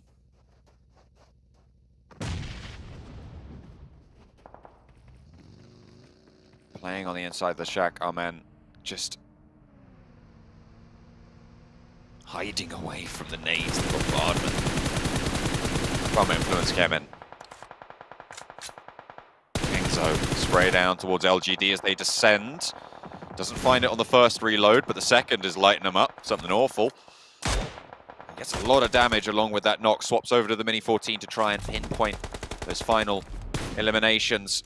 As Influence Kemen rack up that 10. Is this a return to form for the once great Influence Kemen? I mean, 10 eliminations is absolutely nutty here on Miramar. Hamzy G takes a tumble down the ridge side. Not the place you want to be in, and Kengzo's absolutely spoiled the day over towards LGD, looking to get all the way into where currently Liquid is playing, who could also cause some big issues, but YZZ aware there's probably players in there, drops a nade in, and that's going to open up more space for LGD to get in, but they have to make it fast, and with all the delays so far, it's giving more time for Influence Kemen, and even S2G to get into position as Silas tries to steal away the spot. YZZ, though, very aware of what's happening here. Kengzo has been going for a long, long time to stay up and into 4th. This is great news, actually having an impact on this circle as well, with some solid sightlines. Influence Kemen not going to take any casualties, however, and at this stage, with 4 players alive, you've got to think that nobody can try and challenge them. Humbled there. I think that was Suki actually getting the spray. It wasn't the knock coming through, as we thought it might have been from Kengzo. But still alive. 3 teams remain. LGD being pulled apart here. Kengzo! There he is. Joking That's gonna me. find it. Federal gets the off angle, and that's the first knock over towards Influence Kemen in a long time. They might have 15 eliminations, but you can't count King Kengzo out yet. Honestly, the fact this guy has just not snaked it at all, instead, you know, just barreling the fists on his chest, just making a right ruckus on this side. In fact, even almost getting the triple spray down to LGD is impressive in of itself. You know, this guy is on fire today, celebrating a lot. Finally, he's spotted though and has to back behind cover, but he's not silent into this game. Little Boy finds shots underneath the vehicle over towards LGD, not shooting the vehicle's wheels out of yet, means that there's still that visibility underneath and can find some shots towards the side. They're under massive pressure at the moment, John. No, Kengzo, don't do it. Tiny little nails through the tires.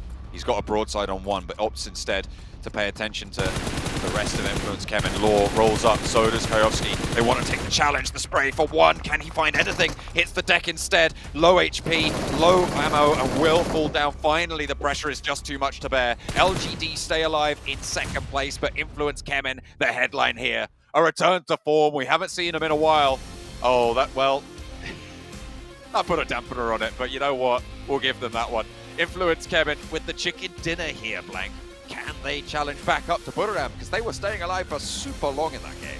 I mean, Kengzo, I think you see a lot of snakes just remaining put, but he kept putting pressure on both those teams to try and keep them away from him as long as possible before Kayovsky was ultimately able to send on over. I mean, that comes down to Lil Boy and Laura on the top side who are able to find some good shots towards LGD and keep them at bay. Even Suki sending a little bit too far out into that shack and just opens up the sightlines for the rest of Influence Kemen. Again, though, Kengzo just putting on so much pressure towards LGD, S2G, as well as Influence Kemen, allowed him to get that 3rd place in the end, which realistically he lived from, I think it was 11th place that he went down into single player. Again, though, also Mad Balls challenging out, gets the crash onto DRS, gets all those players, and then takes 3 down from Budoram. That is a real good change of pace for them, taking it to, I think that's the 5th place team and the 1st place team as well.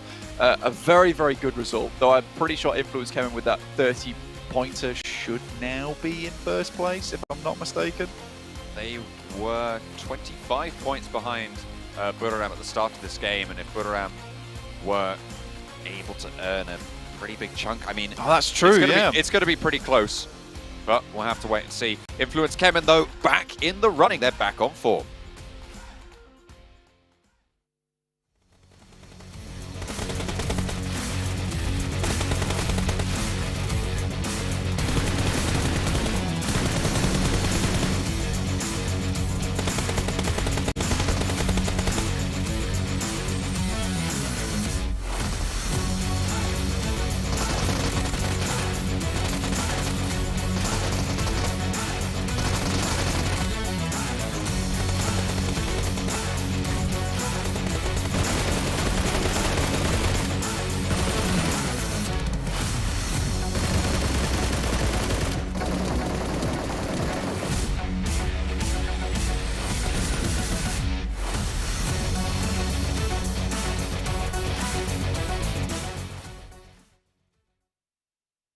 napping a little bit today, but Influence Shemin able to step up here, get themselves a chicken dinner, and able to get themselves 33 points on the board, our highest scoring point game we've had so far here in PMGC 2022. And you know what? Maybe they heard that Buriram United Esports were ahead of them in the leaderboard, and they're like, no. Let's start to catch up a bit here. They still have a little bit to go, but this is also important to note that they can maintain a level of consistency here, right? This wasn't going to be a full drop-off day like it was for Ningba Galaxy yesterday, and it's kind of been today for them, unfortunately. And we know this team is strong and can deal with the ups and the downs. Fantastic 18 elimination game here, Sandstorm, we see coming out from this team. I was a little bit doubtful. I was like, I maybe wanted them to leave the northern side of the road a little bit earlier, but the timing was on point, the numbers were going down for the teams around them, and they took full control of that game. And you saw it after that game, they had smiled, they're like, we still have it, we can still get wins, luckily enough, so they can hold on to that top 3 position. It's good to see they can still close off games. You know, Sandstorm, I think for me, when I look at Influence Shemin and how we've seen them play so far, they're like a team, they're like a tiger, maybe lurking and waiting for their moment to like pounce. Like they kind of play the edges, and then when they see that opportunity to like take a good position or the opportunity to like close in on teams or to take control of the game, it seems like they know when that switch is and when to make it happen. Yeah, they really do, and I like the fact that they managed to take out the Buriram player before taking out LGD and going for the chicken dinner as well. Those 2 extra points that I guess that they kind of took away from Buriram will definitely help them out, especially with them having a 25-point difference between them and Buriram. Okay, let's take a look at our overalls here and get an idea of where all the teams do currently stand. And remember, top 3 is important in its own right. Top 3 gets straight into PMGC Finals. Top 11, or I guess I should say 4th through 11th, will get into our last chance survival stage. And the lead has been built up, 41 points here between our 1st and 2nd place team and our 3rd place team, whereas they're down below that. It gets a little bit close. It's been a while, actually, Jason, since we've seen some arrows, like some up and down tendencies for the teams around top 3, top 4, top 5. So it seems like we have now solidified our top teams currently racing for those spots for the grand finals, it seems. But wow. At the bottom, it's still a bit tough for a lot of these teams, and it's tough. It's been pushed out. Yeah, I mean, Box has been pushed out. It's tough, but what we need to keep in mind is there is a bubble at 11th place, and it is still close between 12th, 13th, 14th, 15th, even technically 16th if R8 can step up here a bit, and even up above 11th, it's still close. There's a lot of movement that can happen here towards that 2nd page, and basically one chicken dinner could mean the difference between you having to watch the entirety of PMGC or the rest of it from home, or you actually have a second chance. I feel bad missing out on a $4 million tournament on the first 4 days of play. Like, that is rough. You play for an entire year Max, here. you couldn't even get through one PMCO match, all right? Come on. Man, those bots are getting really good. I don't know what to tell you, Jason. Okay, they're getting real strong. Huh? AI and stuff. I don't know what to tell you. But to be fair, Max is way better than I am. I will give you that at PUBG Mobile, 100%. I can't believe you tried to run me over in that media day, Jason. That was hilarious. That was pretty. I got saved by my teammate at the time. I'll take it. It was pretty cool. But man, really, you have these teams. This is going to be their last opportunity. Of course, you have this last close off day 3. Then if there's any time to do a comeback and to push yourself barely up in that top 11 position, it is going to be tomorrow. And we know all these teams. I mean, they're qualified to PMGC, right? They're part of the 48 best teams in the world. It shows they have the potential to make greatness happen here. So the redemption arc could happen tomorrow, but hopefully they still got the mental strength to go through that. Speaking of mental strength, 5 matches here on day 3 of the PUBG Mobile Global Championship League here in Group Red. And before we kickstart our final round of our day 3, we are joined here with the Infinity, and we welcome on board their coach here alongside for his interview. So could you please introduce yourself to the rest of the world? ช่วยแนะนำตัวเองให้กับทุกคนหน่อยค่ะครับชื่อเนียครับ Infinia ครับเป็นโค้ชครับ Hello everyone, his name is Nia and he's a coach of the Infinity. Thank you for joining us for this interview, Nia. And of course, I have a couple of questions for you and the team, where Infinity has come into this event with 3 back-to-back first place finishes in PMPL Thailand, PUBG Mobile Regional Clash, and recently the Championship of Southeast Asia. So there were a lot of high expectations for the team in general. So what do you think of the matches that you guys have been struggling with, and how have you spent your time between the past couple of days to prepare for this tournament? ก็คือว่าตอนนี้ทีมได้รับรางวัลชนะถึง3ครั้งทั้ง PMPL ของประเทศไทยแล้วก็โปรลีกของ C แล้วก็ PMRC ตอนนี้เนี่ยคือทางทีมประสบปัญหาอะไรบ้างไหมคะแล้วก็ในวันที่ 1-3 เนี่ยเรามีการเตรียมตัวยังไงบ้างก็เล่นแย่กันเองมากกว่าครับเป็นความผิดพลาดของทีมอะไรอย่างเงี้ยครับก็พยายามแก้กันอยู่ครับthey know themselves that they are playing not that good but they will improve And of course, we do see good improvements for today, and you guys are still fighting for the tournament. So how have you guys been dealing with the high expectation your fans and yourself are setting for the team? แล้วก็มีวิธีการที่จะแบบว่าต่อสู้กับปัญหาของคนที่ตั้งความคาดหวังสูงกับแฟนๆของเรายังไงบ้างคะก็พยายามทำเต็มที่อยู่ครับก็พยายามแก้อยู่ครับพยายามดูย้อนหลังพยายามแบบทบทวนตัวเองให้เยอะกว่าเดิมด้วยซ้ำไปด้วยครับthey will try the best and now they are fixing what they miss in the games but anyway he will do the best Yeah, and that's really good to hear. So I really want to ask you this, where there's a lot of great competition here from all the teams that are in Group Red. So what teams have caught you off guard with their strength in PMGC, and could you tell us why? ตอนนี้เราก็มีแบบคนเล่นนะคะเก่งๆเยอะเลยแล้วเราก็คิดว่าทีมไหนที่แบบเป็นตัวเต็งแล้วก็คิดว่าทำไมคิดว่ายังเป็นตัวเองครับที่เป็นตัวเต็งเพราะว่าที่เราแพ้ก็คือแพ้ตัวเราเองอยู่ครับHe said the biggest struggling is themselves and they will fixing it. I see. And of course, I really want to know what is the current focus of the team? Is it still on the top 3 placement to the grand finals, or are you guys hoping to get into the survival stage by maintaining a 4th to 11th position? ตอนนี้คาดหวังว่าจะอยู่ในอันดับ 1-3 หรือว่า 4-11 ค่ะ1-3 ครับHe still have the high expectation to be the third place. That's great to hear because we see today PSG LGD have been able to climb all the way up with those chicken dinners, and I hope that you guys could still make it with a couple more games to go. So is there any words that you want to say to fans all around the world and of course fans back in Thailand?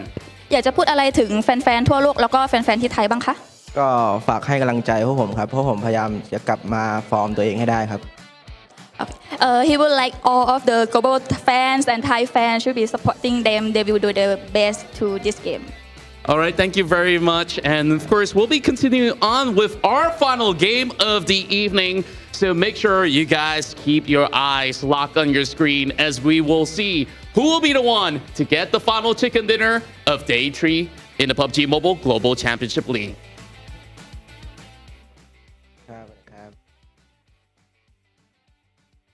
Okay, so their expectations still looking for top 3, but you know what? They're going to need to kick themselves in the rear to get up to that position. They need to really step up here, just like we've seen, well, quite a few teams today. But look at this. Influence Chemin. 3 players in our top performers. Not bad, Sandstorm. You know what? You can use the word that I banned you from saying when we're off air. Nice. Very happy with that. Yeah, very happy with their performance. Expand on that. Go. That's the analysis. He's done. No, look, but looking at the rest of the day in the one game that we have influenced Chemin, I would love to see them get a back-to-back just so they can keep up that competition. But we're seeing the competition between Kayovsky and Kengzo here. Oh yeah, I mean Kayovsky, funny enough, like to me was never really like the stand-up player thinking back to like the Loops days. For him, it was always Clario, right? But it's good to see him kind of come into his own with like a different roster he's playing around. Maybe he's able to step up a little bit more.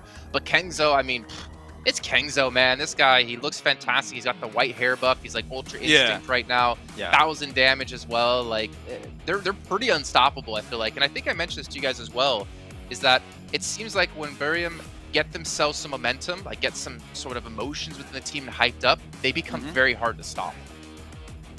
Yeah, I mean, just to give you an idea about Kengzo, when 3 players got eliminated from the team and he was the last one alive around 16, 17 minutes in, he only moved 300 meters from the area where his team died up until the second he died at the end of that game. 300 meters, that is not a lot to move. The zone definitely did help him out and he just waited for the right time to come out and get himself a couple more eliminations. And what sets them apart from the other teams is, once again, how they are able to get that chokehold on all of those late game circles in particular. They're not scared to go for the off angles, not scared to go for those late game splits, and that's what really makes them just so different compared to a lot of teams who like to just stay close together and just make sure they can use that man advantage. But here they just like go for those 2-2 splits, sometimes 3-1 splits, and it works out. Seeing them actually able to close off games in that manner has been fantastic throughout today, and I tell you, this is the big surprise for Group Red, and I'm hyped to see, Jason, how it can work out for them in the future. Well, that's what I love about these events, right? You can always go with an expectation of how you think teams are going to do, but you're always going to be left surprised. Take a look at our teams to watch. Speaking of surprised, 4 rivals, Box Gaming, Team Queso. I feel like Sandstorm just stole what you're doing, Max, and went for some different teams this time. What's your thinking, Sandstorm? You know, I like Max's idea. He wants to focus on teams that need to perform, and I want to put a spotlight on 4 rivals, Box and TQ. 3 teams that are, well, you have 4 rivals that are on the edge. They're in 11th place at the moment, and then Box Gaming, Team Queso, who are trying to fight for a chance to stay alive and get to the survival stage of the tournament. So I want to watch them for this last game and see what they're able to do, and especially with Team Queso. Touched on them before, and I definitely want to see what they're going to be able to do. Yeah, they really It's been a bit sad. Very depressing. I mean, yeah. And then, of course, then we see Maxman going for basically... I mean, are sure these predictions are correct? Maybe with the other way around, because now Max is basically choosing the teams to watch that we would see Sandstorm do. Did you guys flip the script? What's going on? I don't know. We just threw the script out. Swapped. I'm not sure. But yeah, but I want to see some things change up a little bit, and I would like to see if Influence can still keep it up after that win. So we'll see how it goes. Big surprise. Back to back. Well, speaking of big surprises, let me ask you, I think we have a little bit of time here. What was the big surprise so far today for you guys when it comes to teams? Whether it's great performance, bad performance, mediocre performance? I'm just kind of curious of where your guys' mindsets are. But luckily for you, you have time to think about it. We'll ask you when we do get back here onto the desk after our 6th and final match of the day has finished off, as we go on over to John and Blank to kick it off. One more Erangel for today, and then we'll be 3/4 of the way through our proceedings here in Group Red. Blank. It is right into the thick of it as we get into our last Erangel. Just hit me with a fat blank just straight out the gate. That's fine. I like it. Blank. We're waiting to see, as we head towards our last game, what exactly will happen towards that bottom bracket at the moment. That seems to be quite the important thing unfolding at the moment, as the guys on the desk were highlighting, is that, you know, it's getting closer and closer at this point in time. And I think that a lot of teams are looking to breach in towards that 11th place. And with a lot of these teams starting to go out more and more often, we had that interview with the Infinity. They're looking to improve, but right now they're not putting up that many points to see themselves safe, really, because they had a bit of a buffer for themselves, and now the teams underneath them are starting to catch up just a little bit. We do have some subs going in at the moment. So for BTR, we're having Zuxi coming out, Luxie's heading back in again, and for Influence Kemin, we're getting Federal out and Golden in. We're getting a little bit of a change out there. You can see Influence Kemin on the screen at the moment. So they're all getting set up. Just making sure that you've got the right IDs, the right lobby for Golden, so we can get on into the game. Make sure it's all good to go. Last map of the day, Erangel. See where the map flight does take us here. Obviously, they were over with BTR. Like we said, Luxie in, Zuxi out. Making some changes towards the end of the day here as the Twins nip in and out of the roster. See what they can get done. I mean, I think, to be fair, what was working before was the Zuxi-Luxie combo with Jem Foster as well as Misery in there. I think things have just slightly gone out of control for them. Looking to get back into the front seat of these games, towards the center of the circles, and work from there, because that was working out for them, to be honest. Last game of the day, though, like you said, John, 75% of the way through. Last day tomorrow, last chance saloon for some of these teams. But again, we still have a bit of a fierce competition at the top for those grand final qualification spots. All important now. I mean, every game at this stage very much matters more than, well, not more than any other game, but certainly the pressure is on more than most of the other games. The plane path Stalber to military, cutting out the west side a little bit, but still should be fairly fine on the lean that it has. Luxie dropping in for his twin brother Zuxi, as they play a little bit of spot the difference on the substitution cards we have on the screen.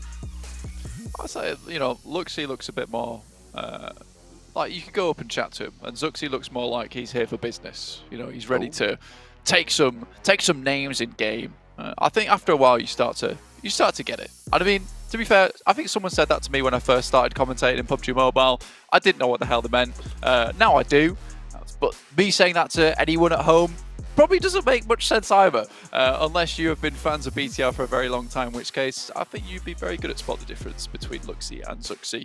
However, the moment for us, it really is just taking a look at some of these teams who've had their big comebacks over the last couple of days. I mean, LGD have really sent themselves flying up towards the top of the rankings with some very good performances, very consistent performances. Maybe not those blackout punches that we were looking for, that we're seeing in maybe a team like Influence Kemin or Buradam, but certainly enough to keep them in the running for that third place position. I think at this point in time, it's going to be difficult to catch up to Influence Kemin and Buradam, who are currently fighting out for that first and second place. Ooh. Goodness me, Effect though, getting taken down this early on is really unfortunate. I think with the playing path, they were looking to pick up some vehicles and head on over towards Primorsk, but caught out by MTech Storm. Not another good start here for Mad Bulls. And after they got those 7 elims last game against some very difficult opponents, they were able to put themselves at 77 points, just 2 points behind Team Queso and a little bit further behind Box with 9. Before Rivals similarly also went out early, so there is a really good chance here at the end of the day to even that up, but losing a player this early on at 2 minutes 30, horrendous start for them. Not great, and actually to MTech Storm as well, to be able to pick up that point, the team that is currently sat behind the Mad Bulls and challenging for maybe a spot out if 4 Rivals slow down just a little bit. Not ideal at all. Grenade lethality rate, that's an interesting stat. I don't know if we've seen those. I assume that's just total HE nades thrown over the the knocks that you get per nade. So seems like Hamodi significantly better. I don't know nades. how I don't know happened because he's not played the game, honestly. See, the last this 2 is days. the thing. This is the thing, right? How many nades is that? What's the sample size here? Because it's different for a lot of different teams. And if you're a team that plays later into the game, it's likely that you'll throw more nades and miss more nades. Whereas if you're Nigma Galaxy, who have been dropping out of these games a little bit earlier, when you get to those nade positions, you're likely going to know that you're going to hit them.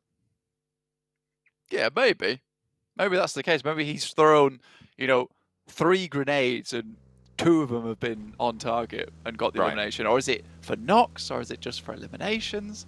Who knows at this point in time? What we do know is Hamodi's pretty cool with the grenades so far.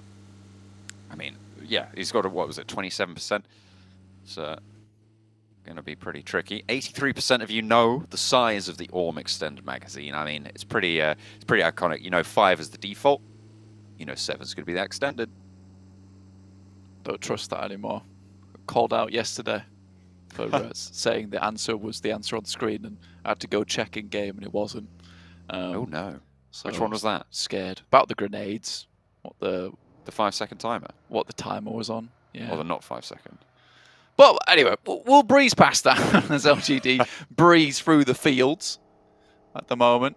It's coming down from crates, heading over towards further on Ruin side, maybe heading over towards Box Compound. The Mad Bulls kind of thrown a little bit of a bone here with the Soko heading over down towards that southwest. With Quarry still in play, it means they can loot up for quite some time. Box Gaming down that way as well, though, could cause them maybe some problems. Hopefully able to get out of there in time, though. But again, a lot of time available to them to play out the rest of this match. Get maybe a good scoring, but again, as 3, it does become quite difficult losing a player at the start of the game with such fantastic teams in the lobby as well. Playing as 3 in maybe an early PMPL, not such a big deal, because if you're a good team, you might just have a significant advantage or a significant skill disparity between those teams. Here, one player can make all the difference between chicken dinner and getting 11th place. Really is important. Look at the damage numbers on the screen right now at the moment. It's actually a fairly decent split between some of our top 4 teams now, as S2G took the dip underneath LGD in the last game. But Calci topping the table, 7.1k total damage. Buradam with their entry. Influence Chemin as well, although Federal obviously substituted out this game, so we'll be having a little bit of point gain from the players behind him to overtake on the damage totals. Pretty unreal, actually, in terms of a number at the moment. The amount of damage he's been able to put through. I mean, 420 damage almost per match. That is crazy in terms of an average. You don't necessarily usually see that type of thing. I think 200 damage per match is a reasonable number to be heading towards, but 400? With the amount of times that S2G's gone out early as well, like, you can see where when they have their big games, they certainly are. And Calci really is that guy that you need. Is the point at the end of the spear a lot of times for S2G, and the rest of them are just getting him in position so he can strike. But yeah, fantastic stuff from Calci so far, and I think S2G will be patting him on the back after this concludes, but not before they try and pick up this 3rd place to get the grand finals in. You can see he's upset about that one. That's... I mean, the big sigh. Oh, he gets it out, yes! There we go. No celebration, though. Wedges the cheese. Just another day on the job. Gets it. I mean, he's got to, you know, that's the sort of grind that you need to put in if you're S2G. Influence Chemin just drive by, no mercy. Team Queso pulled apart there. Melted down. Forged into points for Influence Chemin. Golden swinging the phone all the way up there on the gyro. It's good to see. Yeah, so no love for the fellow Americas team there from Influence Chemin. Everyone is an enemy at the end of the day. Doesn't matter where you come from. We'll be taking you down. DRS on their way up from Novorepnoye, picking up a lot of loot down there. Titan similarly rotating over their top side. Shouldn't get into too much trouble with them early on. Mad Bulls will be looting out for quite a while. I mean, I can't really blame them for being this late in towards the center of the circle, purely because they were delayed, they weren't able to loot as much as they would like, and now their looting phase is coming far into the game. Again, 2 minutes 30 is around about the average looting time for a lot of these teams, but if you can get as much as possible on board now, where these games last so much longer, you know you're gonna need a lot more of those nades, a lot more of those smokes, a lot more ammo to get through the game when you can't be looting as much anymore. It's kind of a dead central push. Now that is really important for Mad Bulls in particular, being able to get up on that western coast and pick up a compound that everyone on the eastern side doesn't have the chance to head over towards. You can see why they're instantly grabbing vehicles and sending upwards. They do need to get a move on though, because those compounds, you say they won't have a chance to get there. Well, until they do is the caveat to that. If the Mad Bulls don't regroup fast enough, they might lose out on that position. But you can see Enigma Galaxy looking to move west. So are MTech Storm, and on the north side of them, S2G will be looking to make progress into this next circle as well. These foothills of Everest compounds, highly contested. Very important parts of the map as well. As Silas backed off it, Hamodi stands forwards for Enigma Galaxy. Lethal Grenader here on the screen. See if you can get any of those nades out and kick him. Mad Bulls taking their time on that western coast, going to rely on an edge style play, and I think that's fair enough considering so many teams are coming in from the east right now. It is very difficult for a lot of these guys to find space within the circle. There'll be pretty much a lot of conflict going on early on in this game, John. That is somewhat unavoidable.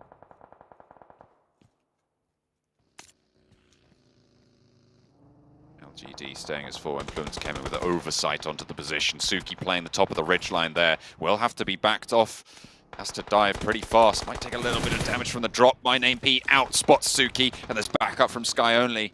I feel like Suki playing a little bit too fast split on the LGD 2-2 right now when they knew there were going to be players up the top of Everest, and the crash comes through from Buriram.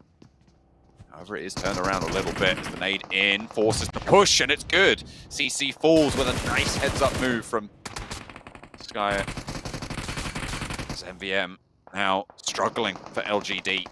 Buriram dispatching them, and S2G are pretty happy about this turn of events. Yeah, LGD floundering a little bit as Buriram make a very much aggressive push on towards him. And now this opens up the lobby for perhaps Influence Kevin to get ahead with Buradam losing one player, but again with the display that Buradam just showed us, like they're not afraid to take away some of these important compounds.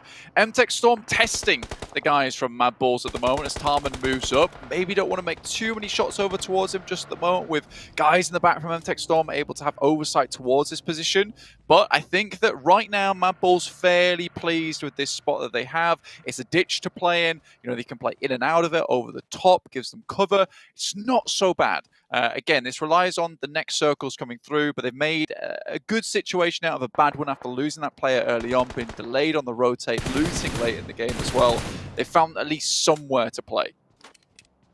Circle centers up, brings Buradam into the middle of it. Influence Kemen, if they can hold control against S2G on the east side, have the top of Everest, a major feature, of course, in this next circle, and a major factor in terms of the direction that teams can rotate. It splits the rotational paths kind of in two and isolates a lot of the ground. The fields out to the south of Georgia Pole will be very open as well, so the ground here is difficult to navigate for these teams.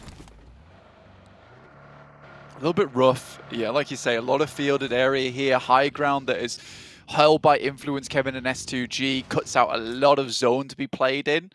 Skills's heads up towards Hospital anyway. We'll be providing information back down towards the rest of Mad Balls. Teams like BTR, R8 might want to make that rotation down that way.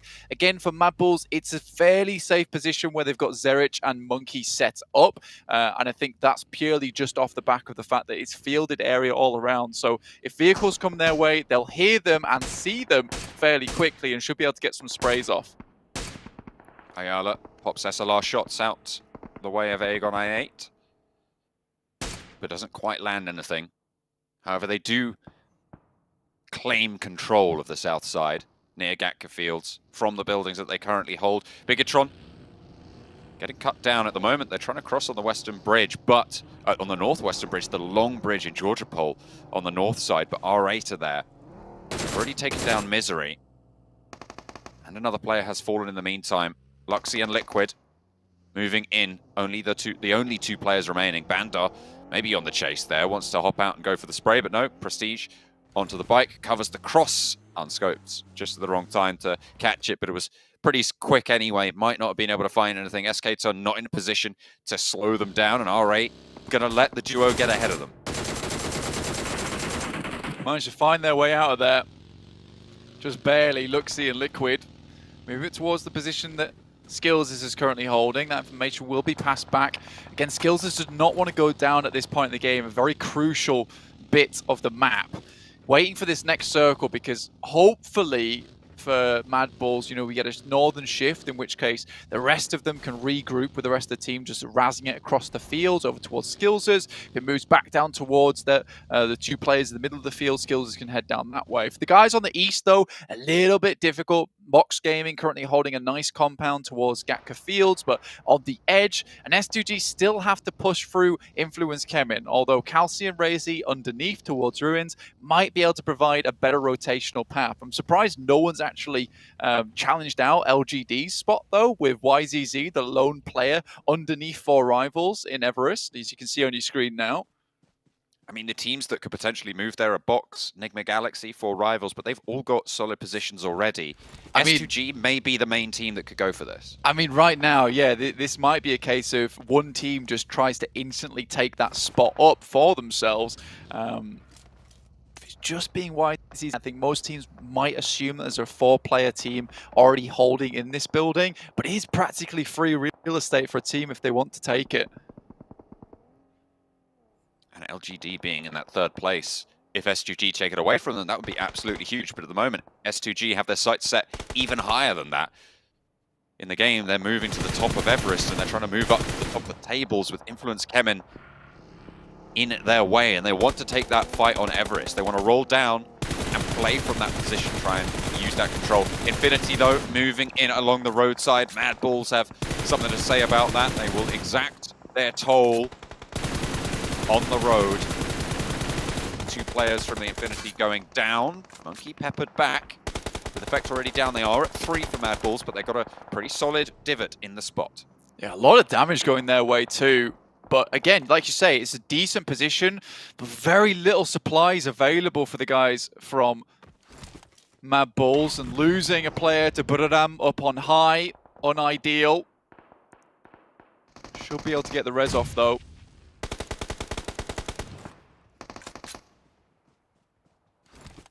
Titan, 4 players, west side. Egon IA skirting around, scampering across the fields. Like little mice, not trying to make a sound, but when you're in a vehicle, that's pretty difficult. Try and stay safe like that. Mad Bulls will be taking shots out this way. Titan going for it over to the top of Everest though. The rundown for Influence Kevin actually going aggressive against S2G here to move through the barrier and take control back of the top here. Golden has been knocked, but the rest of the team are still live and kicking, and S2G get dismantled as they try and take away the territory from second place team Influence Kevin.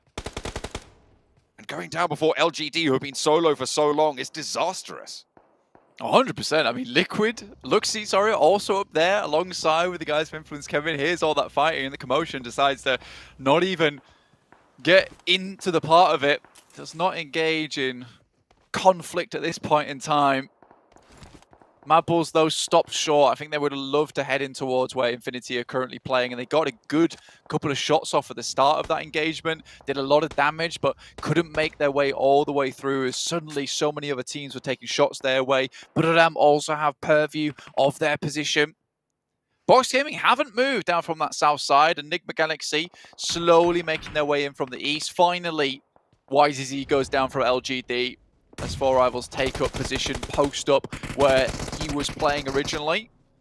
Ooh, IQ for 1, but spray down from the UMP at close range. Leaves Titans at 4, playing on the west. They have finally gotten rid of that difficult players in front of them, but there's field to cross ahead, and a lot of teams now starting to be on the swivel in these compounds. Mad Bulls in their ditch that they've been holding down for a while. They're ahead on that field crossing. Of course, MTech Storm with 4 players playing on that curve in the road will be fairly solid. Luxy spotted, flushed. Influence Kevin not letting up. Finding even more on that side. R8 also taking a bunch of damage. Circle shifts down. DRS now firmly in the center. But only 3 players though, not the most of defensive of a position. The Infinity keeps putting pressure on towards Mad Bulls, knowing that they're now right on the edge of the circle. But also have to leave as a 3-man unit. Titans crossing the field, a difficult push for them. They might have to rotate over towards the south side or even head up towards the north. But either way, it is all held out. Not many central teams, and Box Gaming's position actually quite valuable at this point in time. With both LGD and S2G eliminated here, Blank, they maintain that 6-point difference. If DRS have a big game, they might be in the conversation. But going into the final day, there is a massive point of contestation around this 3rd place bubble, which is the difference between instant qualifications over to Jakarta in the grand finals and having to go through the gauntlet of the survival stage. It would be a massive upset for whichever team doesn't quite make it. Titan, though, being drawn short here as they try and crash in. Armen holding out, goes for 1 and 2, but can't quite find the 3rd. Tizzy rolling on over to try and get the crash back into Titan, and the rest of the team is good for it. Armen slowed them down for long enough on the southwest side for Titan to go down fully. It was always going to be a rough push there for Titans, but a really nice nade comes through from MTech Storm, takes down a lot of the players. Influence Kevin, though, currently 10 eliminations, just dwarfing a lot of the other eliminations in the lobby. Other than MTech Storm with 6, I think the rest of the players, highest other than that is 3. Most of the teams on 1, 0, or 2. Just a little bit terrifying for them. Again, though... Do you think Influence Kevin remembered to turn their phones on this game? Or last game, and now they figured it out? I was like, oh, guys, we should actually look at our screens. Yeah, 100%. Feels like they are back in it. Yeah, it feels like also Golden's added a little bit into the lobby, and you said that Federal wasn't doing too much today, and we expect him to do quite a bit. So the fact that he's able to bring himself back up into the fold as Golden and bring like a really good game out of the bag, I think Federal might have just needed a quick break, and having the substitution there was a good idea for him. Maybe not necessarily that he's a bad player, but just he's a little bit burnt out at this point in time. I mean, they have had an insane run so far. He's definitely not a bad player. Like, there's no question about it. It's just part of the team that qualified and had excellent days 1 and 2. Day 3, a little bit of a slip, but to be back on form like this is excellent news. Law for Influence Kemen will be able to move on down, keep crunching in south. 4 rivals, the main threat in this position. And this is really actually bad news for the bubble teams towards the bottom, that 4 rivals have such a strong spot. Box, kind of, if the circle shifts away, or if the circle shifts towards Box, they have a great position, but otherwise not great. MTech Storm really caught out in the open as well on that southwest side. Looking at all of these teams, the Mad Bulls as well, it's not going well for them on that side of the circle. It does keep Box for the next time around, and it loops in 4 rivals compound. Yeah, over down towards Gatka. Gatka not exactly easy to hold, having to take that 4-man split across all of the northeast, northwest, southwest, and southeast directions. I mean, for Mad Bulls, now they have to move. MTech Storm also in a really good spot this game, 8 eliminations, so they'll be sending themselves up the rankings alone just on elimination points. Able to find loads up towards Titans as well. And now for the Infinity, they know it's more important than ever to actually find some eliminations over towards Mad Bulls, because that would be a position that Mad Bulls would love to take up. So if they find even a single knock over towards the Infinity, you know that Mad Bulls are going to try and capitalize on that. Influence Kemen lose a knock up close. Kayovsky does have a little bit of cover, but it's nowhere that Influence Kemen are going to want to push to try and recoup that. So Nick McAllick holding out well. The difficulty is, Blank, even though MTech Storm, Box, and Mad Bulls are still in this, 4 rivals have a better position. If they could hold out Influence Kemen on the north, and with Kayovsky going down, that's going to be all the easier. They are the moving barrier. They are the moving bubble that will just streak it out and potentially negating the impact of this game. Either way, still decent for MTech Storm. If Mad Bulls can get a little bit further, it might be good for them as well, but they just need those points. Influence came in, remove Buradam from the top of the table with that as well. Set themselves up into first place once again, as it should be, as they want it to be. Excellent news for them to end day 3, going into the final day of Group Red with a good result. DRS, 2 players now standing.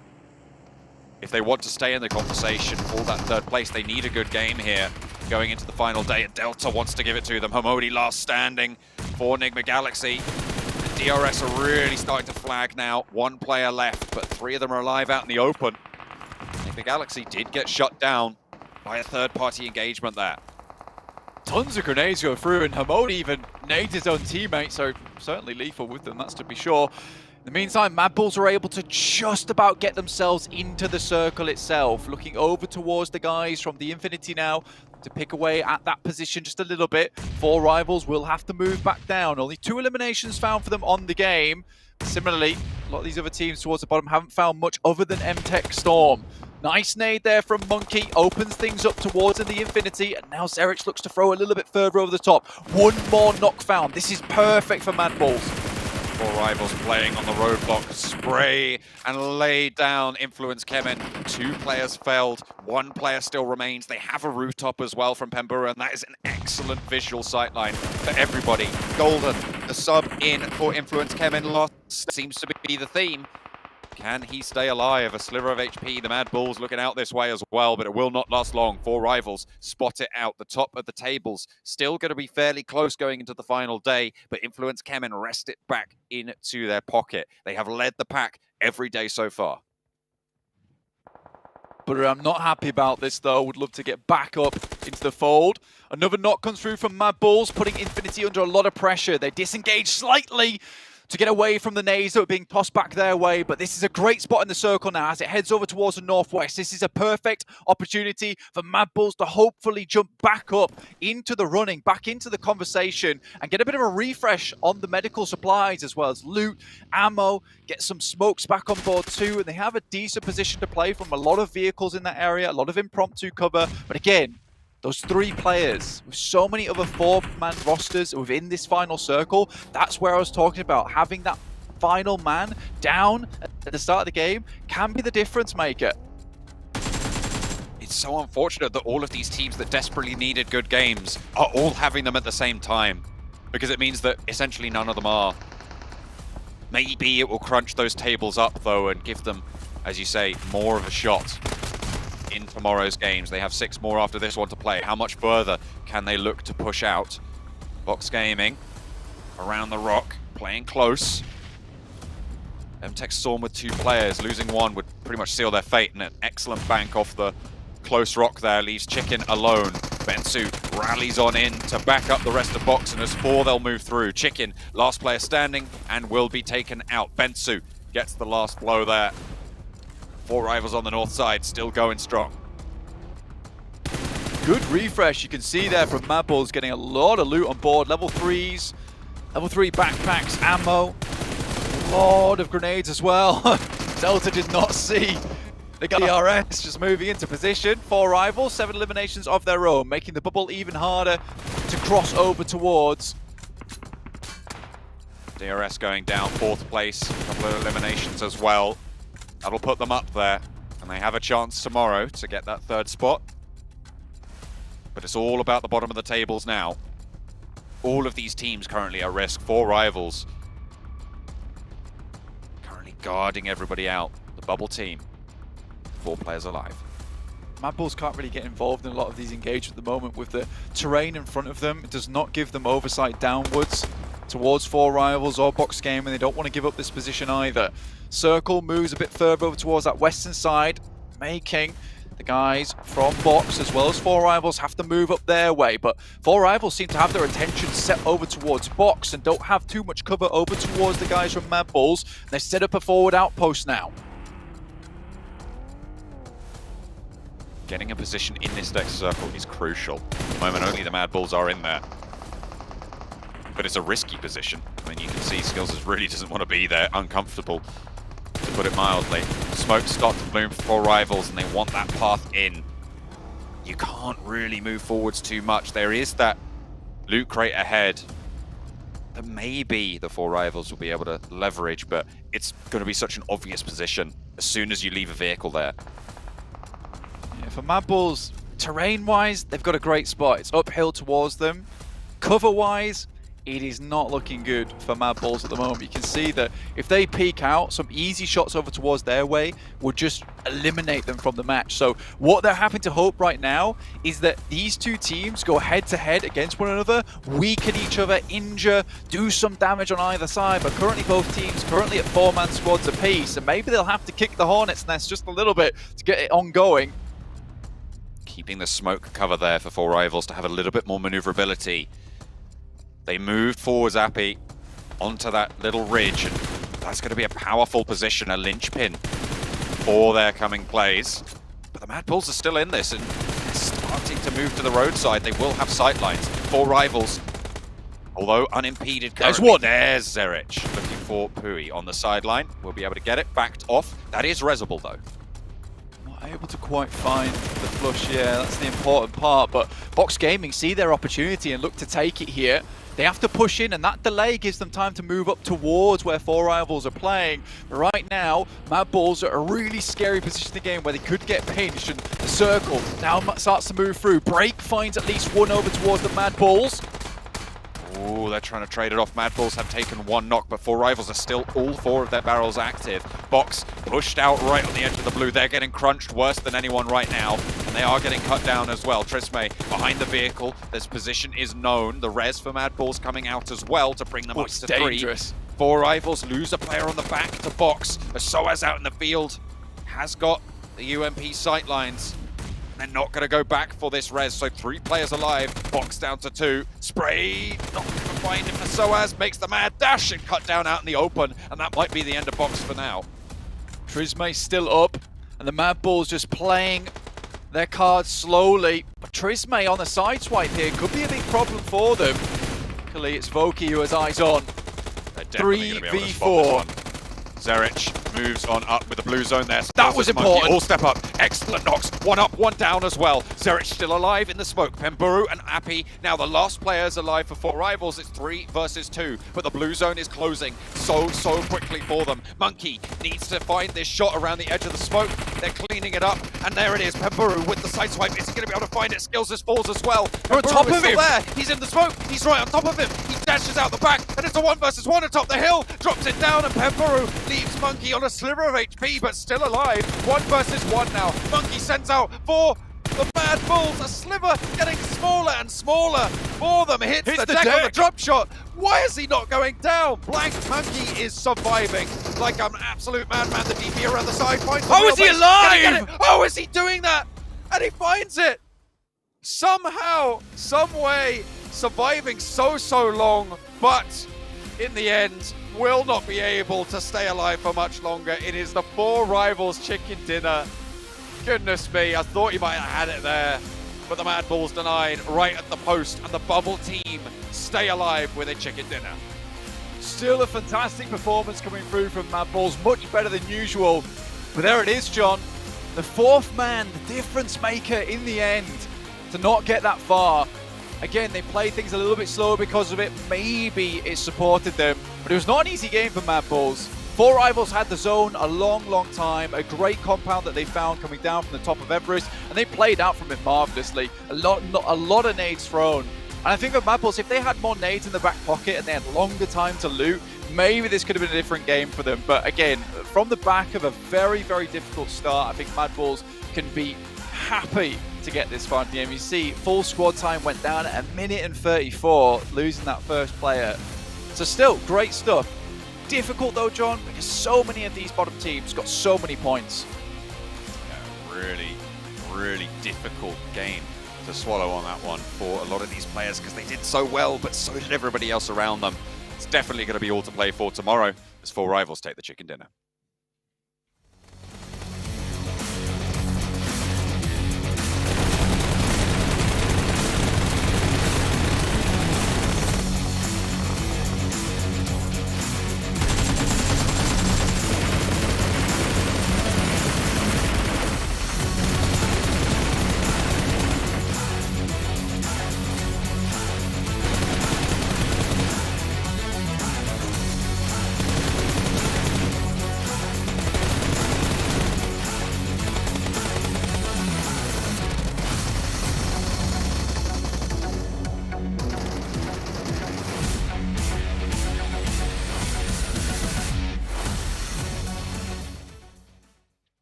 Welcome back, everyone, as we see 4 Rivals close things out and get themselves 29 points. A massive victory here for a team who's basically towards the bottom rungs of our leaderboards. And we talked before, right? 1 win can easily shoot you through into top 11, and I think they've done just that. I think throughout this entire tournament so far, Jason, this is the game that's going to have the biggest impact on who's going to make it to the survival stage, because before this match, 4 Rivals, they were in 11th place, Box, they were in 12th, Mad Bulls were in 14th, and MTech were in 15th, and they're all in that top 5 kind of position in this game. This is going to have a massive impact on who will be able to make it to that survival stage. And 4 Rivals, they were just on the cusp, but they needed a big time. They showed up big time with that central position, and those nades in particular were massive on the other teams around them. It gives them a nice buffer, Sandstorm, now to kind of have a little bit of playing room to potentially have a bad match or two, or potentially see someone else step up. Honestly, that was a good finish for them, and a finish they desperately needed. And now, obviously, leads into just 6 final matches to determine their fate before Rivals. What was your thoughts? I mean, 4 Rivals definitely needed that game, and it was at a perfect time as well to wrap up day 3, to relieve some of that pressure going into the 4th and the final day, the last 6 games, last 6 chances that they're going to have. But I feel like the fact that we have Box Gaming and Mad Bulls also pulling their way, also getting a couple of points, they're still right behind them. But now we got to set our sights on who else is going to be in danger. What other teams are there going to be stuck on that 11th spot fighting? And what happened to Nigma as well? Another early elimination. So many things to talk about and so many things that happened this game. Yeah, well, we're going to hop back to that last match in a second here as we take a look at a recap of the day. And my name, P, my boy P, 36 eliminations. Wasn't he top elims yesterday as well? Yeah, he was. And yeah, he's keeping it going. Yeah, he's still pushing P. I did it twice, but I'm going to keep on doing it because I think it's so good. But stop it. No. the entire team has been very impressive. I mean, we hit that point home many times. Is that it's not just a singular player doing that performance, right? It is the entire team putting that foot forward, able to get those results, and once again putting Thailand on the map when it comes to PMGC with teams that are like Vampire especially. I really think that outside of China, a region that can become a world champion will have to be Thailand. Interesting. Okay. I can get behind that. As we see our overall rankings, they do have Influence Shaman taking first place back for themselves, but only by 2 points. That is insane. As we look down the list, though, I mean, it's a 52-point gap between second and third place. So they've built up a buffer for themselves. And Sandstorm looking between third, fourth, fifth. I think we're starting to see a gap come in here for those teams. Yeah, DRS, S2G, it's going to be a very tough last day for them to try and get themselves, I mean, getting so close to that top 3 spot and then just going straight to the survival stage. That's definitely going to affect them a little bit, but going towards that second page, this is what I wanted to bring up. Now 4 rivals up to the 9th place spot. Now Enigma Galaxy, Infinity, 3 points between them, but they still have a decent buffer between them and Box Gaming, Mad Balls. But if they didn't show up in that last game, when it comes to Box Gaming and Mad Balls, then day number 6 would have been hell for them. So definitely a much needed game. And the same thing could be said for MTech Storm as well. They managed to take out Titan Esports and they managed to take out another squad. I think it was Team Queso. So 8 eliminations, one of their best games so far in the tournament. Now they need to step it up just a little bit more to keep on surviving in this tournament. We had so many great surprises so far in this group stage. If there's one massive upset for me, it is still Infinity. I expect this team to be top 3. They still potentially can make it in the survival stage. No. Yeah. I agree. Okay. But I don't think that's the one greatest upset for me. Mad Bulls as well. I was expecting them to do better, and we saw in this last match, they lost a player like a minute and a half in, and yet they got second place with 3 people alive. You were talking before, Max, how you could just have all 4 left alive at the very end, and they should be able to close out games, but unfortunately for us, we're not going to see it here. What we are going to see, though, is an interview on the stage here with our Burium United Esports. And there's only one more day left for tomorrow. 6 more rounds to be played out here in the PUBG Mobile Global Championship League. In Group Red, we've already seen some of the finest teams claim those chicken dinners. And today, we have ourselves a top contender to challenge Influence Kemin at number 1. So please welcome Burium United Esports. Could you please introduce yourself to the world? ช่วยแนะนำตัวเองให้กับทุกคนหน่อยค่ะ ผมชื่อ Tiger X ครับ Hello everyone, his name is Tiger X from the Buriram. So for Tiger X, in yesterday's interview, your teammates did mention that Influence Kemin is your biggest opponent at the moment. So in today's game, indeed, you guys have been fighting very hard to claim that number 1 spot. So far, with that sort of performance, do you believe that by tomorrow, you guys will take that number 1 spot away from them?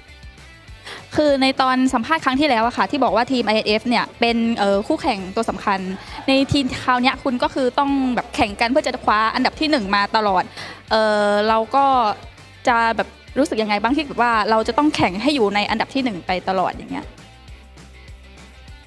ผมรู้สึกว่าเราไม่ต้องแข่งให้ได้ที่1ก็ได้แค่ได้เข้ารอบไฟนอลก็พอครับ Actually, he feel like just only not the first place, but it's okay to be the grand final now. Oh, I love that sort of confidence. And, you know, the grand finals will be happening in Jakarta. And by now, both you as well as the INF team are very likely to make it to the grand finals already. So is there a third team that you are hoping to see in the grand finals as well from Group Red? คือตอนนี้เหมือนทั้งทีม BRU และ IMF เนี่ยจะได้เข้าไปทางรอบแกรนด์ไฟนอลแน่นอนอยู่แล้วเราก็มีการแบบคาดการณ์ว่าทีมที่3เนี่ยจะเป็นทีมไหนคะทีมที่3 LGD ครับผมคิดว่า he guessed like maybe LGD I see. I really do like those choices out there. And also, before, of course, we end this interview, is there any words you want to say to Influence Kemin and also PSG LGD? อยากจะพูดอะไรถึงกับอีกทีมหนึ่งบ้างไหมคะLGD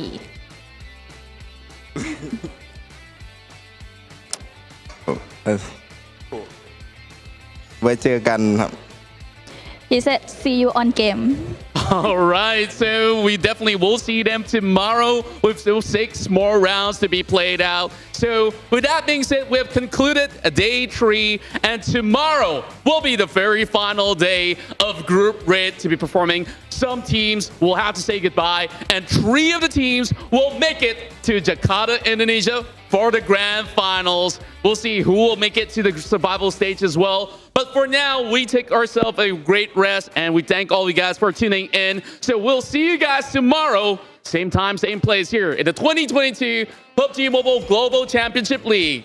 Bye. Bye.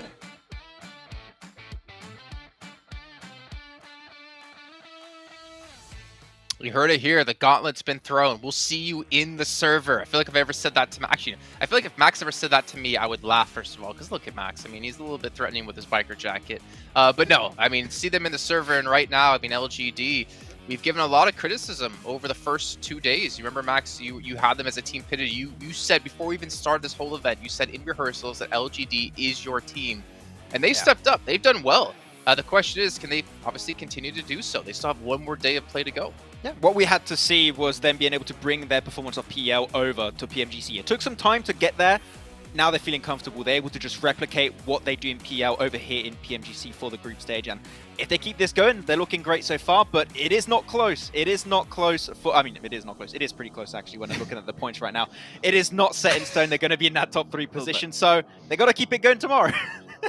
I mean, the upside for them, though, Sandstorm, there's only a couple teams in reach of them, I feel like, at least where we currently stand, because we do have those gaps between, like, 2nd and 3rd, and between, I believe, like, 5th and 6th, or 6th and 7th. I don't have the overalls in front of me right now. So they do have a little bit of a buffer, but the problem is the teams right behind them are still really good teams. And knowing if you mess up in any one of these 6 matches, that could be the difference between you having to go to survival or you go straight to the finals is a lot of pressure to deal with. Yeah, I mean, so 2 of the teams that did manage to get the back-to-back chicken dinners, or rather 3 of them, are in 2nd, 3rd, and 4th. LGD only has a 6-point buffer, just to give you guys an idea, the difference between them and going to the survival stage rather than qualifying to the grand finals. And also, I liked what Influence Shemin were able to do in the last 2 games. The reason I brought him up is because I thought that they were going to demolish everyone, and the fact that they managed to get first place again, and the fact that they took out Buriram before getting eliminated in 7th, but still managing to get 12 eliminations, 13 eliminations. If they get the ball rolling, these guys are just beasts on the map. So great to see them keep that first place, but now they have 1 more day, 6 more games to stay on top, get that $90,000 prize pool, and of course, heading to the grand finals. So let's wait and see. Well, I don't want to know how much of that $90,000 prize pool that they're required to give you for talking them up so much. But to be fair, you've been right. We have seen them do exceptionally well here in these first 3 days. But like you said, Sandstorm, we've got 1 day left, 6 matches left to go before we can crown our victors to go through into the finals and to see which teams unfortunately have to go home and the teams who get to play on another week. But that's going to wait till tomorrow at the same place, same time as your Contra said. And we'll see you guys then.